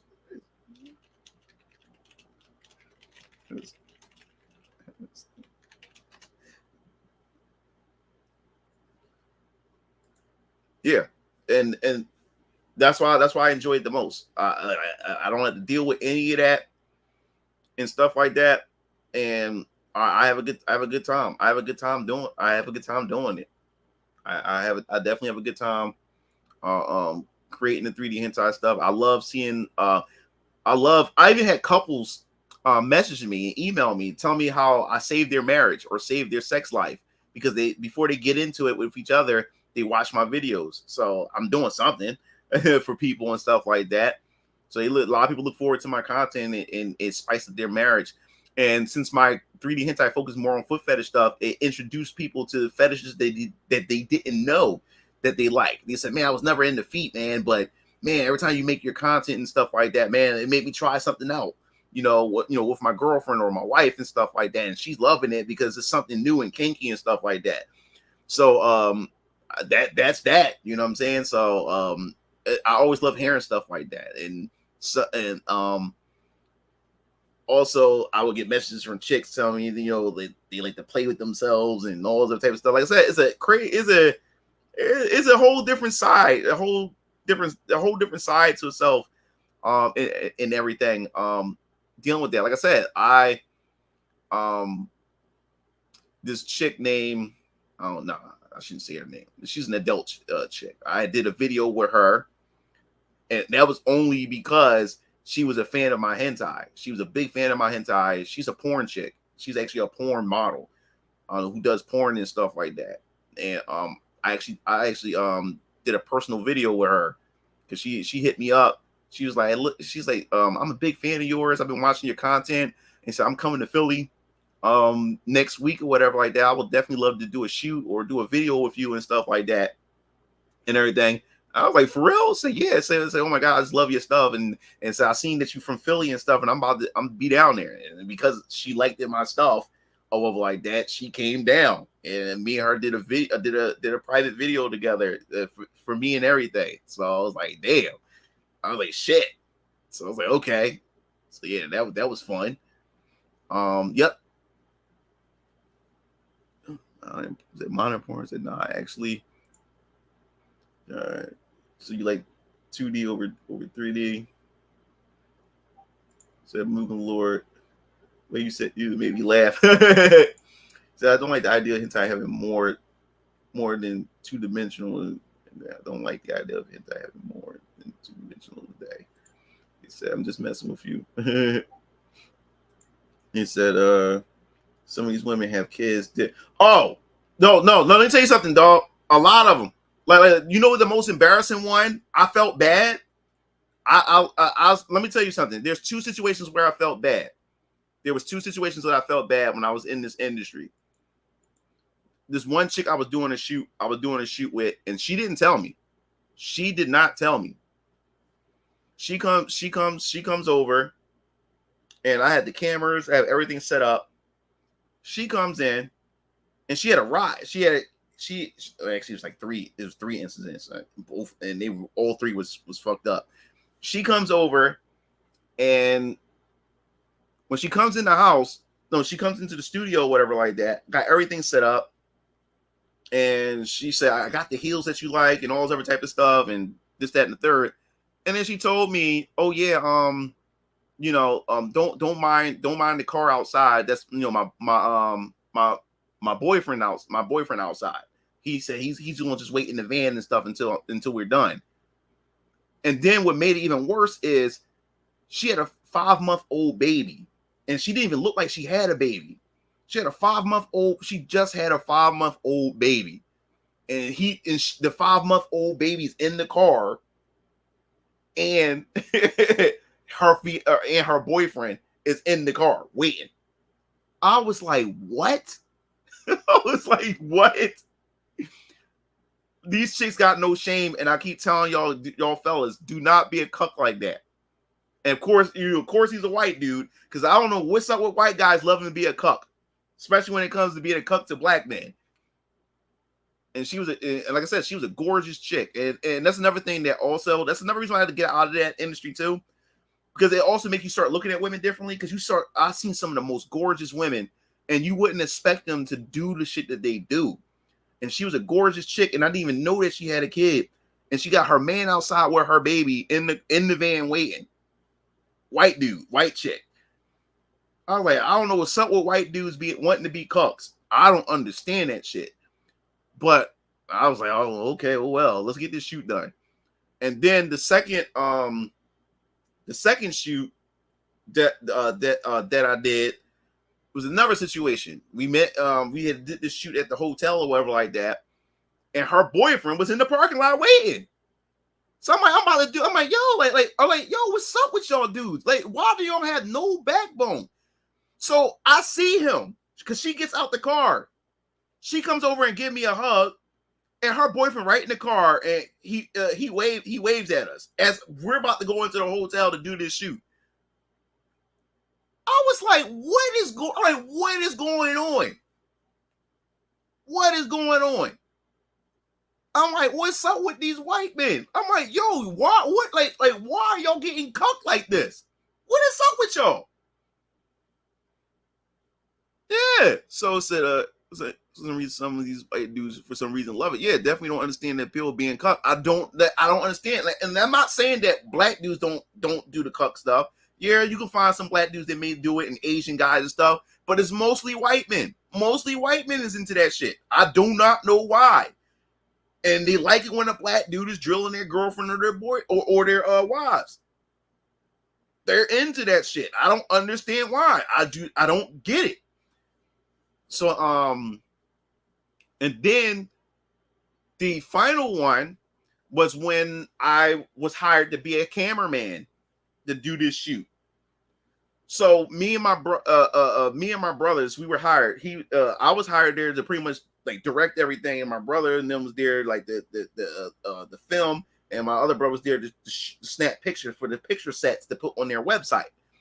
So I mean, this white chick, she was bad as shit. I mean, big ass titties, big ass and everything, man, like nice joint and stuff like that. So she comes in, and when she comes in, right, we already got the cameras and stuff ready. What was so awkward about it was, and she a white chick, what was so embarrassing about it was when she comes into the studio or whatever, she comes in with her boyfriend. What was so awkward was when he comes in, you just see, all he sees is 3 black guys. And then, you know, my boy who hired us, the white dude that hired us to film this shoot or whatever like that, he's sitting right there. And then all you see, no, he was in my fault. My boy was in the bathroom. So all it was me and my brothers.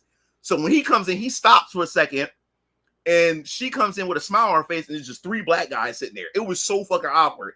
And you can see on the white dude's face that he do not really want to leave his girlfriend here. Now it's awkward as hell. I'm like, come on. I'm now waiting for my boy to come out the bathroom so we can get this shit started or whatever like that, because it's so fucking awkward. And you can see on his face that he really don't like his girlfriend doing this shit. But he's a cuck. He's a cuck. Like he doesn't put his foot down and say, I don't want you doing this shit. And then guess what? He said, I love you, baby. And she walks over, gives him a hug and kiss. And then he shuts the door while she about to get plowed. She about to get ready to get plowed. She comes straight in. And the thing is, I'm thinking that she's going to go to the bathroom, change up. No, she just takes her clothes off right there. Takes her clothes off right there. Walk around butt ass naked around us. And the thing is, like, we're used to seeing that. So this is why I understand why dudes get like, stop getting all thirsty and shit like that. A lot of you, that's another thing why women don't respect a lot of you guys, because a lot of you guys don't know how to act when y'all get around women.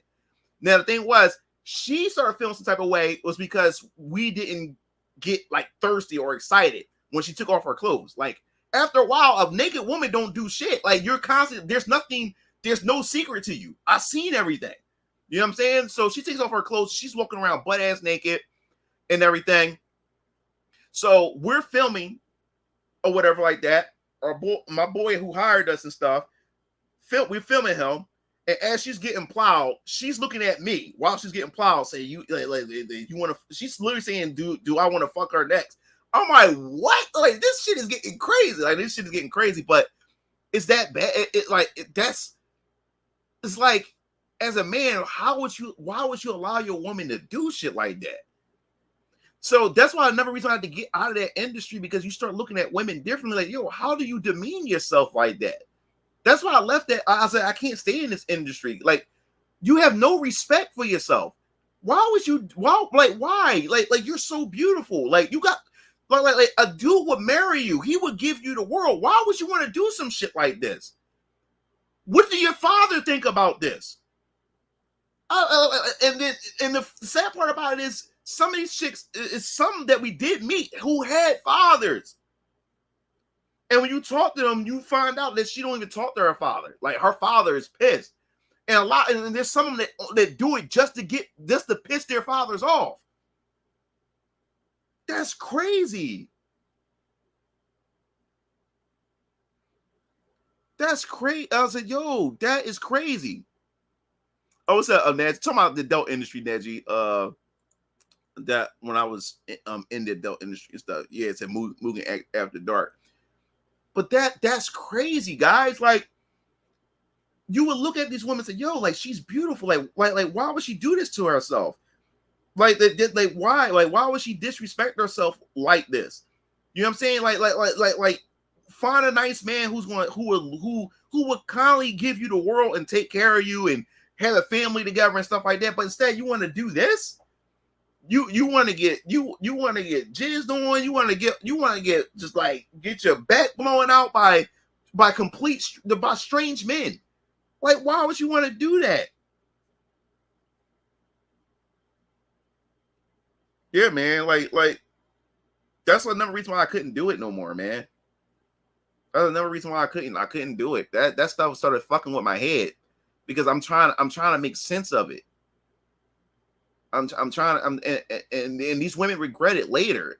And another thing too, man, like even in that industry, man, these type of women, they love drugs. And I don't do drugs. I'm not into drugs. I don't drink. I'm not a drinker. I'm not really into alcohol. I don't smoke weed. I never smoked a cigarette a day of my life. I never smoked weed in a day of my life. I don't do those things.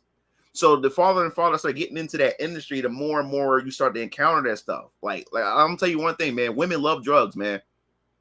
Women love drugs in the party. And I've seen it. In this industry, I've seen it. I've seen some of the baddest bitches. I've seen some of the baddest chicks. And when you see the chicks, you would think that she's not that type of woman. And I seen her and you'll be surprised. You can be ugly as shit, but if you got them fucking drugs, if you got drugs or you got weed, she fucking you. I seen that shit, man. I seen that shit. The shit that women would do for money and drugs. The shit they would do for it. And the thing is, it's fun to them now, but they end up regretting it later. Like they're trying to fill a void they can never fill. Yeah, that's what it feels like. I was not weed stink. I can't stand fucking weed. Look, if people smoke weed, they like weed, that's fine. But I don't like that shit. That shit fucking stink. I don't like women who smoke it. It fucking smells stink. And I hate when women try to cover it with perfume. It smells even worse. It's unattractive. There's nothing attractive to me seeing a woman smoke weed or smoke cigarettes. Nothing attractive about that shit. I never found that shit attractive. And the thing is, since I don't do that shit, I don't like it. That also cuts my prospects for women because there's a lot of women that like to smoke weed. I don't like that shit. I don't find it attractive. There's nothing sexy about it. It's fucking stink, and I don't want my daughter around that shit. Nothing about it. It stinks. It fucking stinks. And then the thing is, when people say, well, you know, it's not like it's a drug or anything like that. If it's not a drug, it's like you can't get addicted. So if you can't get addicted, if weed is not addictive to you, All right, then stop. And a lot of these motherfuckers can't stop smoking it. If you're not addicted to it, then fucking stop. If you can stop at any time, stop right now, because you fucking addicted to it. And I seen what weed does. I have this one relative that smoked that shit, smoked it so much it changed the coloring. You get this orange shit on the side of your eyes, and you get this, your lips get all dark and black and shit, and your fingernails get all dark and shit like that.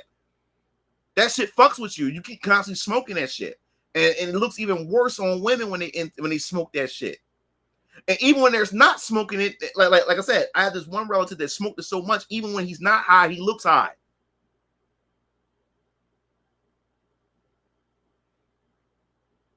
You said, well, that's crazy. There's nothing cool about that shit. I know weed is especially strong for someone who doesn't smoke it. I rather light and incense. Yeah, that's why I was never into it, and because I had my mother and father, I was never peer pressured. I never fell into peer pressure at all. I've never been pressured to smoke weed. I've never been pressured to smoke cigarettes or anything other that shit just to fit in with the crowd. That's why I would say that I didn't have a lot of friends. The reason why I didn't have a lot of friends it wasn't because I was weird or anything like that. It was because I didn't do the shit that they did. Everybody followed each other. And what I learned in life is everybody's pretending to be somebody they're not. No one wants to be their authentic self because they're afraid of being judged by others. Me, I've always been my authentic self. That's why a lot of people despised me when I was growing up. That's why a lot of people excluded me from their groups growing up, because I was my authentic self. I wasn't trying to pretend to be something that I was not. I was comfortable in my own skin. And I was nothing more but a reflection of something that they wish they could be, but they couldn't because they didn't have the self-esteem or the confidence to just be themselves out in the open in front of other people. So what you have is you have a society, you have a group or a clique of people who's all frauding in front of each other, grifting in front of each other, pretending to be something that they're not in front of each other because they're afraid to be judged by their peers and shit. That wasn't me. That's why I had a small circle of friends. I had a small clique, was because a lot of people did not like me because I was comfortable with myself. I never judge people. If you want to do shit if you want to go off and do that shit, fine. Do what you do. It's not affecting my fucking life. Do what you do. But even the fact is that I'm saying fine, or the fact is that I'm like, oh, I'm okay. People didn't like that because now they looking at me. They see it as me looking down on them. But that's their own insecurities, thinking that I'm looking down on them when I'm not. If that's what you want to do, knock yourself out. I'm not doing it. You know?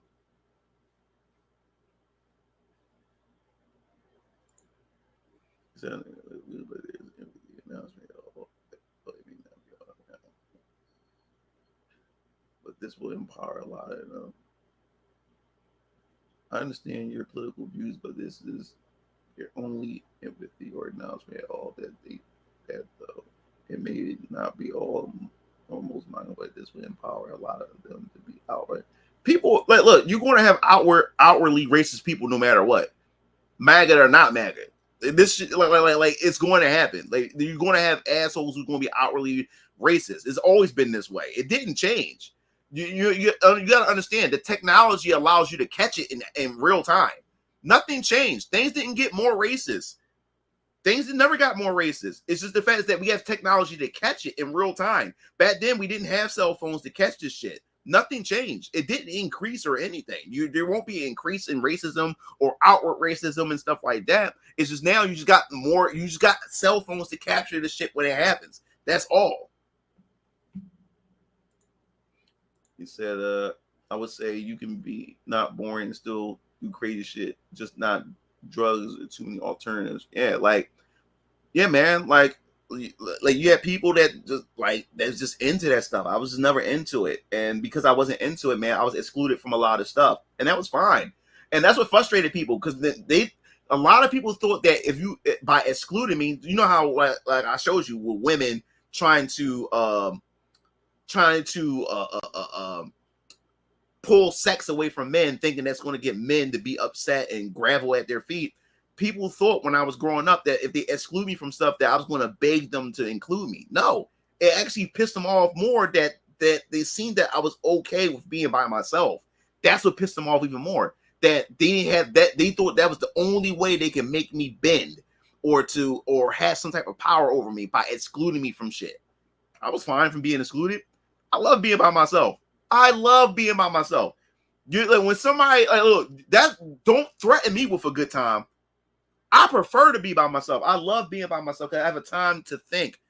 I love being by myself. I love it. I'm able to think. I'm able to focus. I'm able to concentrate. I'm able to hear my thoughts. I'm able to plot. I'm able to plan my future. I'm able to do all those things. I'm able to do all those things when I'm alone. As a man, you need alone time. Even when it comes to my daughter. My daughter went like, if I'm not streaming, my daughter's in my room. My daughter loves being underneath her father. She loves being underneath me.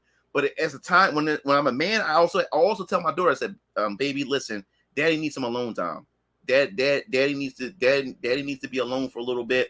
Once I'm done, you can come back in the room and stuff like that. Because if I don't say nothing, my daughter would sit in my room all day. I would get nothing done. I won't get YouTube videos done. I won't get videos from writing comics done and stuff like that. Because she loves to be underneath her father. Shit. Sometimes I can't even go outside and go downstairs and go to the store because soon as she see it, like what my daughter is like playing the Aerith mini game in Final Fantasy VII. You remember when Cloud was sleeping and you had to sneak out, you had to sneak out of the room so Aerith wouldn't hear you so you can go outside. It's the same way with my daughter. I had to sneak out because my daughter hear the door open, she opens her door. Where you going? So I had to take my sneakers off and creep outside and then put my sneakers on and creep outside just to go to the corner store, just to have that alone time for myself, just for a little bit. You know what I'm saying? And I just wanted to go to the store real quick, just to have that alone time, just to be to myself, because I need that time. As a man, you need that time. And women, and also females, and just women in general, fail to understand that a man, you can get his undivided attention. You can get his full attention if you just give him some time to wind down. Because what happens is when women fail, they realize is when a man comes straight home from work, she puts him right to work. She comes home and she just dumps all her problems and insecurities, or if she want him to do something around the house or run some errands, she don't even give the nigga time to breathe. And that's what frustrates a man, or whatever like that, where he has to deal with the bullshit from work and on the outside world. Then he has to come home and then his woman dumps everything on him and stuff. And he has no time to just least, he just want to wind down just for a quick minute. Because like I said, men, we are workhorses. Men, we are designed to work. And men, we love to be useful, especially when it comes to our women. We love to be useful to our women. Like we love to work. We will put down, like even as a father, like I don't care how frustrated I get. Sometimes my daughter will come at the last minute and tell me something that she needs done, or she needs something for her school project, or needs something. She would tell me at the worst time, or she will wait at the very last minute at times. And because I'm her father, and as a man, no matter if I get frustrated about it, I will stop what the fuck I'm doing to make sure that my baby got what she needs. And that's the same thing that husbands do with their do with their wives. Boyfriends will do the same thing for their girlfriends, and fathers will do the same thing for their daughters. We want to be useful. That's how men are. We want to be useful to people. And the problem is, women today in society today took advantage of that and took that for granted, and now feel entitled to that. And now most men feel underappreciated. They don't feel appreciated anymore. They don't feel appreciated at all. People are taking men for granted, and that's how we are. We want to be useful to people, especially to our loved ones, especially to our women.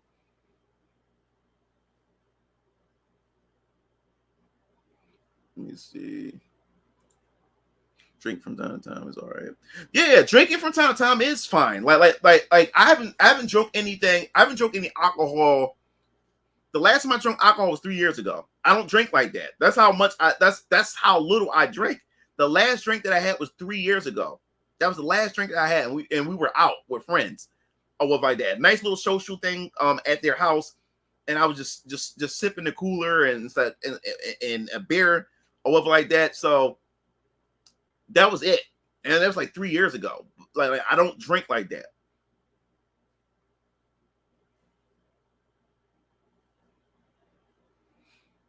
Let me see. Yeah. can't overdo anything or let it become a money problem. We have people outwardly racist from all spectrums. Nothing is going to change. That's Ted Nugget's entire shit. He just naturally. You're a great role model to other people and look up to you. Oh, thanks, Maddox. Crab in the bucket mentality when you think about it. Being ashamed for being alone is the funniest shit. While they being miserable with their fake friends who generally don't fuck with them. Yeah, exactly. Neji got it. He understand. Neji understand. He said it perfectly. He said it way better than I could say it. She loved her pop. Yeah. I like that we fit family in the conversation. It's dudes. Booker T. Washington writes about that. It was daughters like that. Yeah, daughters, man. I'm telling you, like when you treat like daughters, they love their dads, man. They love their dads. Ladies are energy vampires. Thank you, Street Fighter 88 said it. Yes, women are energy vampires. Women would take up all your time. That's why I keep telling a lot of you dudes who want girlfriends, you better be careful what you wish for. I don't care how much of a focused man you are. Women cost time and women cost fucking money. There's no way around it. Bill Burr said it perfectly. Bill Burr said, yo, like, when you a man, you finally got a day off. It's like women know when you as a man, when you got some time to yourself. When a woman find out you have time to yourself, she gonna find some way to fill that shit the fuck up with something. Women always do that. Do not put fun in the same sentence around your woman. When women don't want to admit it, women don't like when their man having fun. She's gonna find some way. She wants to find some way to disperse that fun. She will find some way to do that, especially if she's not in the center of that fun. And Bill Burr said it specially. He said as soon you got time to yourself or you got time to wind down as a man, she picks that day to fill that shit the fuck up with stuff that she wants you to do. How about we go get brunch? He's like, how about we stay home and just eat? But no, she wants to go out with her friends. Now I'm paying $50 to $60 for eggs and bacon and shit like that. Women cost money and women cost your time. And if you don't got and especially women demand more money from you nowadays. Women are demanding more. That's another reason why guys are checking out, because women are having more unrealistic expectations out of you while not giving equal value in return. They're expecting so much, but giving so little back. So that's another reason why men are moving away and just opting out of a relationship with women as well, because they're demanding so much, but giving so little in return. So that's the thing. So if you're looking for a relationship, man, you got to keep that in mind, man. Women cost time and women cost money. I don't care. There's nothing around that shit. And because the thing is, yes, you can ignore her, but guess what? She's going to make you pay for it.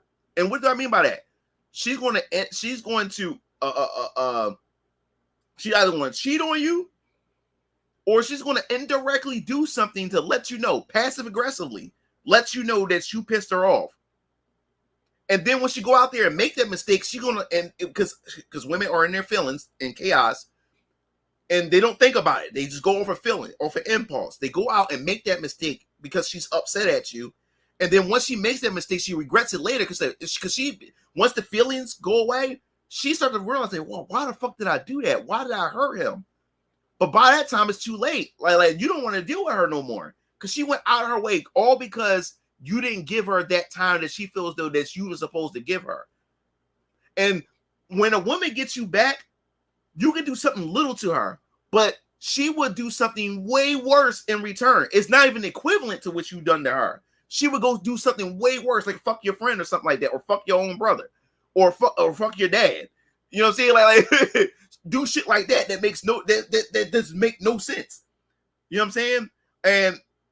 And now she just ruined everything, and she just destroyed a relationship and stuff like that, all because she's in her feelings. So you also have to keep that in mind. And I met a lot of guys who said, like, damn, man, like, why did I ask for a girlfriend? Now I got one. Now I don't want one. I watch a lot of my guy friends who we don't even talk to no more. They disappeared because he catered to her so much. She don't allow him to go anywhere. And that's because he didn't put no boundaries down. But she's a lot. But when he don't want her going out with her friends, she gaslights and make him feel bad. Why are you trying to control me? So when he wants to hang out with the guys, she put demands on him and ultimatums. And he not once does he say, why are you controlling me? But when he don't want her going out, she pulls that on him. That you're trying to control me and try to make it seem like he's being abusive and shit like that. You know what I'm saying?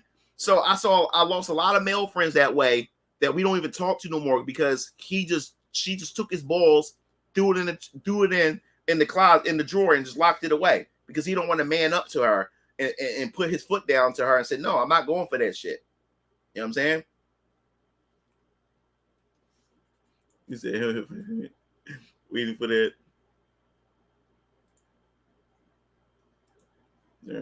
Saturday tried to be your friend years later, but it'll never happen. Yeah, no one said thank you anymore. Their brother would do that for their sister, and son would do that for his mother. Yup.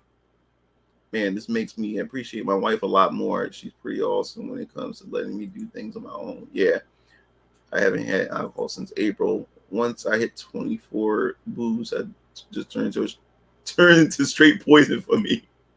Probably better if I find alcohol. It wasn't. It's getting at you with the facts. Is I looking forward to? Oh man, thanks, LG man. Like I'm glad you're looking forward to the book, man. Like this is gonna be an awesome launch, man. I'm looking forward to everybody coming through, stepping through to show some support. It's you're rocking the Prince Noctis. They definitely are good women out there. I certainly appreciate them when I meet them. Yeah. I also want to let you guys know, man, don't take what I'm saying as doom and gloom, man. There are some good women out there. And guess what? You know why you can't find the good women? Most of them are taken already. And most of the good women, they're homebody women, which means you will never see them because they're always in the fucking house. That's another reason why you have a hard time finding those type of women too, because they don't do that shit. They don't really go out and party. You know, they go to work, they mind their business. They had their little fun in other categories, but they're not into all that fuck shit. So they go straight home.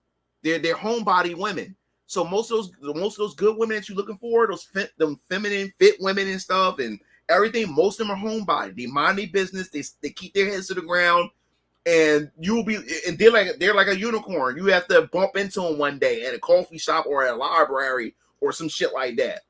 But you'll never find them because they're home most of the time. They're not in locations which you would normally find like where you would usually find most women and shit like that. So you also got to keep that in mind, you know.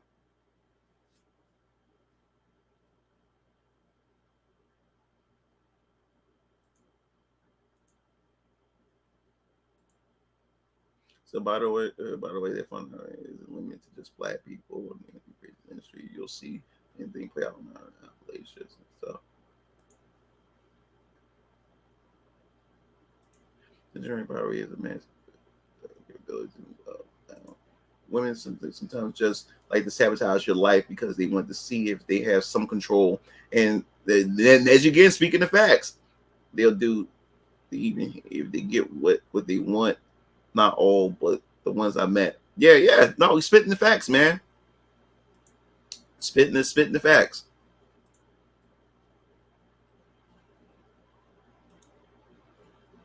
I feel a huge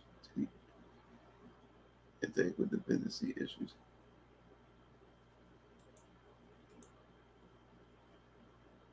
I'm not in the big girls, so that's something I will never know. I'm not in the big chicks. Like I said, when it comes to chicks, man, like I like average chicks. I love beautiful chicks, but I love average chicks because, like, you don't understand.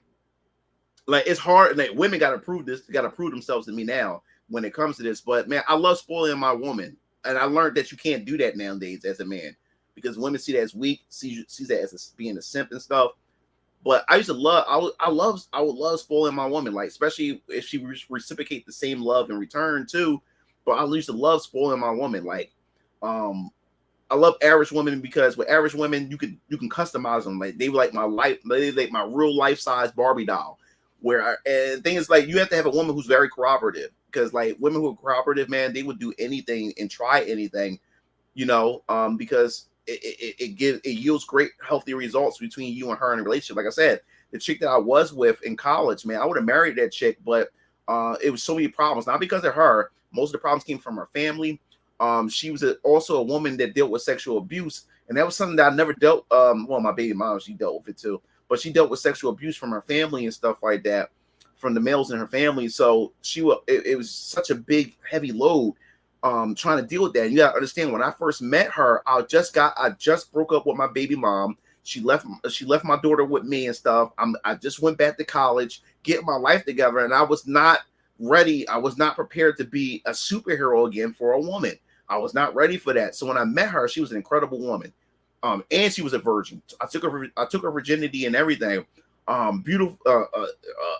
She was average. And what I loved about her, because she was average, man, like that beauty just wrung out even more. And then once we got deeply together, man, when I took her shopping or whatever like that, man, she wanted to try out so many different things, man. She was willing to. I love my women in heels. I really love my women in heels and stuff. And she always make sure she carry a pair of flats, because I know that stuff, her feet get hurt and stuff like that. I love my women in pantyhose and stuff like that, and well dressed. I love a classy dressed woman. Yes, women look nice in leggings and because you can see their ass and stuff. But no, I love a dressed woman, a well-dressed, sophisticated, classy-looking woman. I love my woman bougie looking. That's how I love my women. I love them that way. Got a little, they're not packed up with makeup, but nice makeup on that complements their skin and stuff. And she was a blonde too. But she was an incredible woman because she did come from a family that was very traditional. She believed in taking care and supporting her man. Look, it almost felt awkward to me because my baby mom never treated me this way. So it was like a shock to me because I went through so much shit. I didn't feel like a king, and I didn't feel like a king at all with my baby mom. But this woman made me feel like a king, and because she did that, man, I treated her like a queen. I did not.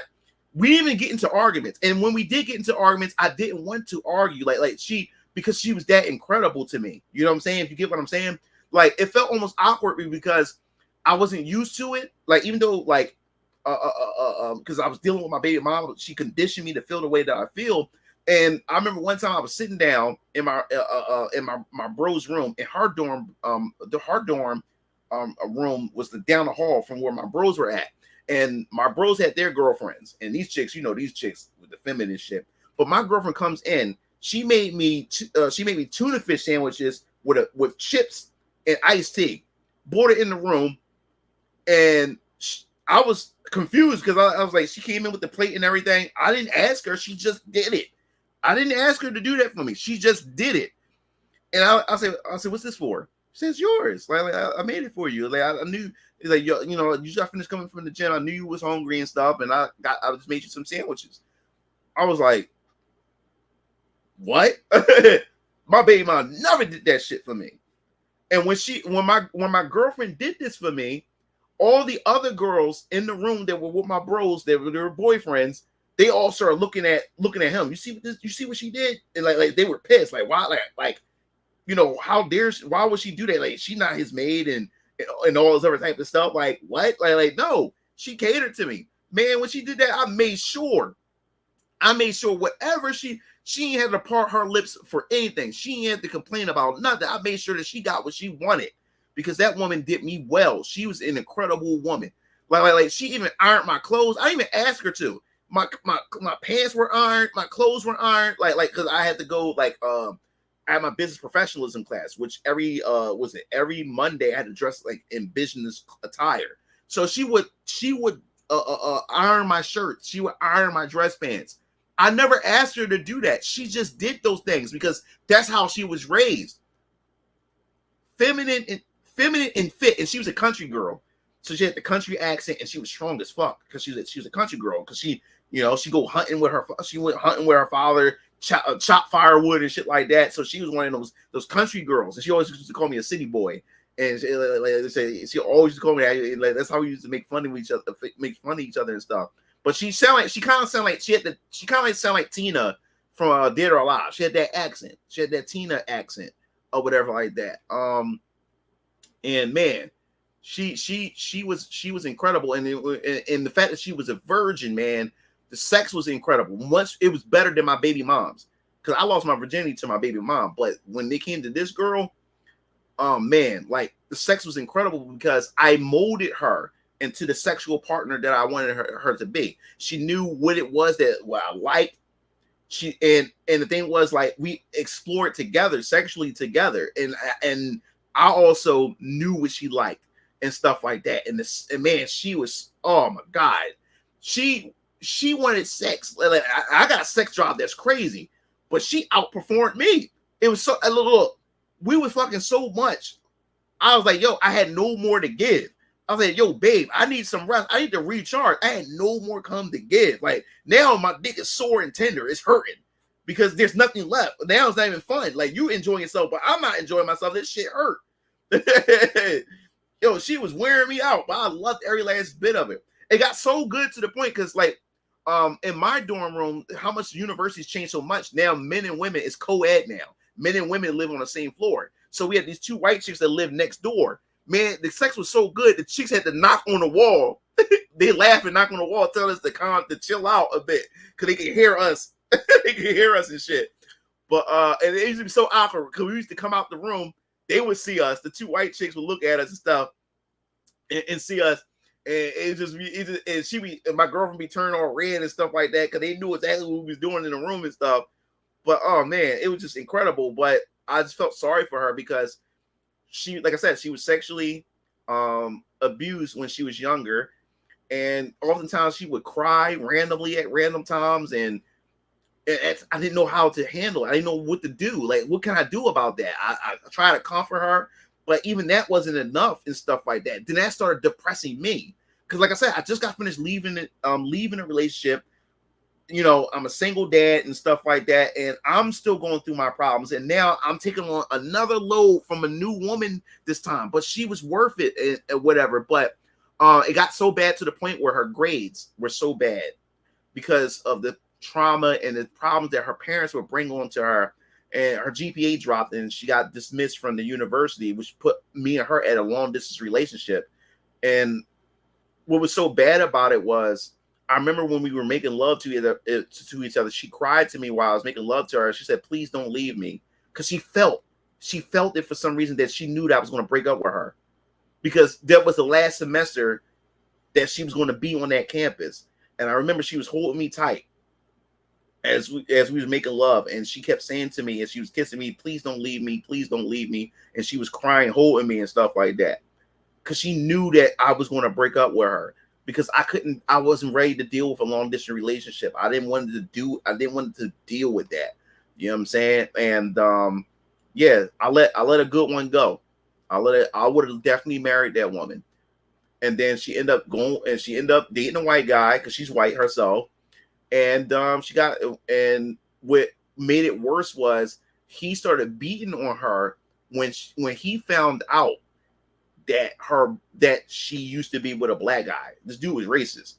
When he found out that she used to be with a black guy, he kept beating on her and kept telling her what, you know, like he kept asking was I better than him, somehow sexually and stuff like that. And she was going through those problems as well. He was insecure because she was with a black guy, that her first boyfriend, her first man was a black dude. And like I said, racist, if you want to piss a white boy off, especially a racist one, be a black dude. Like, be a black dude. Like, they lose their shit. Racist white dudes lose their shit when a white woman is with a black dude. They lose it. They can't take it. But yeah, he started beating her because of that. Insecurity, man. Yup. Insecurity. Yup. And I remember that. And when she started getting beat, and you gotta understand, when I first got with her, her dad was pissed when he found out when he found out that I was black, because when I was her first kiss, we started kissing and started making out in my dorm. She buried her head in my chest as I was holding her, and she turned red. And I was like, "What's wrong?" She said, "My daddy's going to kill me." She said, "My daddy's going to kill me." I was like, "Shit, sorry." I was like, "Damn." So she didn't tell her dad that I was black. Her mom found out. And this is the thing. this is the thing. I told her, and how old was I at the time? She was 19. Yeah, this is a long time ago. I was 20. I was 23. Yeah, I was 23, and she was 19. I was 23. She was 19. And because remember, I went back to college.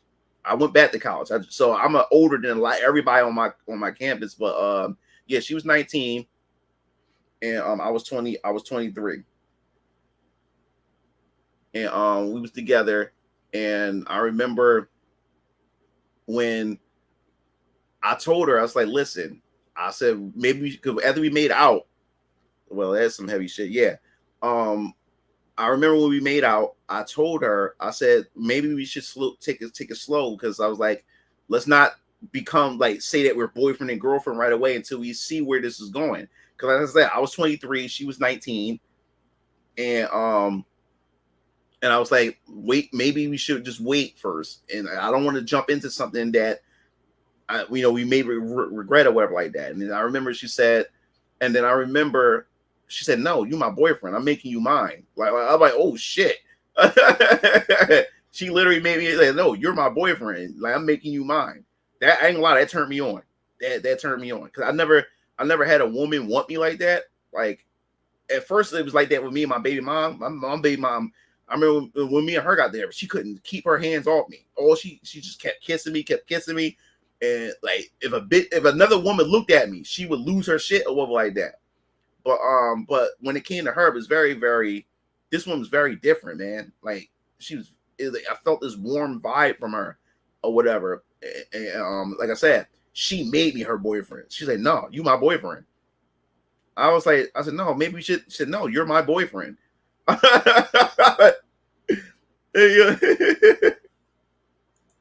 So I was like, "But calling Dave Black men stupid, like much drugs and."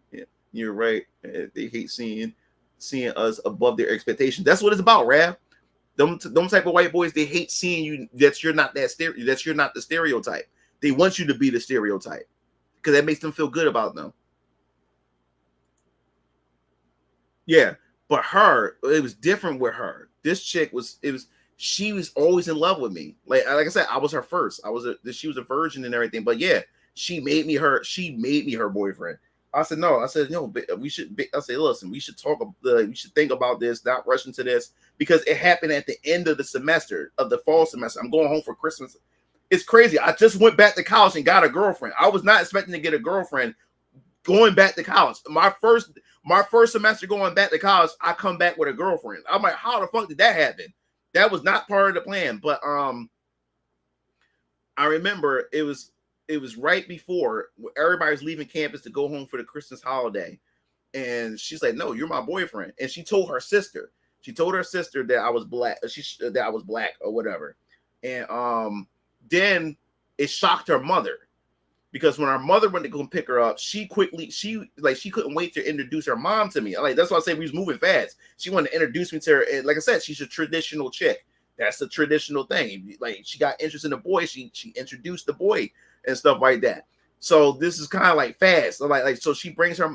I meet her mom, and my name is Brian. So she thought Brian was a white guy. It's a white guy name, and her friends thought I was a white guy. And her girlfriends was jealous because they wanted a black boyfriend. I'll get to that in a second.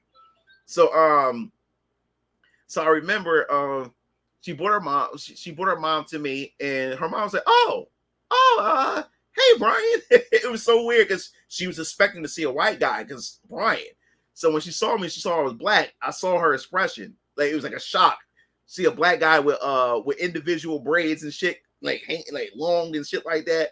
She was not expecting a black guy. And then when she found out I was 23 and shit like that, she definitely wasn't expecting that. But yeah, that's another thing that made her even more attracted to me when she found out I was older, because she didn't even know I had a kid.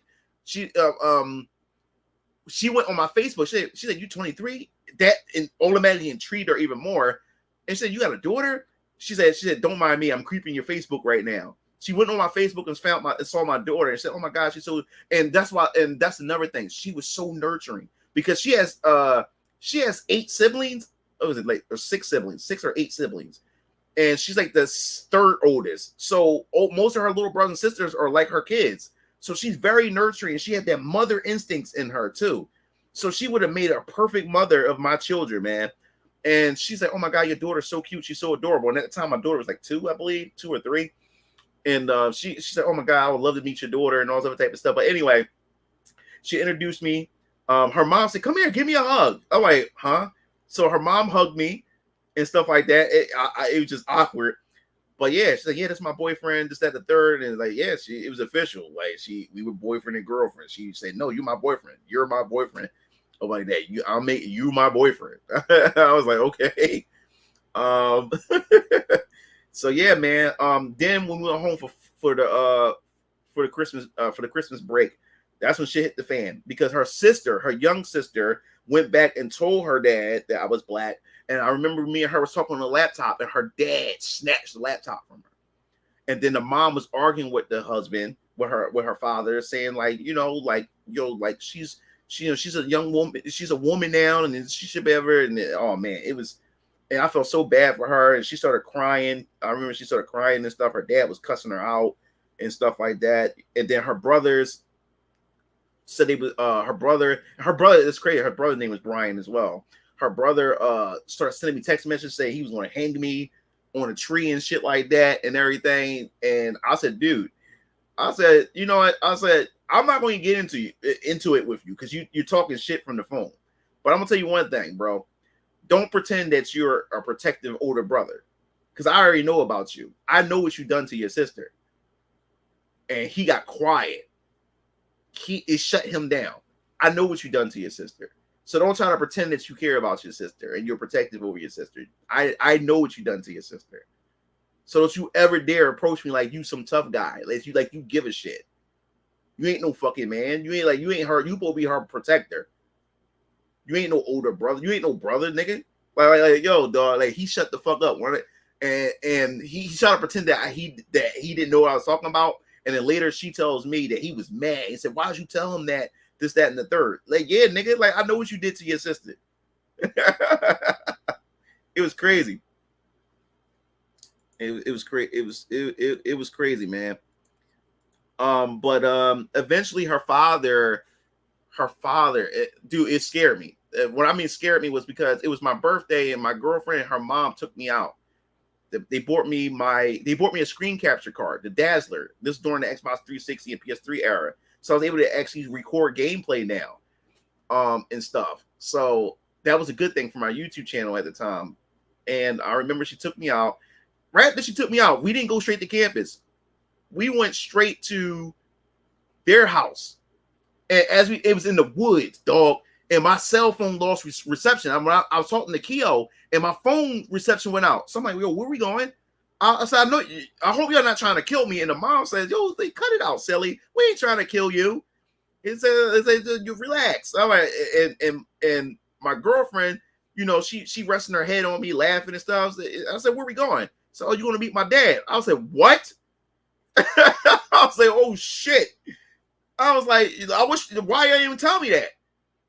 Say if I would told you, you probably wouldn't have want to come. I was like, fuck, I had no choice. And guess what? If that shit was Hills Have Eyes, the movie, I would have been dead. It was in the middle of nowhere. It was in the woods. There's some redneck shit. We was out in the middle of nowhere. Even if I did escape, I wouldn't know where I was at. So they take me to the house. When I get there, the father's sitting on the couch. He got his trucker outfit, trucker gear on and stuff, you know, looking all muddy, got his boots and stuff on. He's in the house and he's watching Clint Eastwood and he's watching some John Wayne or whatever like that. Western films, typical. He's watching that and got the dog resting on the side of the couch. And I said, I'm already here. What the fuck can I do about it? So I walked over to him. I said, Mr. Van Camp, it's a pleasure to meet you. My name is Brian Blackson. I'm your daughter's boyfriend. He didn't shake my hand at first. He just looked at me. Next thing you know, he looked at me up and down, and then he shook my hand. And he said, oh, you got a nice grip. I said, oh, thanks. And then before you know it, The Good, Bad, and the Ugly movie came on. It's a Clint Eastwood movie. I grew up off of Clint Eastwood. My dad watched Western films. So next thing you know, I'm talking about the movie. He looking at me like, how this nigga know this shit? Like what do you know about Clint Eastwood? So he got engaged with me because he was surprised that I knew about Western films like Clint Eastwood and stuff like that. He was surprised that I knew this shit. That's why you have to be diverse as a person. You have to open yourself to different things. And that's the wrong with a lot of black folks. They just stick to their stuff, their own. They only listen to rap, only listen to R&B and anything that's just black. They don't listen to anything else. I listen to country music. I listen to J-pop. I listen to K-pop. I listen to rap, R&B. I listen to some rock. I listen to, like, it depends on some types of metal. I listen to a variety. That makes you a well-versed person. So the fact that I knew some of the Clint Eastwood movies, me and him sat down and watched the entire movie together. And now he's laughing with me and everything. He caught himself. Like, damn, I actually like this kid. And his whole perception of me. And he watched his daughter, how happy she was. And and the happiness that I brought her. They haven't seen her happy like this before. They never did. And that's when her father was like, I'll take them back to campus. And the mom was like, and they said, no, I have to go get some groceries anyway. You don't have to go out your way with like that. So we get in the car, took us back to campus. And that's when her father calls her, and he said, he called my girlfriend. He apologized. He said, I apologize for the way I was behaving and how I quickly judged this young man. And he said, after getting the young man, that's why I wanted to ride back with you, because I wanted to talk to the young man some more, because this young man is actually good for you. Like, I've never seen you this happy before, and it's obvious that he makes you happy. And she was impressed. Like, she couldn't believe she never heard her father act this way before. It was like a different thing. Okay, Akuma. Yep, it was just crazy, man. It is that way more common than you think. Yep, they're like, dude, like, so you were in the deep south, never save a black man. It was just crazy, man. But yeah, man. I'll save more stories for later. I just wanted to just catch up with you guys and everything. We'll discuss more stuff. I'll be streaming again Friday, so expect another stream on Friday. We'll definitely be here on Friday. I'm not sure if it's going to be a gaming stream. It may be a Grand Blue Fantasy Relink stream. Not sure yet. Cause I do want to play some Grand Blue Relink with my brothers, and we're going to need one more person. I would love to have a full team instead of having the CPU as the fourth player. So if you can get a fourth person, so we got the game on PS5. If you happen to have Grand Blue Fantasy Relink for PS5, that'd be cool. You can be able to join us. If not, you can just come join the stream. I'm not sure. It may be a chill stream Friday, or it may be a Grand Blue Fantasy Relink stream. Not sure yet. We want to just wait and see how all that will play out. So hopefully you guys enjoyed the stream and have a good night. And I'll be seeing you Game Fiends later. Peace out.